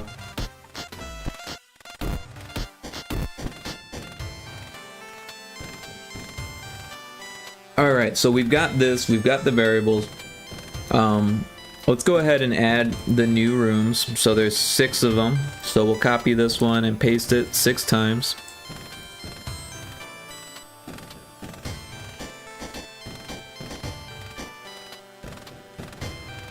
Alright, so we've got 7 variations total, 6 normalities. We'll rename them. Normal 1 through 6.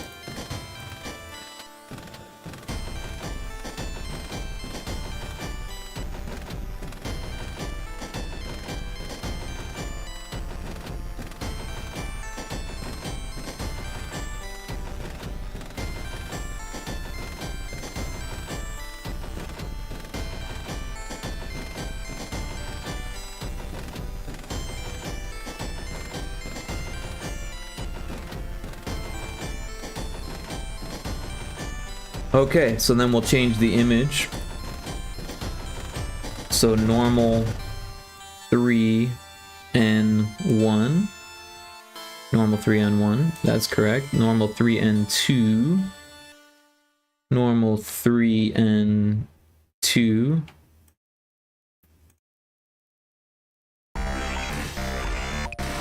Three and 3. 3 and 4. 3 and 5, and 3 and 6. Alright, so we've got them all there. And all of these links are fine because we've only got 2 or 1 of each wall, and then only 1 of those, obviously. So these links don't need to be changed yet. We'll have to go back and change them later once we've got more rooms, but that's okay.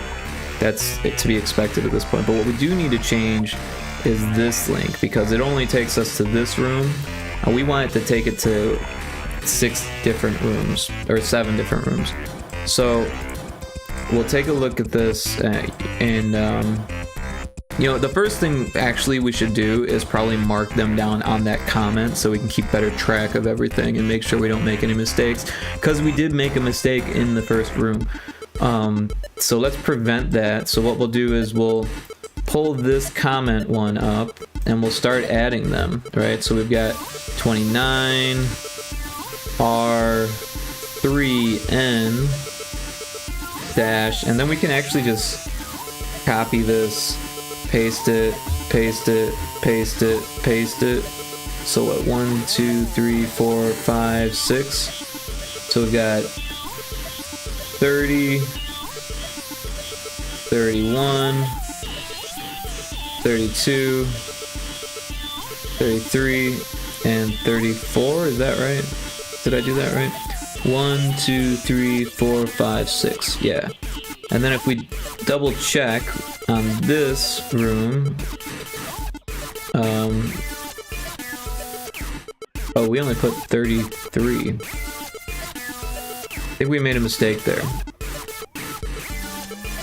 I think it should be 34 because we've kept track here. 28, 29, 30, 31, 32, 33, 34. Yeah, it should be 34. So let's change that to 34.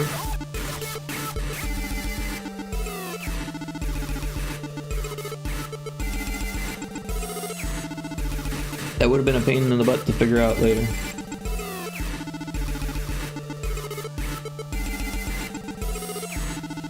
Alright. So now we need to change these ones to reflect that. So what did we decide? Oh, you know, let's name them first so that way they're easier to find. It'll be 29 through 30. So I guess before we name them, we can put in. I'm changing my mind a lot here. Variable value compare, and we'll say normal variation. If it's less than 29, right? Because that's the first one. Then send it here, and then we'll copy that event and paste it here, and we'll say if it's greater than 34, then send it there also. So that's good. And then let's fill this out so it's there, 29 through 34. So 29, if we get a closer look, there's no web, so we'll say missing web. The next one, missing spider. The next one, missing crack.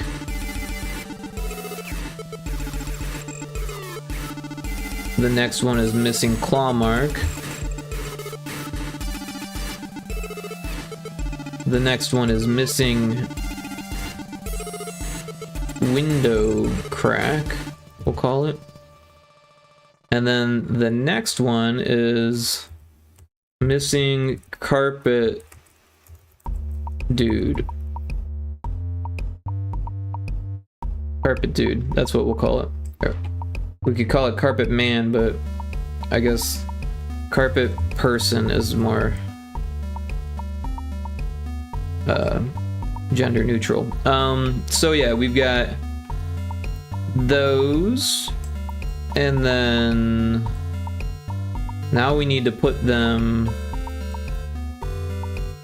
where did it go? Here. So we need 29 through 34. So what we'll do is we'll copy this one, we'll paste it, and I like to throw it in the middle, and we'll call it equals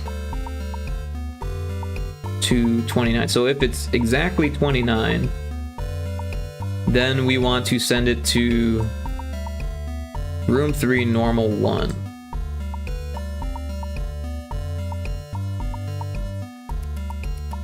Room 3 n normal 1. And then we'll duplicate that.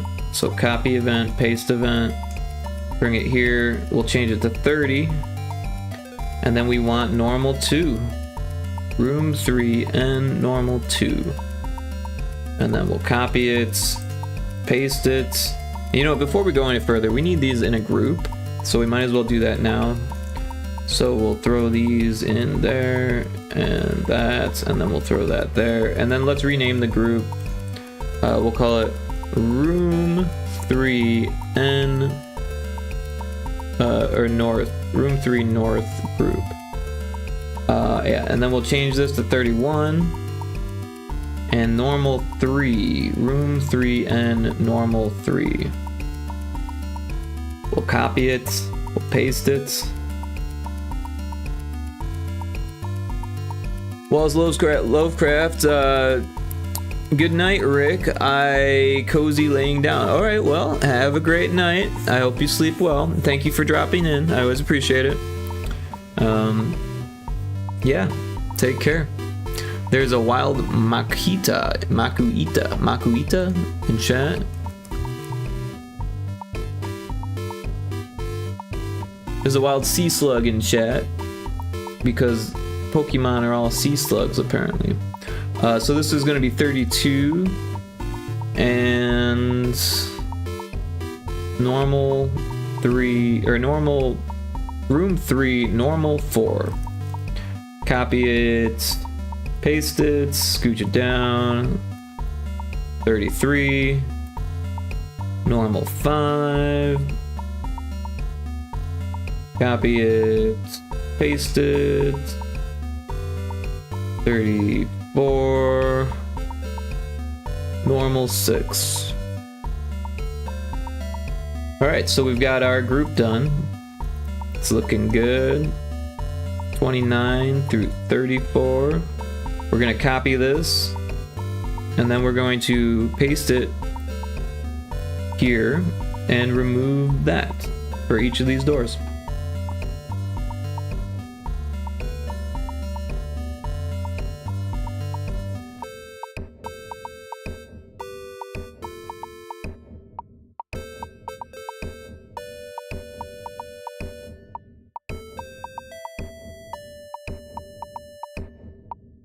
Hey, I caught the Pokemon.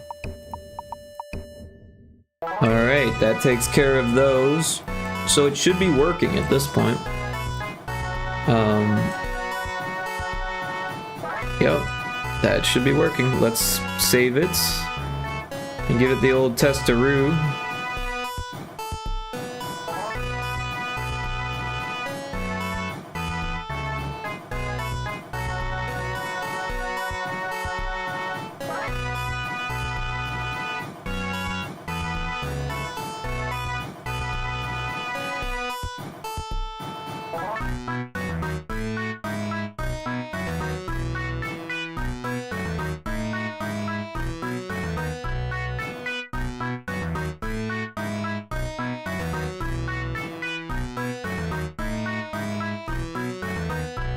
All right.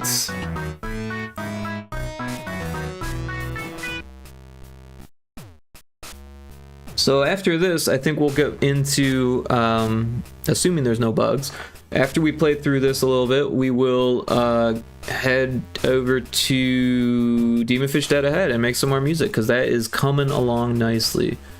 And that will be game 3 of the night.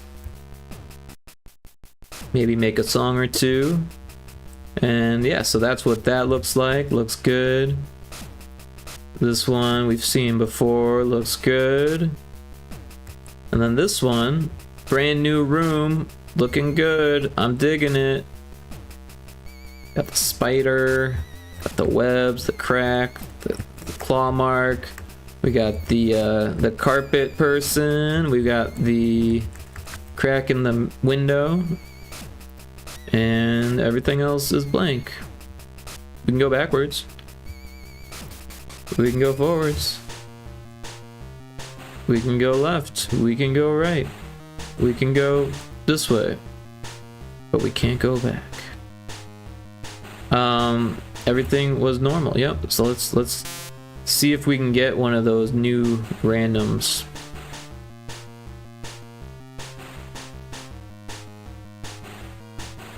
That room had fruit. Nope, it had eyeballs. I don't know why I saw fruit. This room looks good. It's got a rat. Gotta remember the rat now. After the last one. This room looks good. Are we gonna see a new anomaly? The web is missing. Look at that, the web is missing. But you wouldn't know because there's a web behind it and a spider, but the web is missing. Yes, something was normal. The web was missing. Alright, day 2, here we go. We've got the bat, we've got hell and the skull, we've got all of that stuff. That room is clear. We've got everything there, everything there, everything there. And everything. Oh, the hand is missing.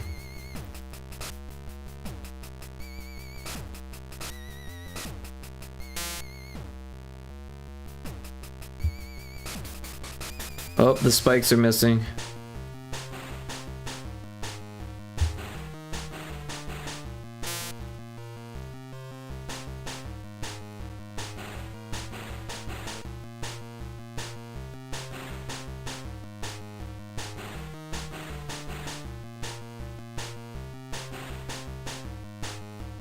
The hole in the ceiling is missing.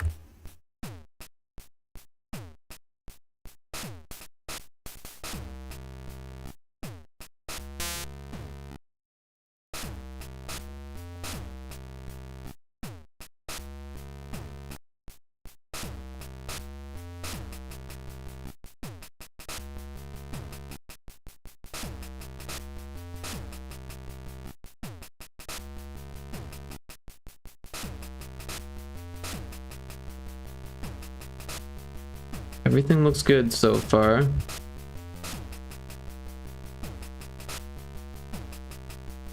Everything looks good here too. 1, 2, 3, 4, 5, 6. Did we miss something in the first room? We shall go back and check.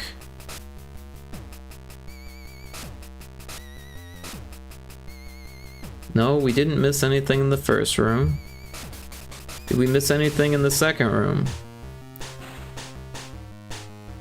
Got the slime, the wind chime, the hand, the couch, the rat, the death, the face, the pentagram. I think we've got a nothing. There's no normalities.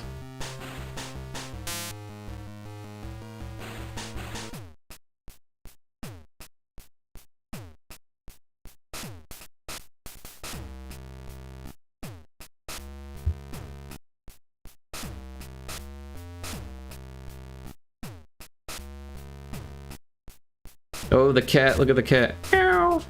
I want to click on it. Make it say meow. Meow. And, yep. So the cat was normal.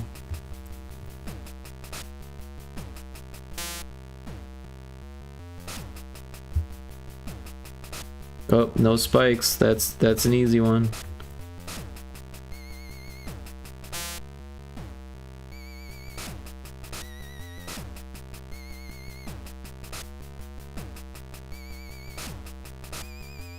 The coat, the coat cracks me up for some reason. It's just like so normal.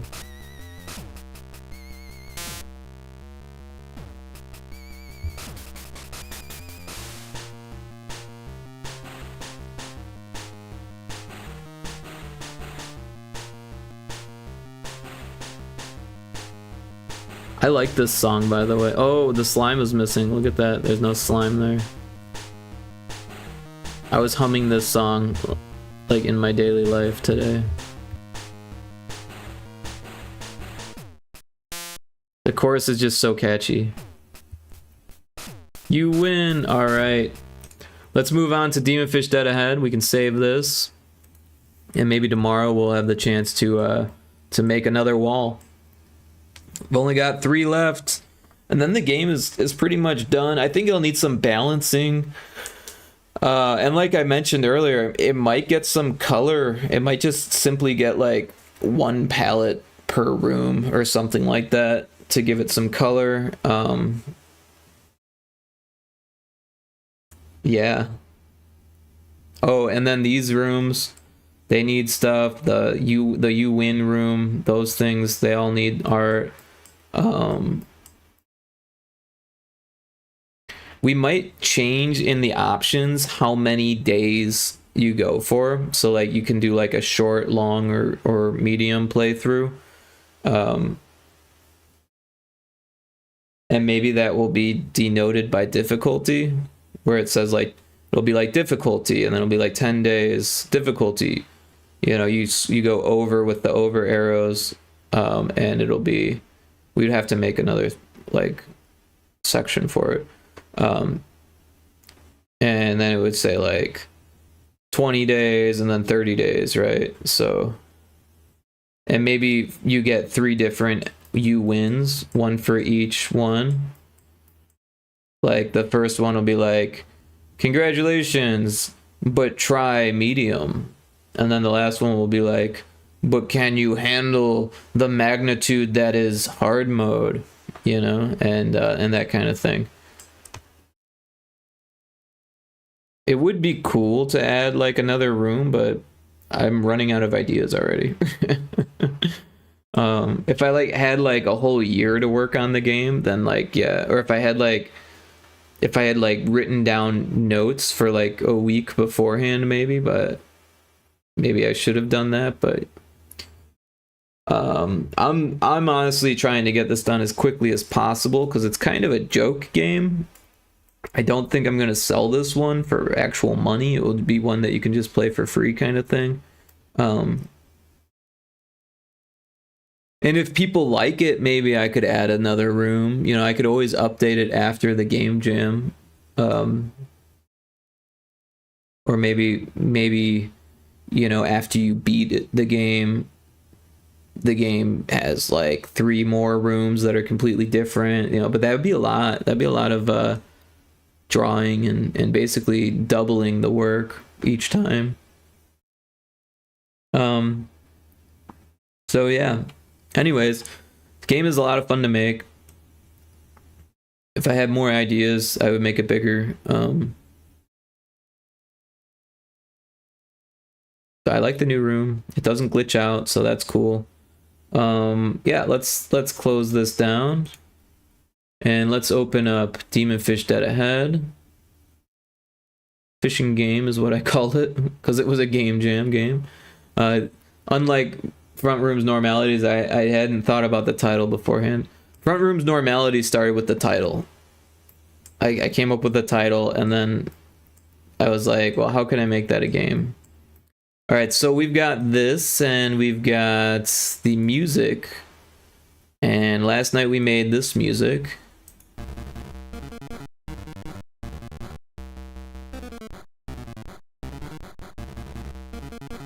I'm gonna turn it up on my side here.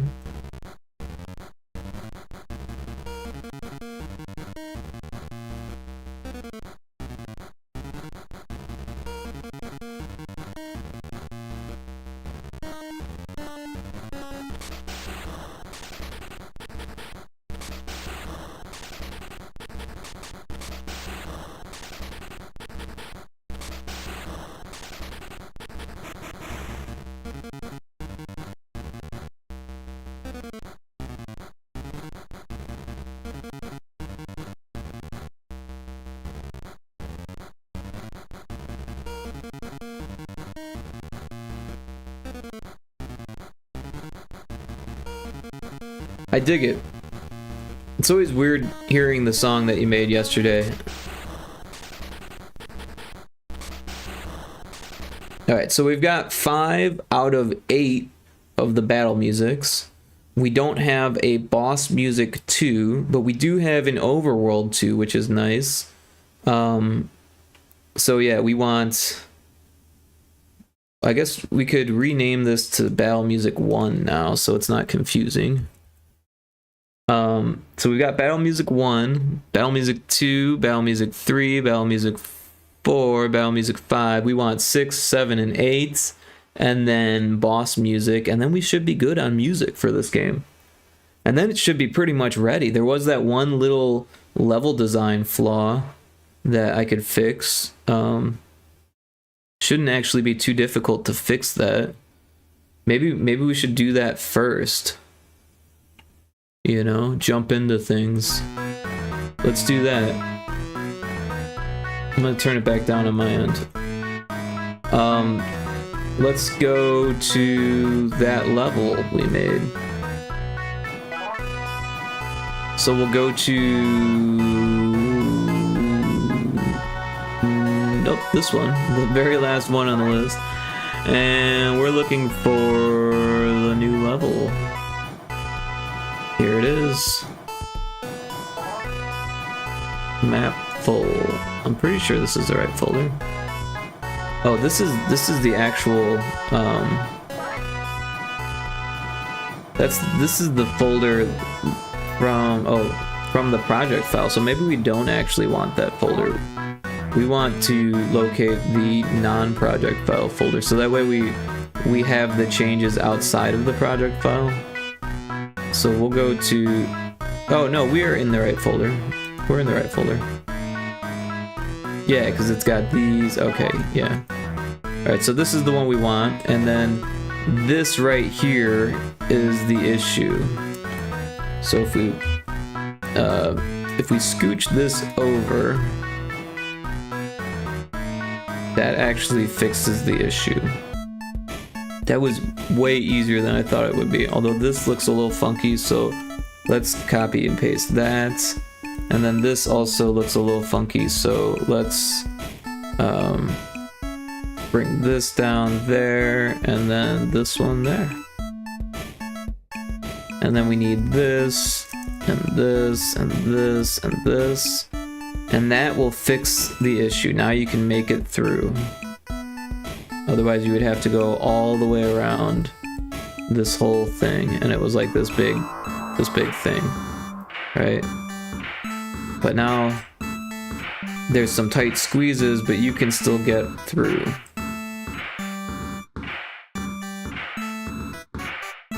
Because yeah, otherwise you'd have to go all the way around just to get to this area. That makes it a lot better. Alright, so we'll save it. And we'll export it. Well, actually, I don't think we need to export it because it's a PNG file, so we'll just copy it, not that. Not that. Not that either. Let's just open it in folder.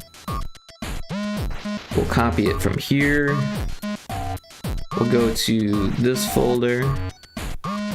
We will go to this folder, and there it is. Paste it. Replace it. It's like Ari Boops. Oh, updated her snake.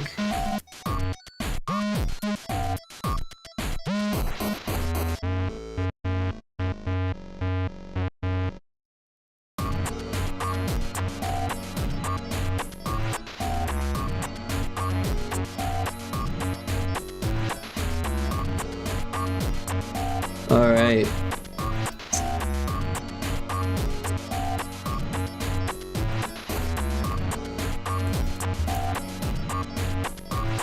Alright, so we've got this, and it's in there. So if we go to the game world, we'll see that the colliders no longer match the image. Where is that? Not there. Not there. It was here. Yeah. So all we need to do is... well... That's an issue. So if we go to this and turn that off, then we can do that. And then bam, we can get through there. We can save it and then get back to the music making. So that was nice and quick. That was like the only level design bug that I noticed, at least so far. I think I've pretty much made it around the entire map. So, and it was fun. Like it's more of a challenge than the first level, but that's okay. It's the second level, so it's supposed to be a little bit more challenging. All right, let's make new music. I guess we just rename this one.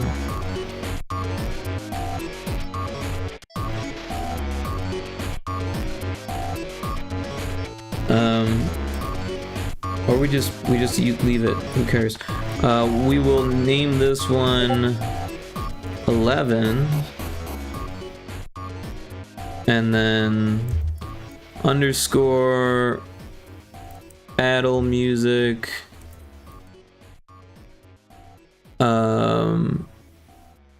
6.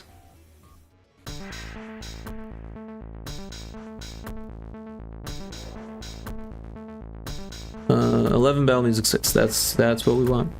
And then let's kind of keep the same pattern going. We want it to sound similar to the other ones, so, but not the same, right? So we can start with the kick at the same spot.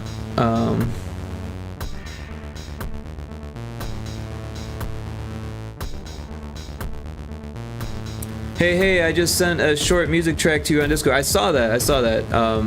I'll probably take a listen to it after stream if that's okay. Unless you want me to play it on stream and react to it live. But yeah. We're making Demon Fish Dead Ahead music. I only made it to level 14 or 15. And I couldn't get to the checkpoint. And it was that, I think it was 14 or 15. I can't remember which one it was. The one where there's like a gun that you have to jump over that's moving up and down. Yeah. It's super short, so totally fine to play. Okay.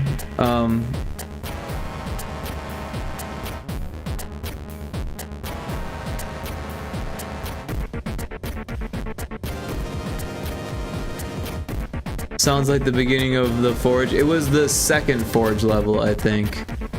It was the one after the water level. Oh, and there was a bug that I think I fixed. So on this level that I kept dying on,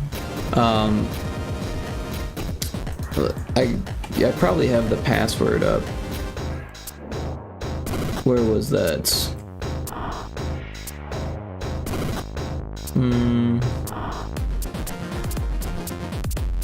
I think it was wart or jump, I can't remember.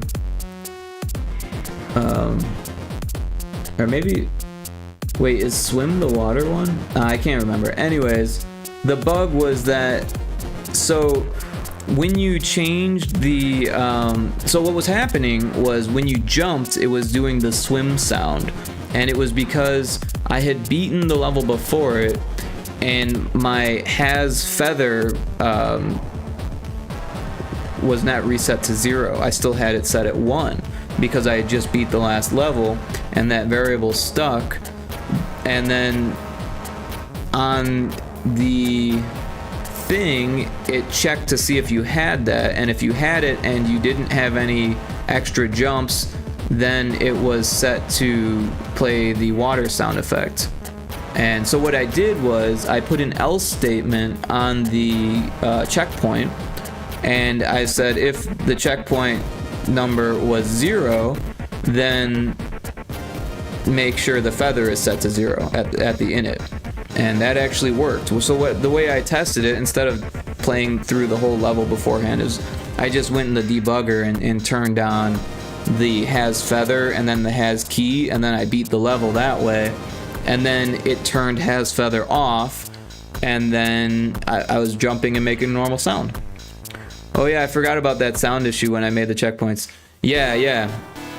So, I don't know if it's like that on any levels past that, but maybe that's something we should look into, is make sure that it's making the right jump sound, and that those variables get turned off on the init. Like, as long as, because you gotta take in consideration the checkpoints, but you can use an else statement in the checkpoint. I'll keep my eye/ear on it when I play through again. Yeah, sounds good. Cool. Let's take a listen to that song. I've got it pulled up here. I'm gonna turn off my music. Oh, and the volume was turned down for some reason.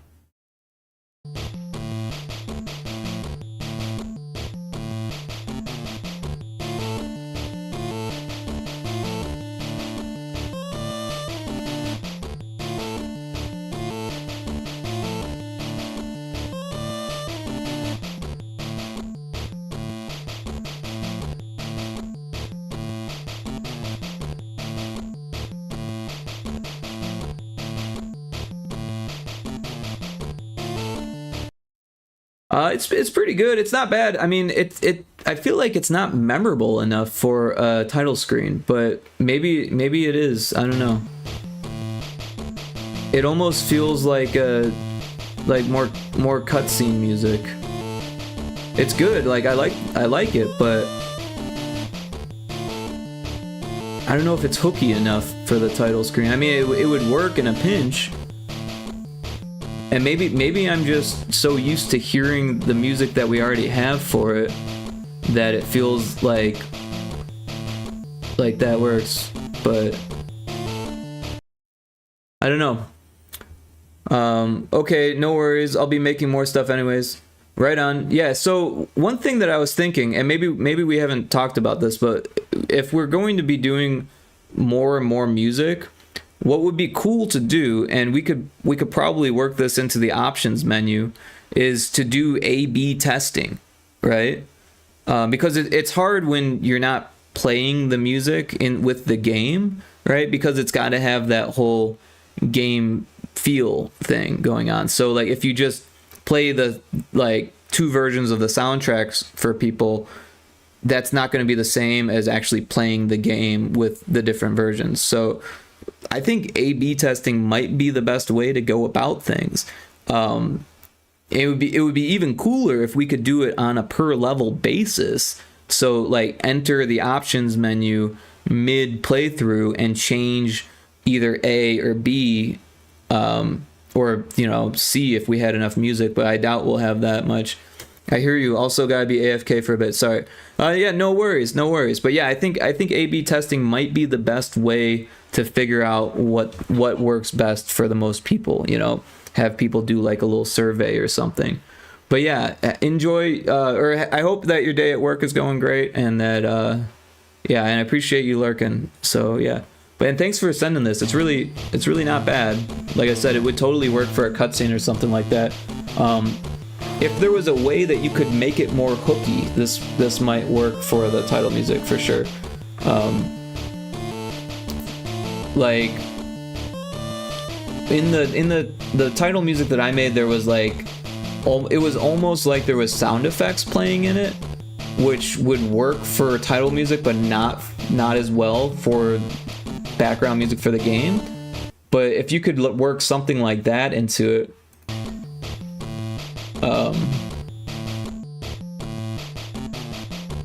something to like catch the user's or the player's attention and also be memorable at the same time and still be grooving, right?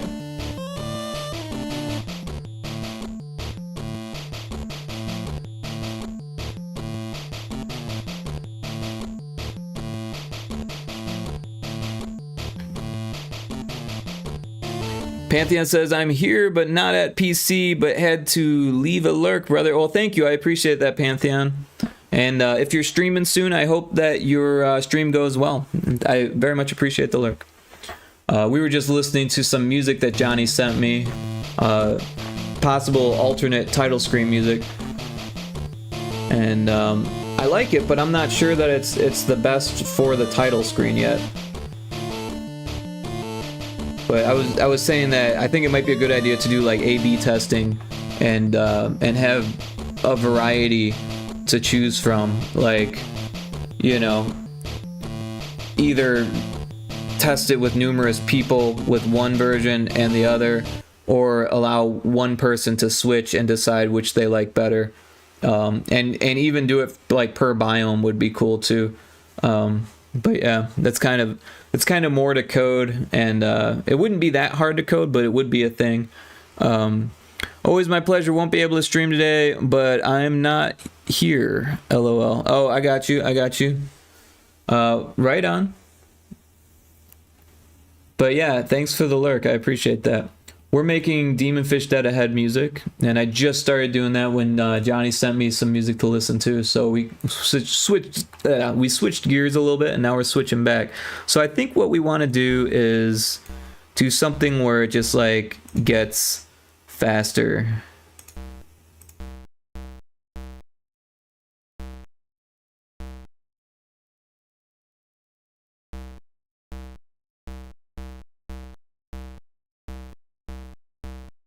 Oh, that's not right.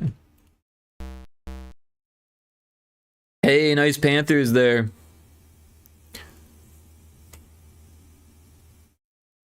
Oh my.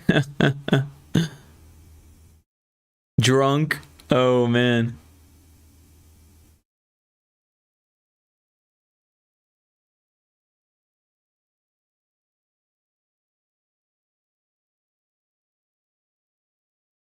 You got oh Shiza, oh my, silly, and drunk.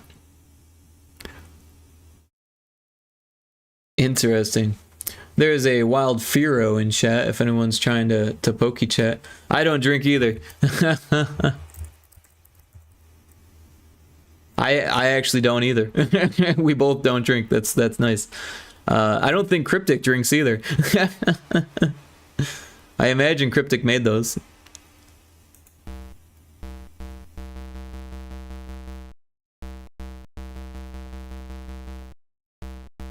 All right, I think this works. It fits the vibe of the other songs. So let's add some snares to it. I'm gonna turn it up on my end a little bit, and then get these snares in there. What if we do 2 snares?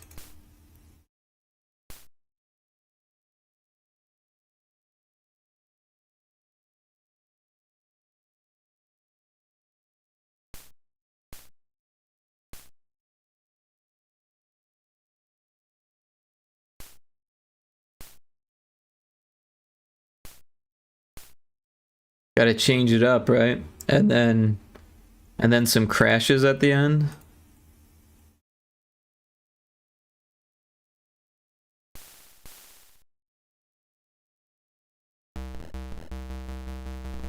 Oh, well, that sounds bad. Let's fix that.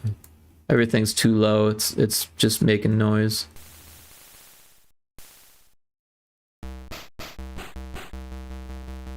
LOL, I take 24 tablets a day, so not good idea. And yeah, Cryptic did them. Well, that's cool, Cryptic did them, and yeah, that sucks that you have to take 24 tablets a day. But also, it's good that you're not drinking, because drinking's not going to do any good for you. So this sounds just straight up bad. So maybe we do that or that.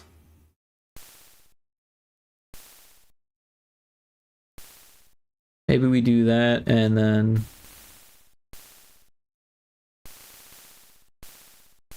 that, or maybe that, or that even.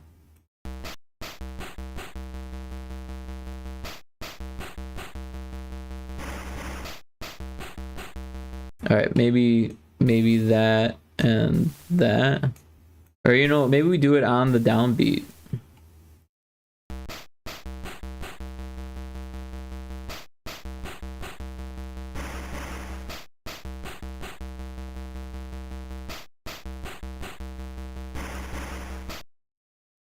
That's not terrible. I'm not sure if I like it yet, but let's, before we do this, let's add a bass line to it and we'll see if that makes it any more enjoyable.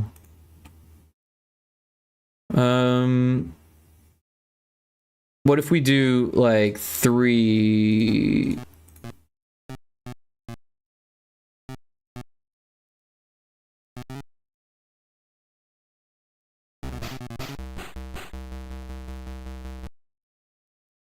That actually sounded pretty cool. And then we'll copy it and we'll do it here, but we'll go the other way.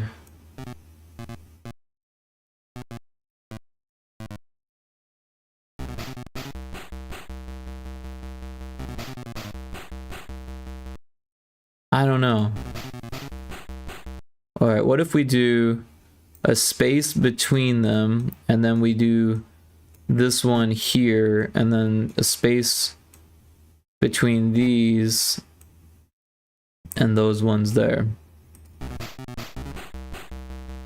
No, it still needs that. It needs a third one there.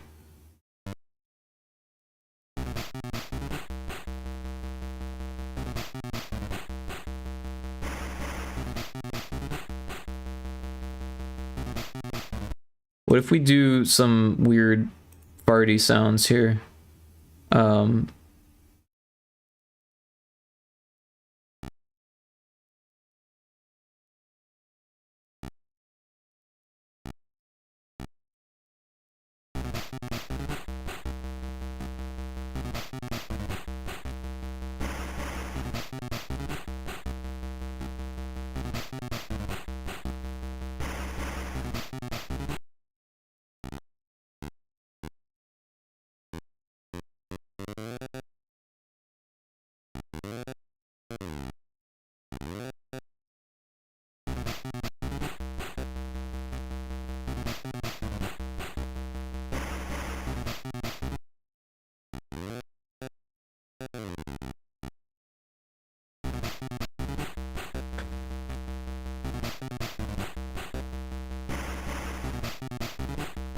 What if we do 2 there?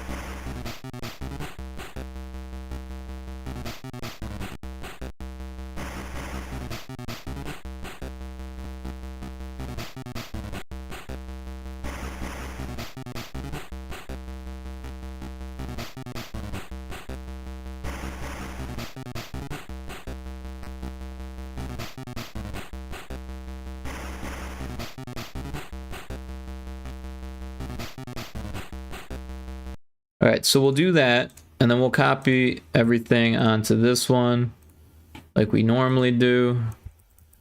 It's become routine, and then we'll paste it all here, and then we'll change up the baseline again like we normally do. So for this one, we'll do 3 there. And then that there, maybe. What if we do that, maybe?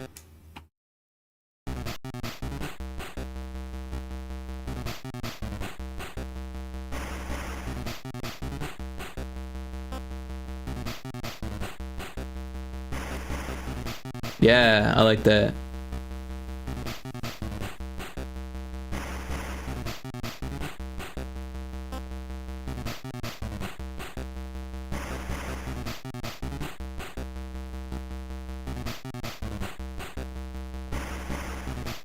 Cool.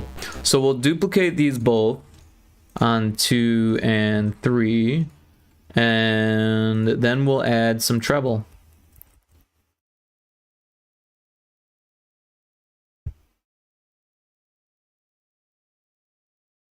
All right, so we've got them duplicated on 2 and 3. We'll go into 3, and we'll find these spaces here have some room, so we will add the custom vibrato.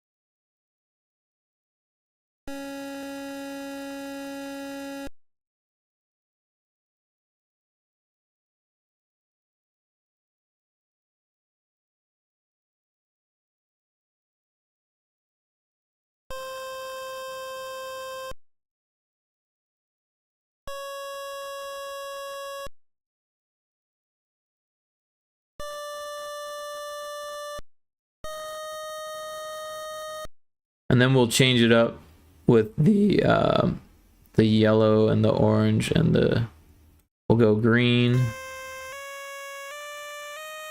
And then yellow. And then orange.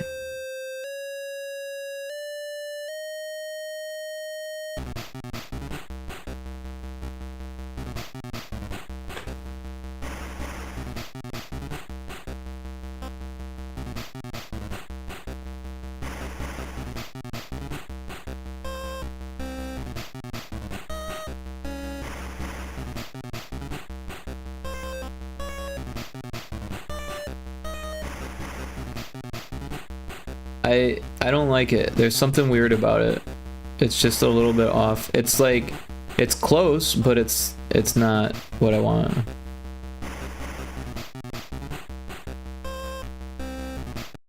So this one happens on, like, if this is 1, this is 2, this is 3 and 4, it happens on 3 and 4, and this one happens on 2 and 3. So, like, it's in the wrong spot is what it is, but it can't be there because this one uses that. So maybe we do it after it.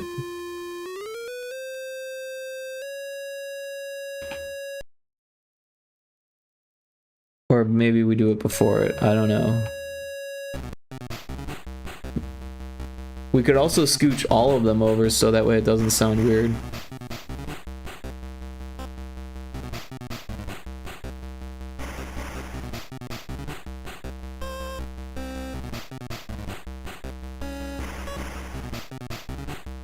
Yeah, it sounded weird like that.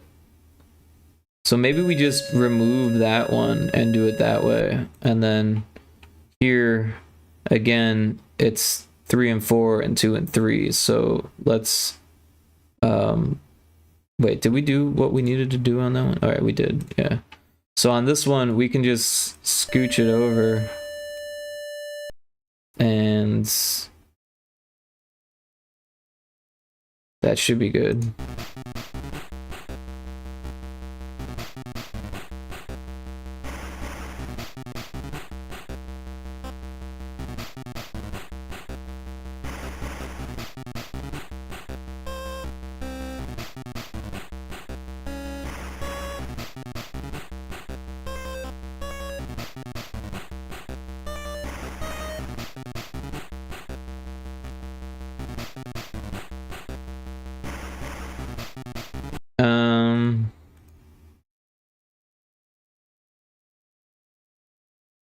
What does this one do? It goes high, low, low, high,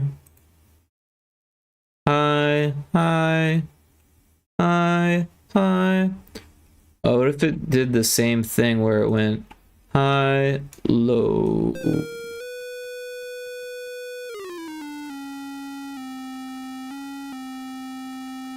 And then low, high. Because it just sounds like too much is going on. Like, it's got all those different tones and then it's playing a different melody also. Like, what if it just plays the same melody with all those different tones?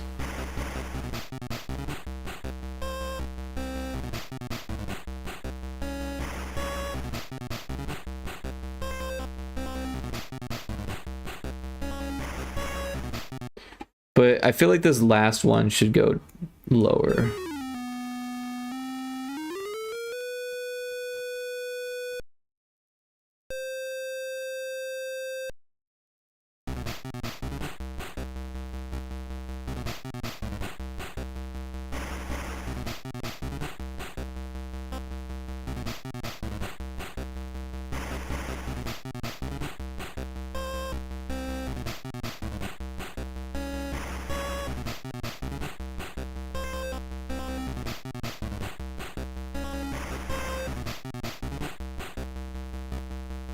I'm not sure about that. Let's hear it again.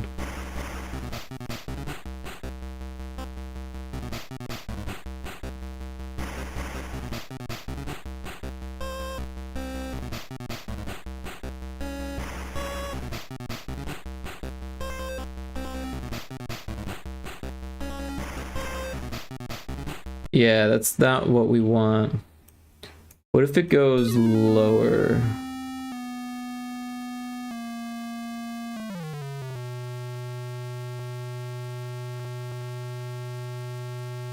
Like there?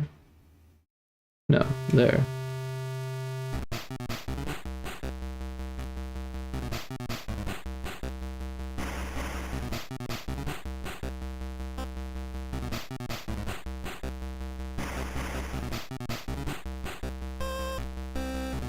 Or maybe it should do the same thing where it's do do do do.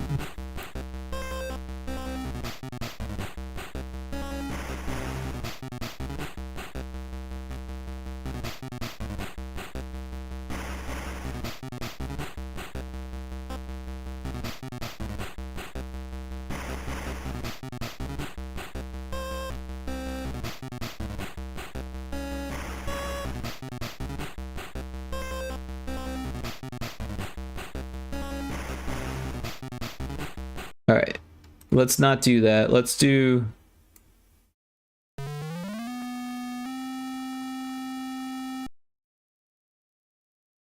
We'll do an octave higher than what it does here.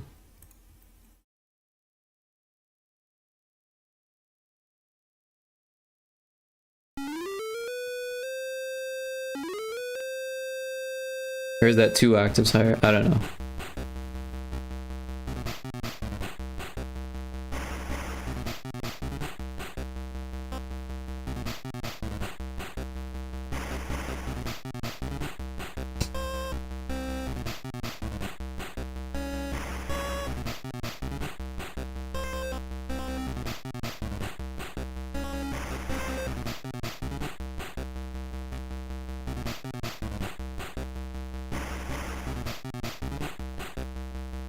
I wasn't paying enough attention that time.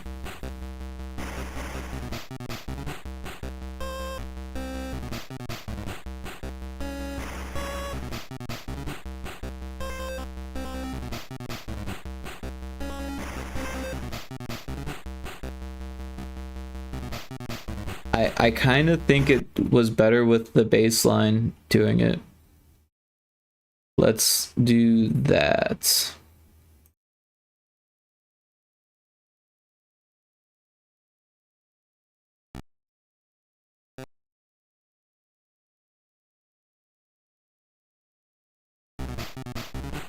We'll leave those widdlies in there. I call them widdlies.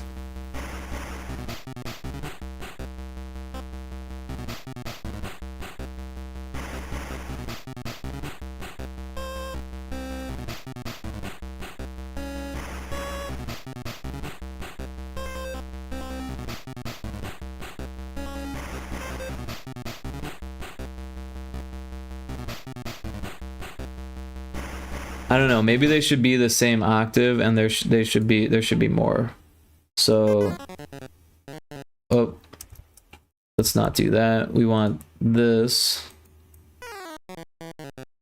and this and then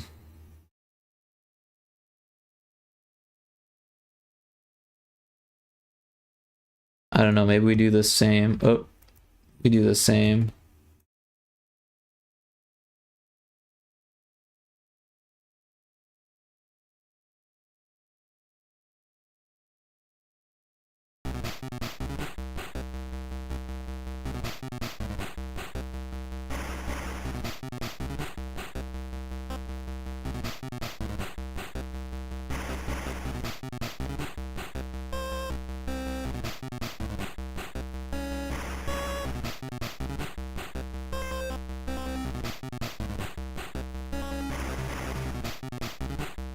I don't like it. It's just too many notes. It's better if it just goes back to do do do do. Okay. So that sounds good. I think let's try it. But I think this is what we want.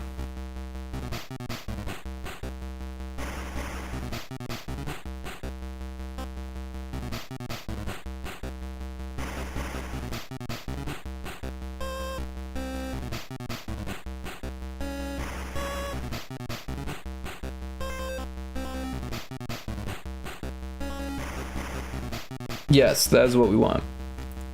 But next we want it to go into a just percussion part. So we'll actually we'll just copy this first one into 4.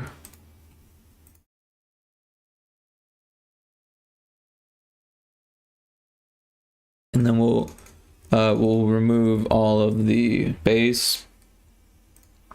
And then we'll add more noise to we'll add hi-hats to the noise channel rather. Let's save it in case anything happens, because I like this. I don't want to lose it. And we'll go to this one. And we want to draw.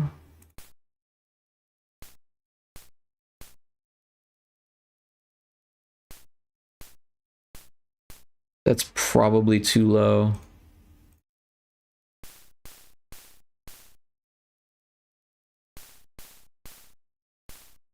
Let's move those up a bit. All right, and then we'll try it from here.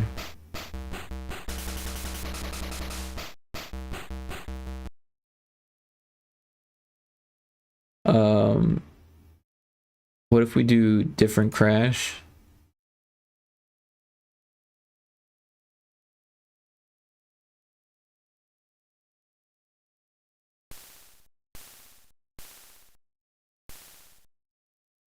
That might be wrong.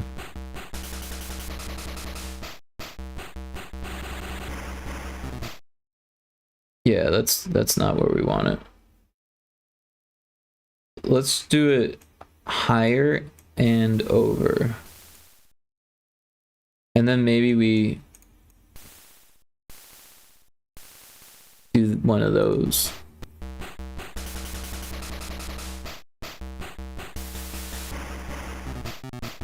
It's so high that we're not hearing any variation in it. So first we'll lower it, and then we can drop it even more per note.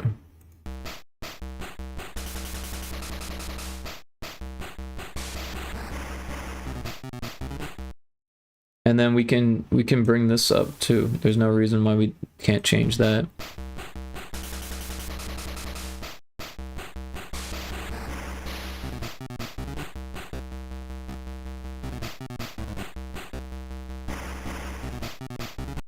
But I think we could do it twice and then do something different at the end of that one. So we'll grab all of 4, copy it onto 5, head into 5, the noise channel, and we could reverse these for one.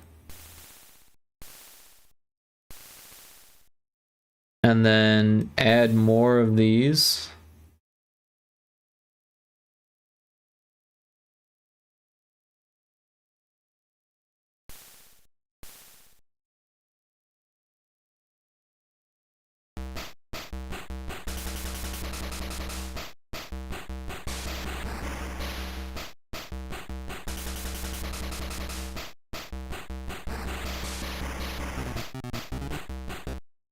I like that, but I felt like something was missing here. Like it needs another crash here.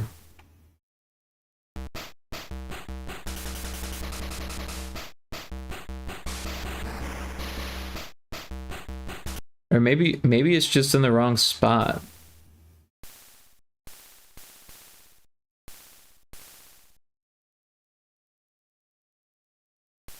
No, I think it's supposed to be there because this one's there. And maybe this one's that should be there. No, because that one's there on the other one. So we're kind of blending the snare and the crash. No, it needs a third one in the middle.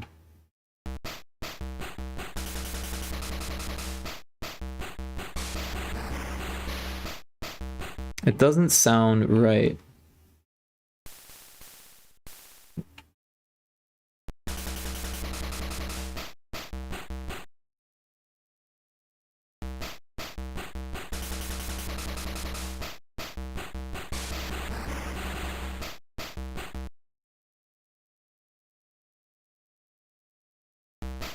Just gotta exhaust every possible outcome. That wasn't terrible.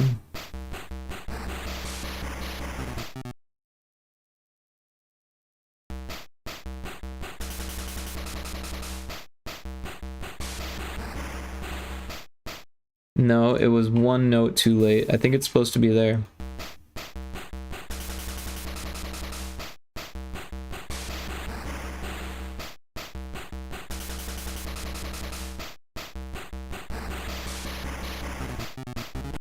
What if we did something here, like a closed hi-hat, like way up high? Or maybe even two of them. No, just one of them. And it's too high.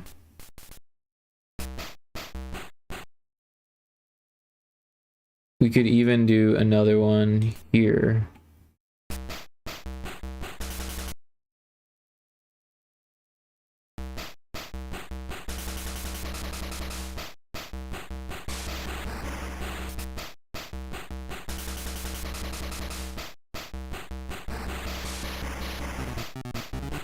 I like that. It kind of like welds them together, right?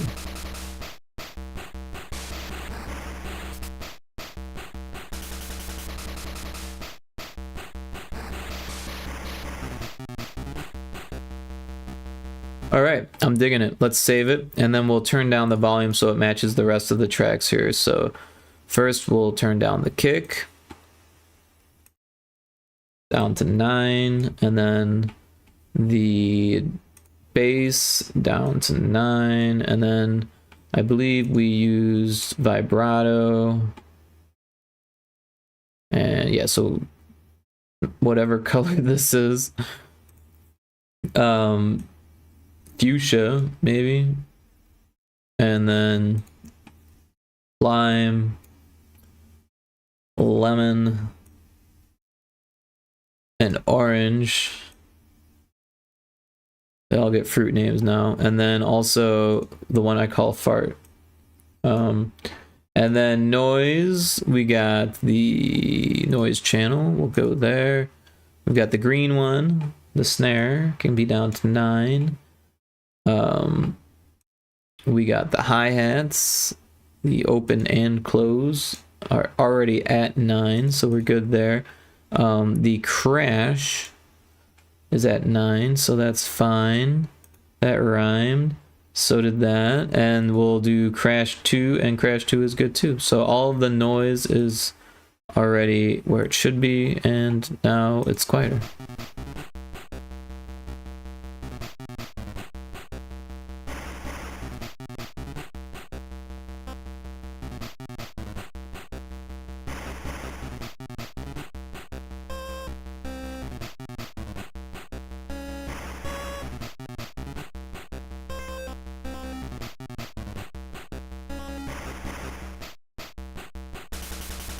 I think it should do 2 and 3 twice before it goes into 4 and 5. So we'll do 2 more here. We'll set it to 4 and 5, and then we'll go into 2 and 3 there.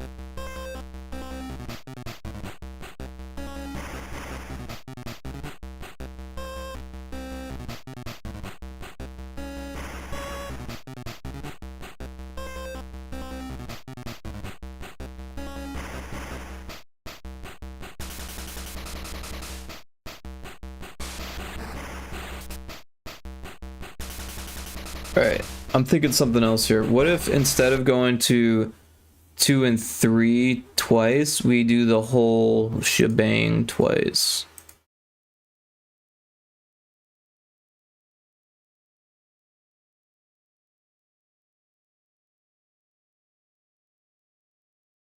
Before we go into 4 and 5. So like this.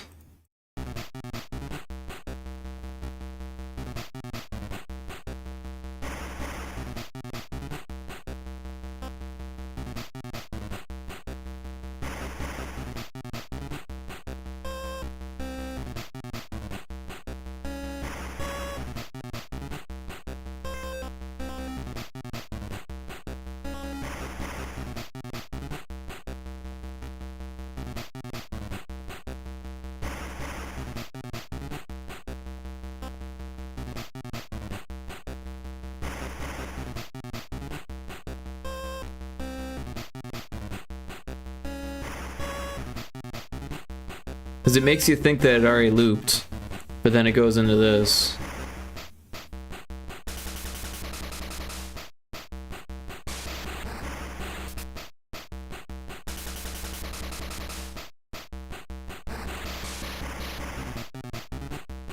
Alright, I think we've got it.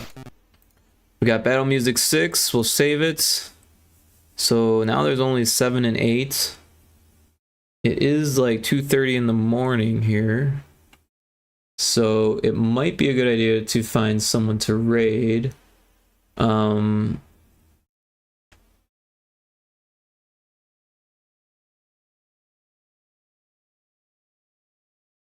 don't know. We could do more music, but I think if we find someone to raid, I might get to sleep at a normal hour. Or like, if I don't, then I'll have some time to relax at least. But we got a lot done today. We worked on all 3 games. Well, 3 of the 5 games that I'm working on. Right. Hopefully I didn't miss any. Well, there is the card game too, so technically there's 6. And I kind of do want to get some work done on the card game this month. In case anyone wants to test it again at the next card game meetup, or the board game meetup, the tabletop developer meetup.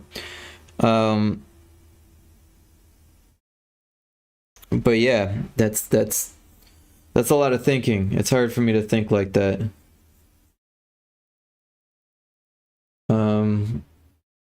But yeah, we had fun today. It was good. We'll listen to this some more while I find someone to raid.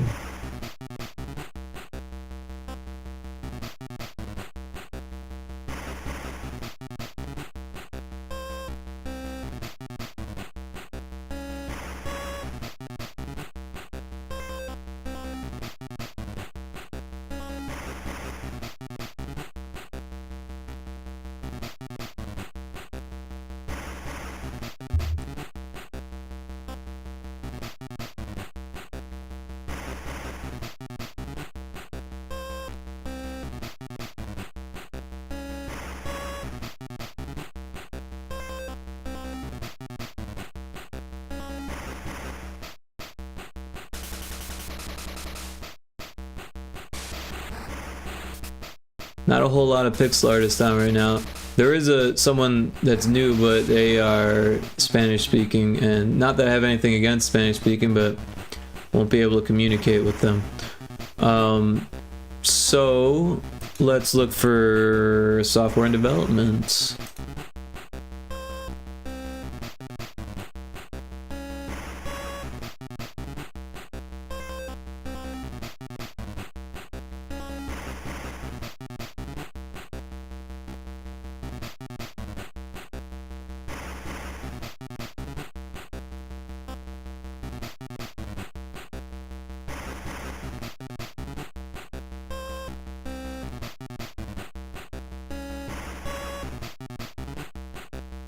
Did they change the search bar so it doesn't load as many streams now? That's weird.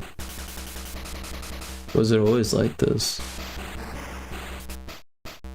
Oh, this is past videos. Not even what I want.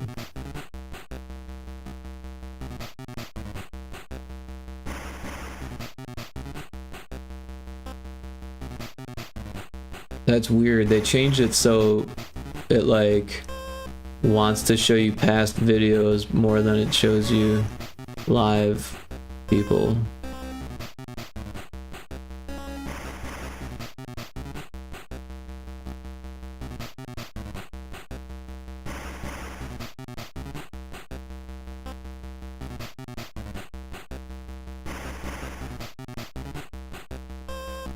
Let's change the song. Not that that's bad, but it's nice to have some variation.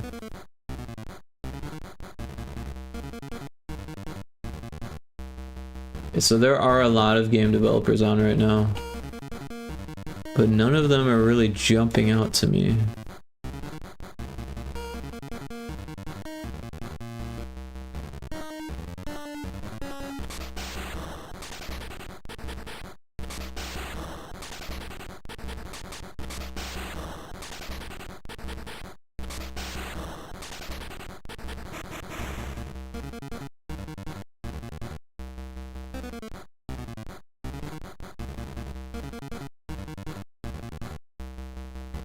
Well, we could always raid Seagoat again, or Peanut again. We did just raid Peanut not that long ago.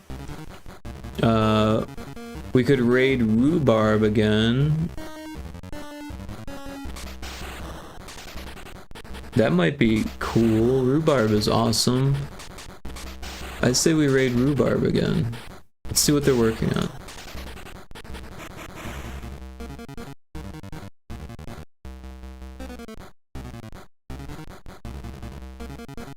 It's like they have ads.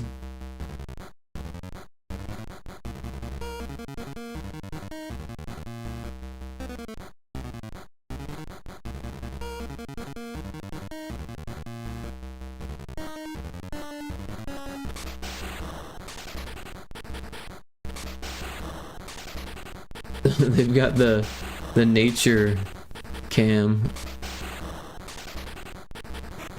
That's so cute. There's a raccoon just like munching away. Hungry raccoon.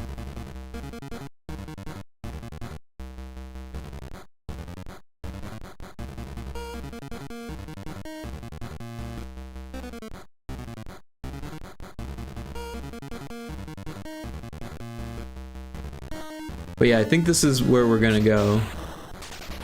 I'm still waiting for their ads to be up.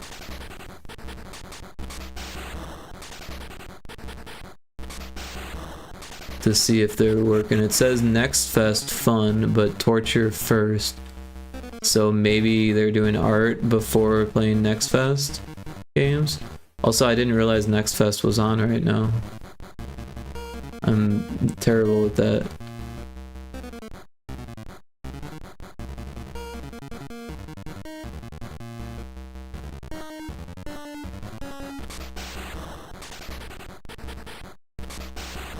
It's so cute, this raccoon is bathing in the water thing.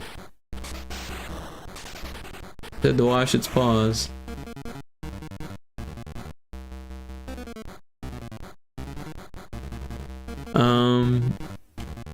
This song's cool and all too, but let's switch it up a bit.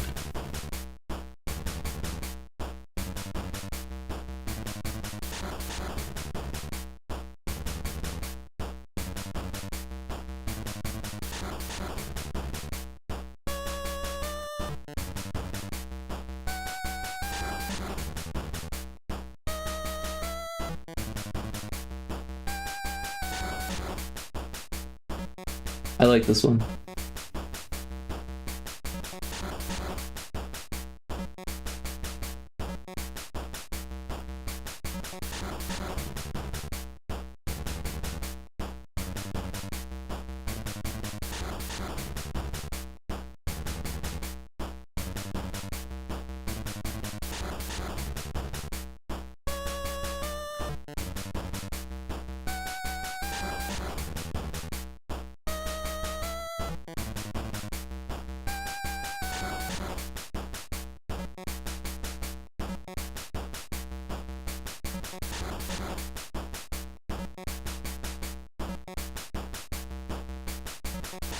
I can't tell if they're just watching the stream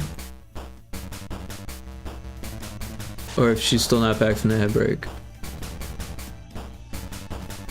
There's a possum now too.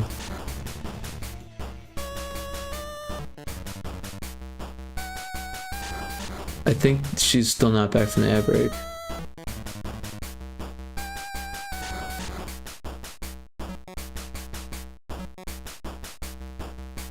But we can use this time to make a GIF of the game, of the other game. So let's save this. We'll stop this.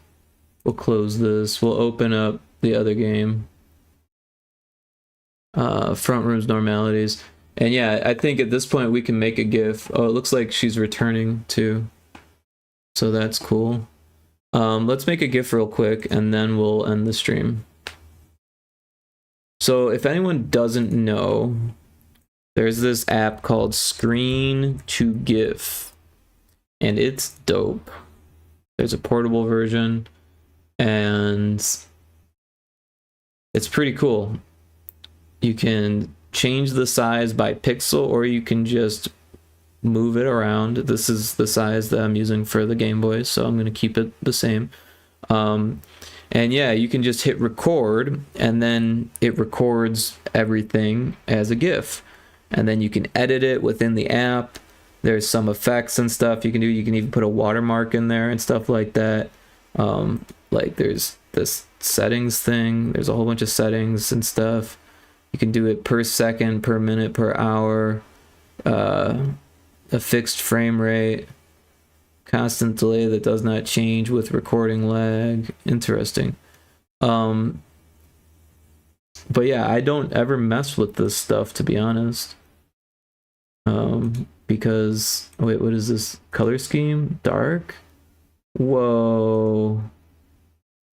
Let's do that. Did it change it? It didn't.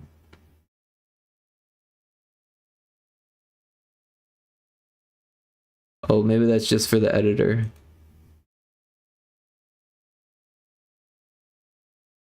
But yeah, it's free, it doesn't cost any money, and it's pretty dope. So yeah, we are going to adjust it a little bit because things move around, and that looks good. So we're gonna keep it small so that way we can put it onto Discord, but you can make it large if you want. But yeah, we want it to be on Discord, so, and yeah.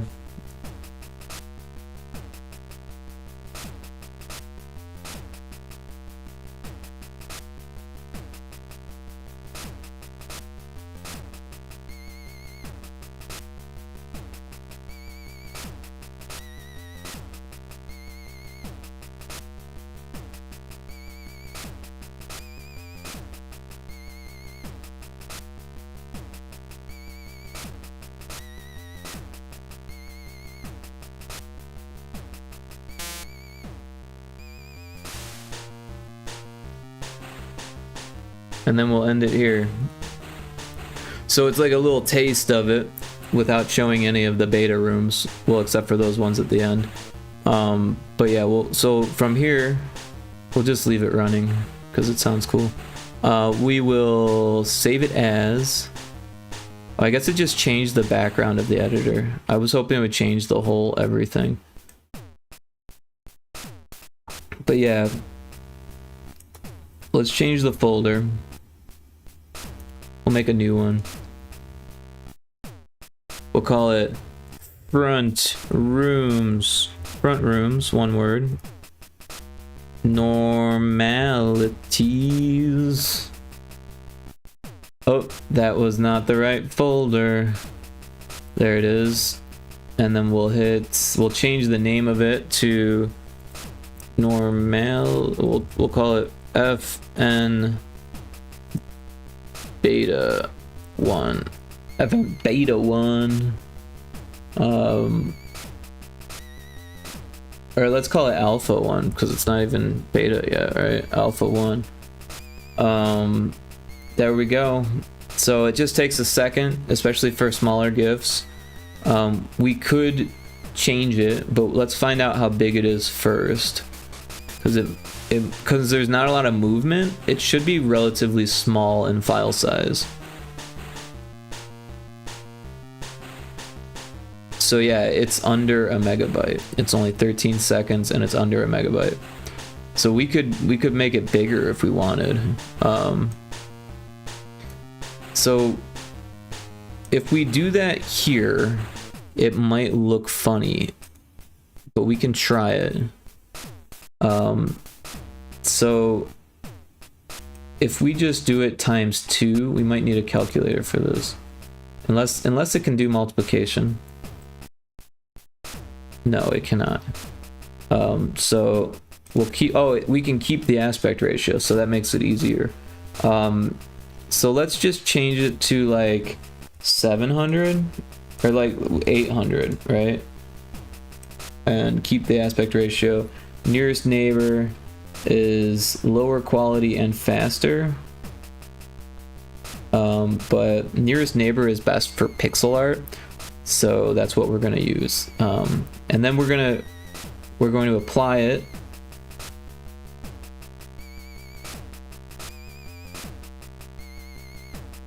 And it looks like Rhubarb is playing a game now, so that's interesting.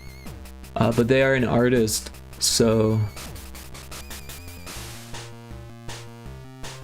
But they also are interested in playing my game, so that's kind of cool.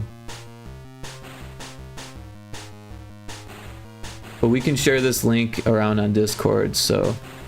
Alright, so yeah, it looks okay at first glance. So let's see how it saves. We'll save it as big.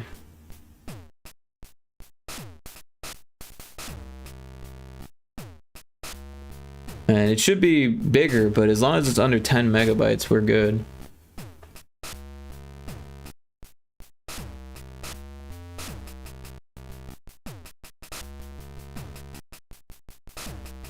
See, this analyzing unchanged pixels helps with the file size a lot, I imagine.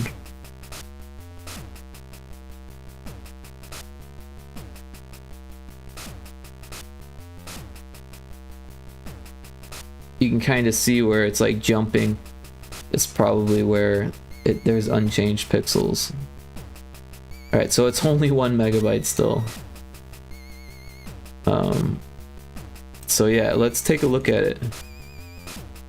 Oh, it's really big.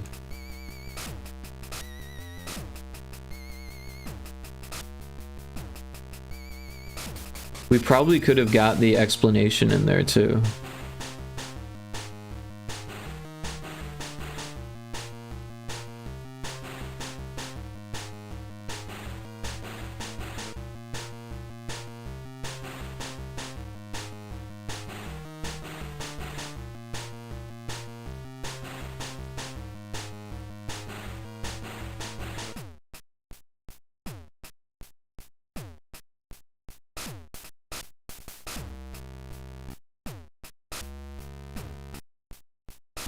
Oh, you know what we should do? We should cut out the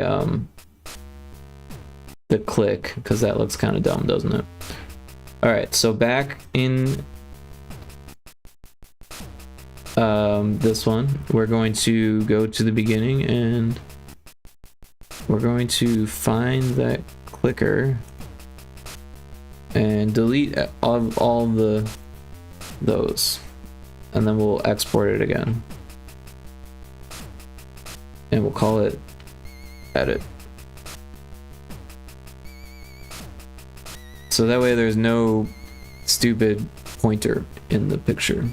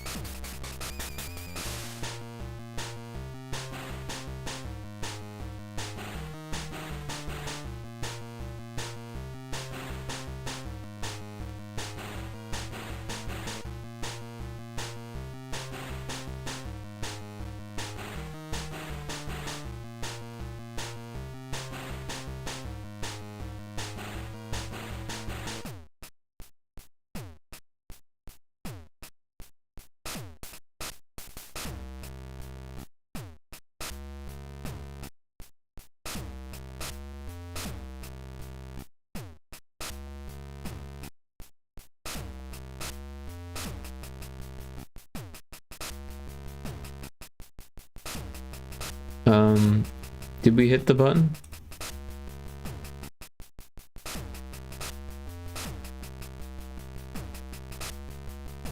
Alright, yeah, sorry, I got carried away watching what Seagoat was doing.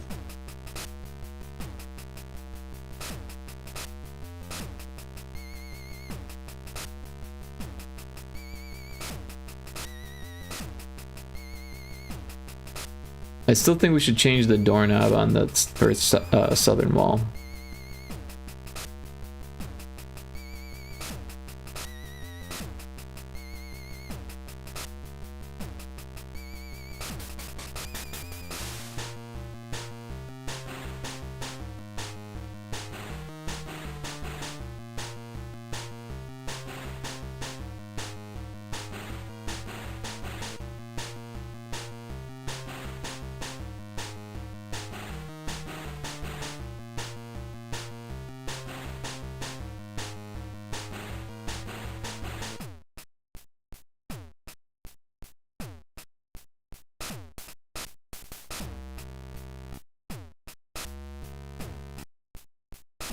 Oh, I just came up with an idea. What if when we hover over a trigger, we change the pointer to an arrow? Or even just rotate it.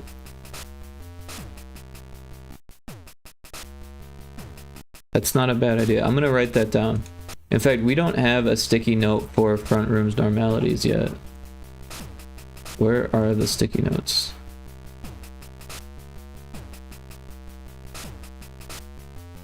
Source hack. Pyrotoad. Let's make a new sticky note.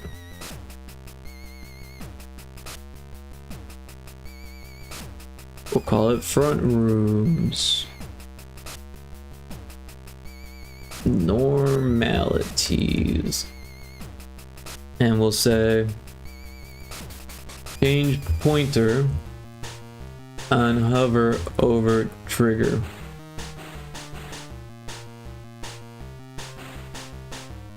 And that would have been something to do earlier, sooner rather than later, so that way we don't have to copy and paste a bunch, but hey, it's just copy and paste, it's not that hard.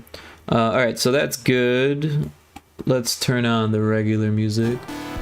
And I'm gonna turn down my headphones a bit. And we've got our GIFs, so we can share that around if anyone asks for it, but I think they're pretty involved in this game. Peanut always likes to ask for art, and we could raid Peanut, but we just raided Peanut, and we just raided Seagoat not that long ago either, also, so I think Rhubarb is where we should head. I mean, we did raid Rhubarb last week, but it's a new week, so... Cool.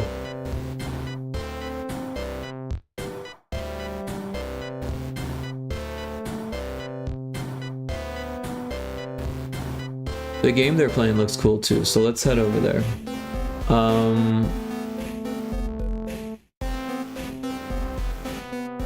Alright. So we've got a raid message. If anyone is not lurking still, but it's pretty late, so I don't blame you if you're lurking. But we're gonna raid Rhubarb, and Rhubarb is super cool. So if you want to use your raid message, that would be super cool. If you want to join the raid and say hi, that would be super cool. If you want to lurk, that'd be cool. If you want to dip out, that's acceptable also. But yeah, we're gonna raid. So raid, and then Rhubarb. Raid Rhubarb. We're gonna raid Rhubarb. So yeah, hopefully everyone enjoys the raid and has a great evening. And yeah, thanks again everyone for hanging out. I appreciate everyone dropping in and lurking and saying hi. I appreciate the raid from IndieX. That was super fine, super swell, super fine of them to do, and just awesome. She's such a cool streamer, and I really appreciate her dropping in. And yeah, everyone for hanging out. Big Lumbee got first again. Big Lumbee's racking up those first. Oh, Taco Crepe is live, but we just rated them too. So, but yeah, might have to lurk in Taco Crepes while we eat our midnight snack or whatever we're doing. But yeah, we're gonna raid Rhubarb. So I'm just going to go ahead and hit the button here. Make sure I got my thing. And yep, we're ready to roll. So I'll see you there, or I won't. And thank you and take care. Have a great night. Bye.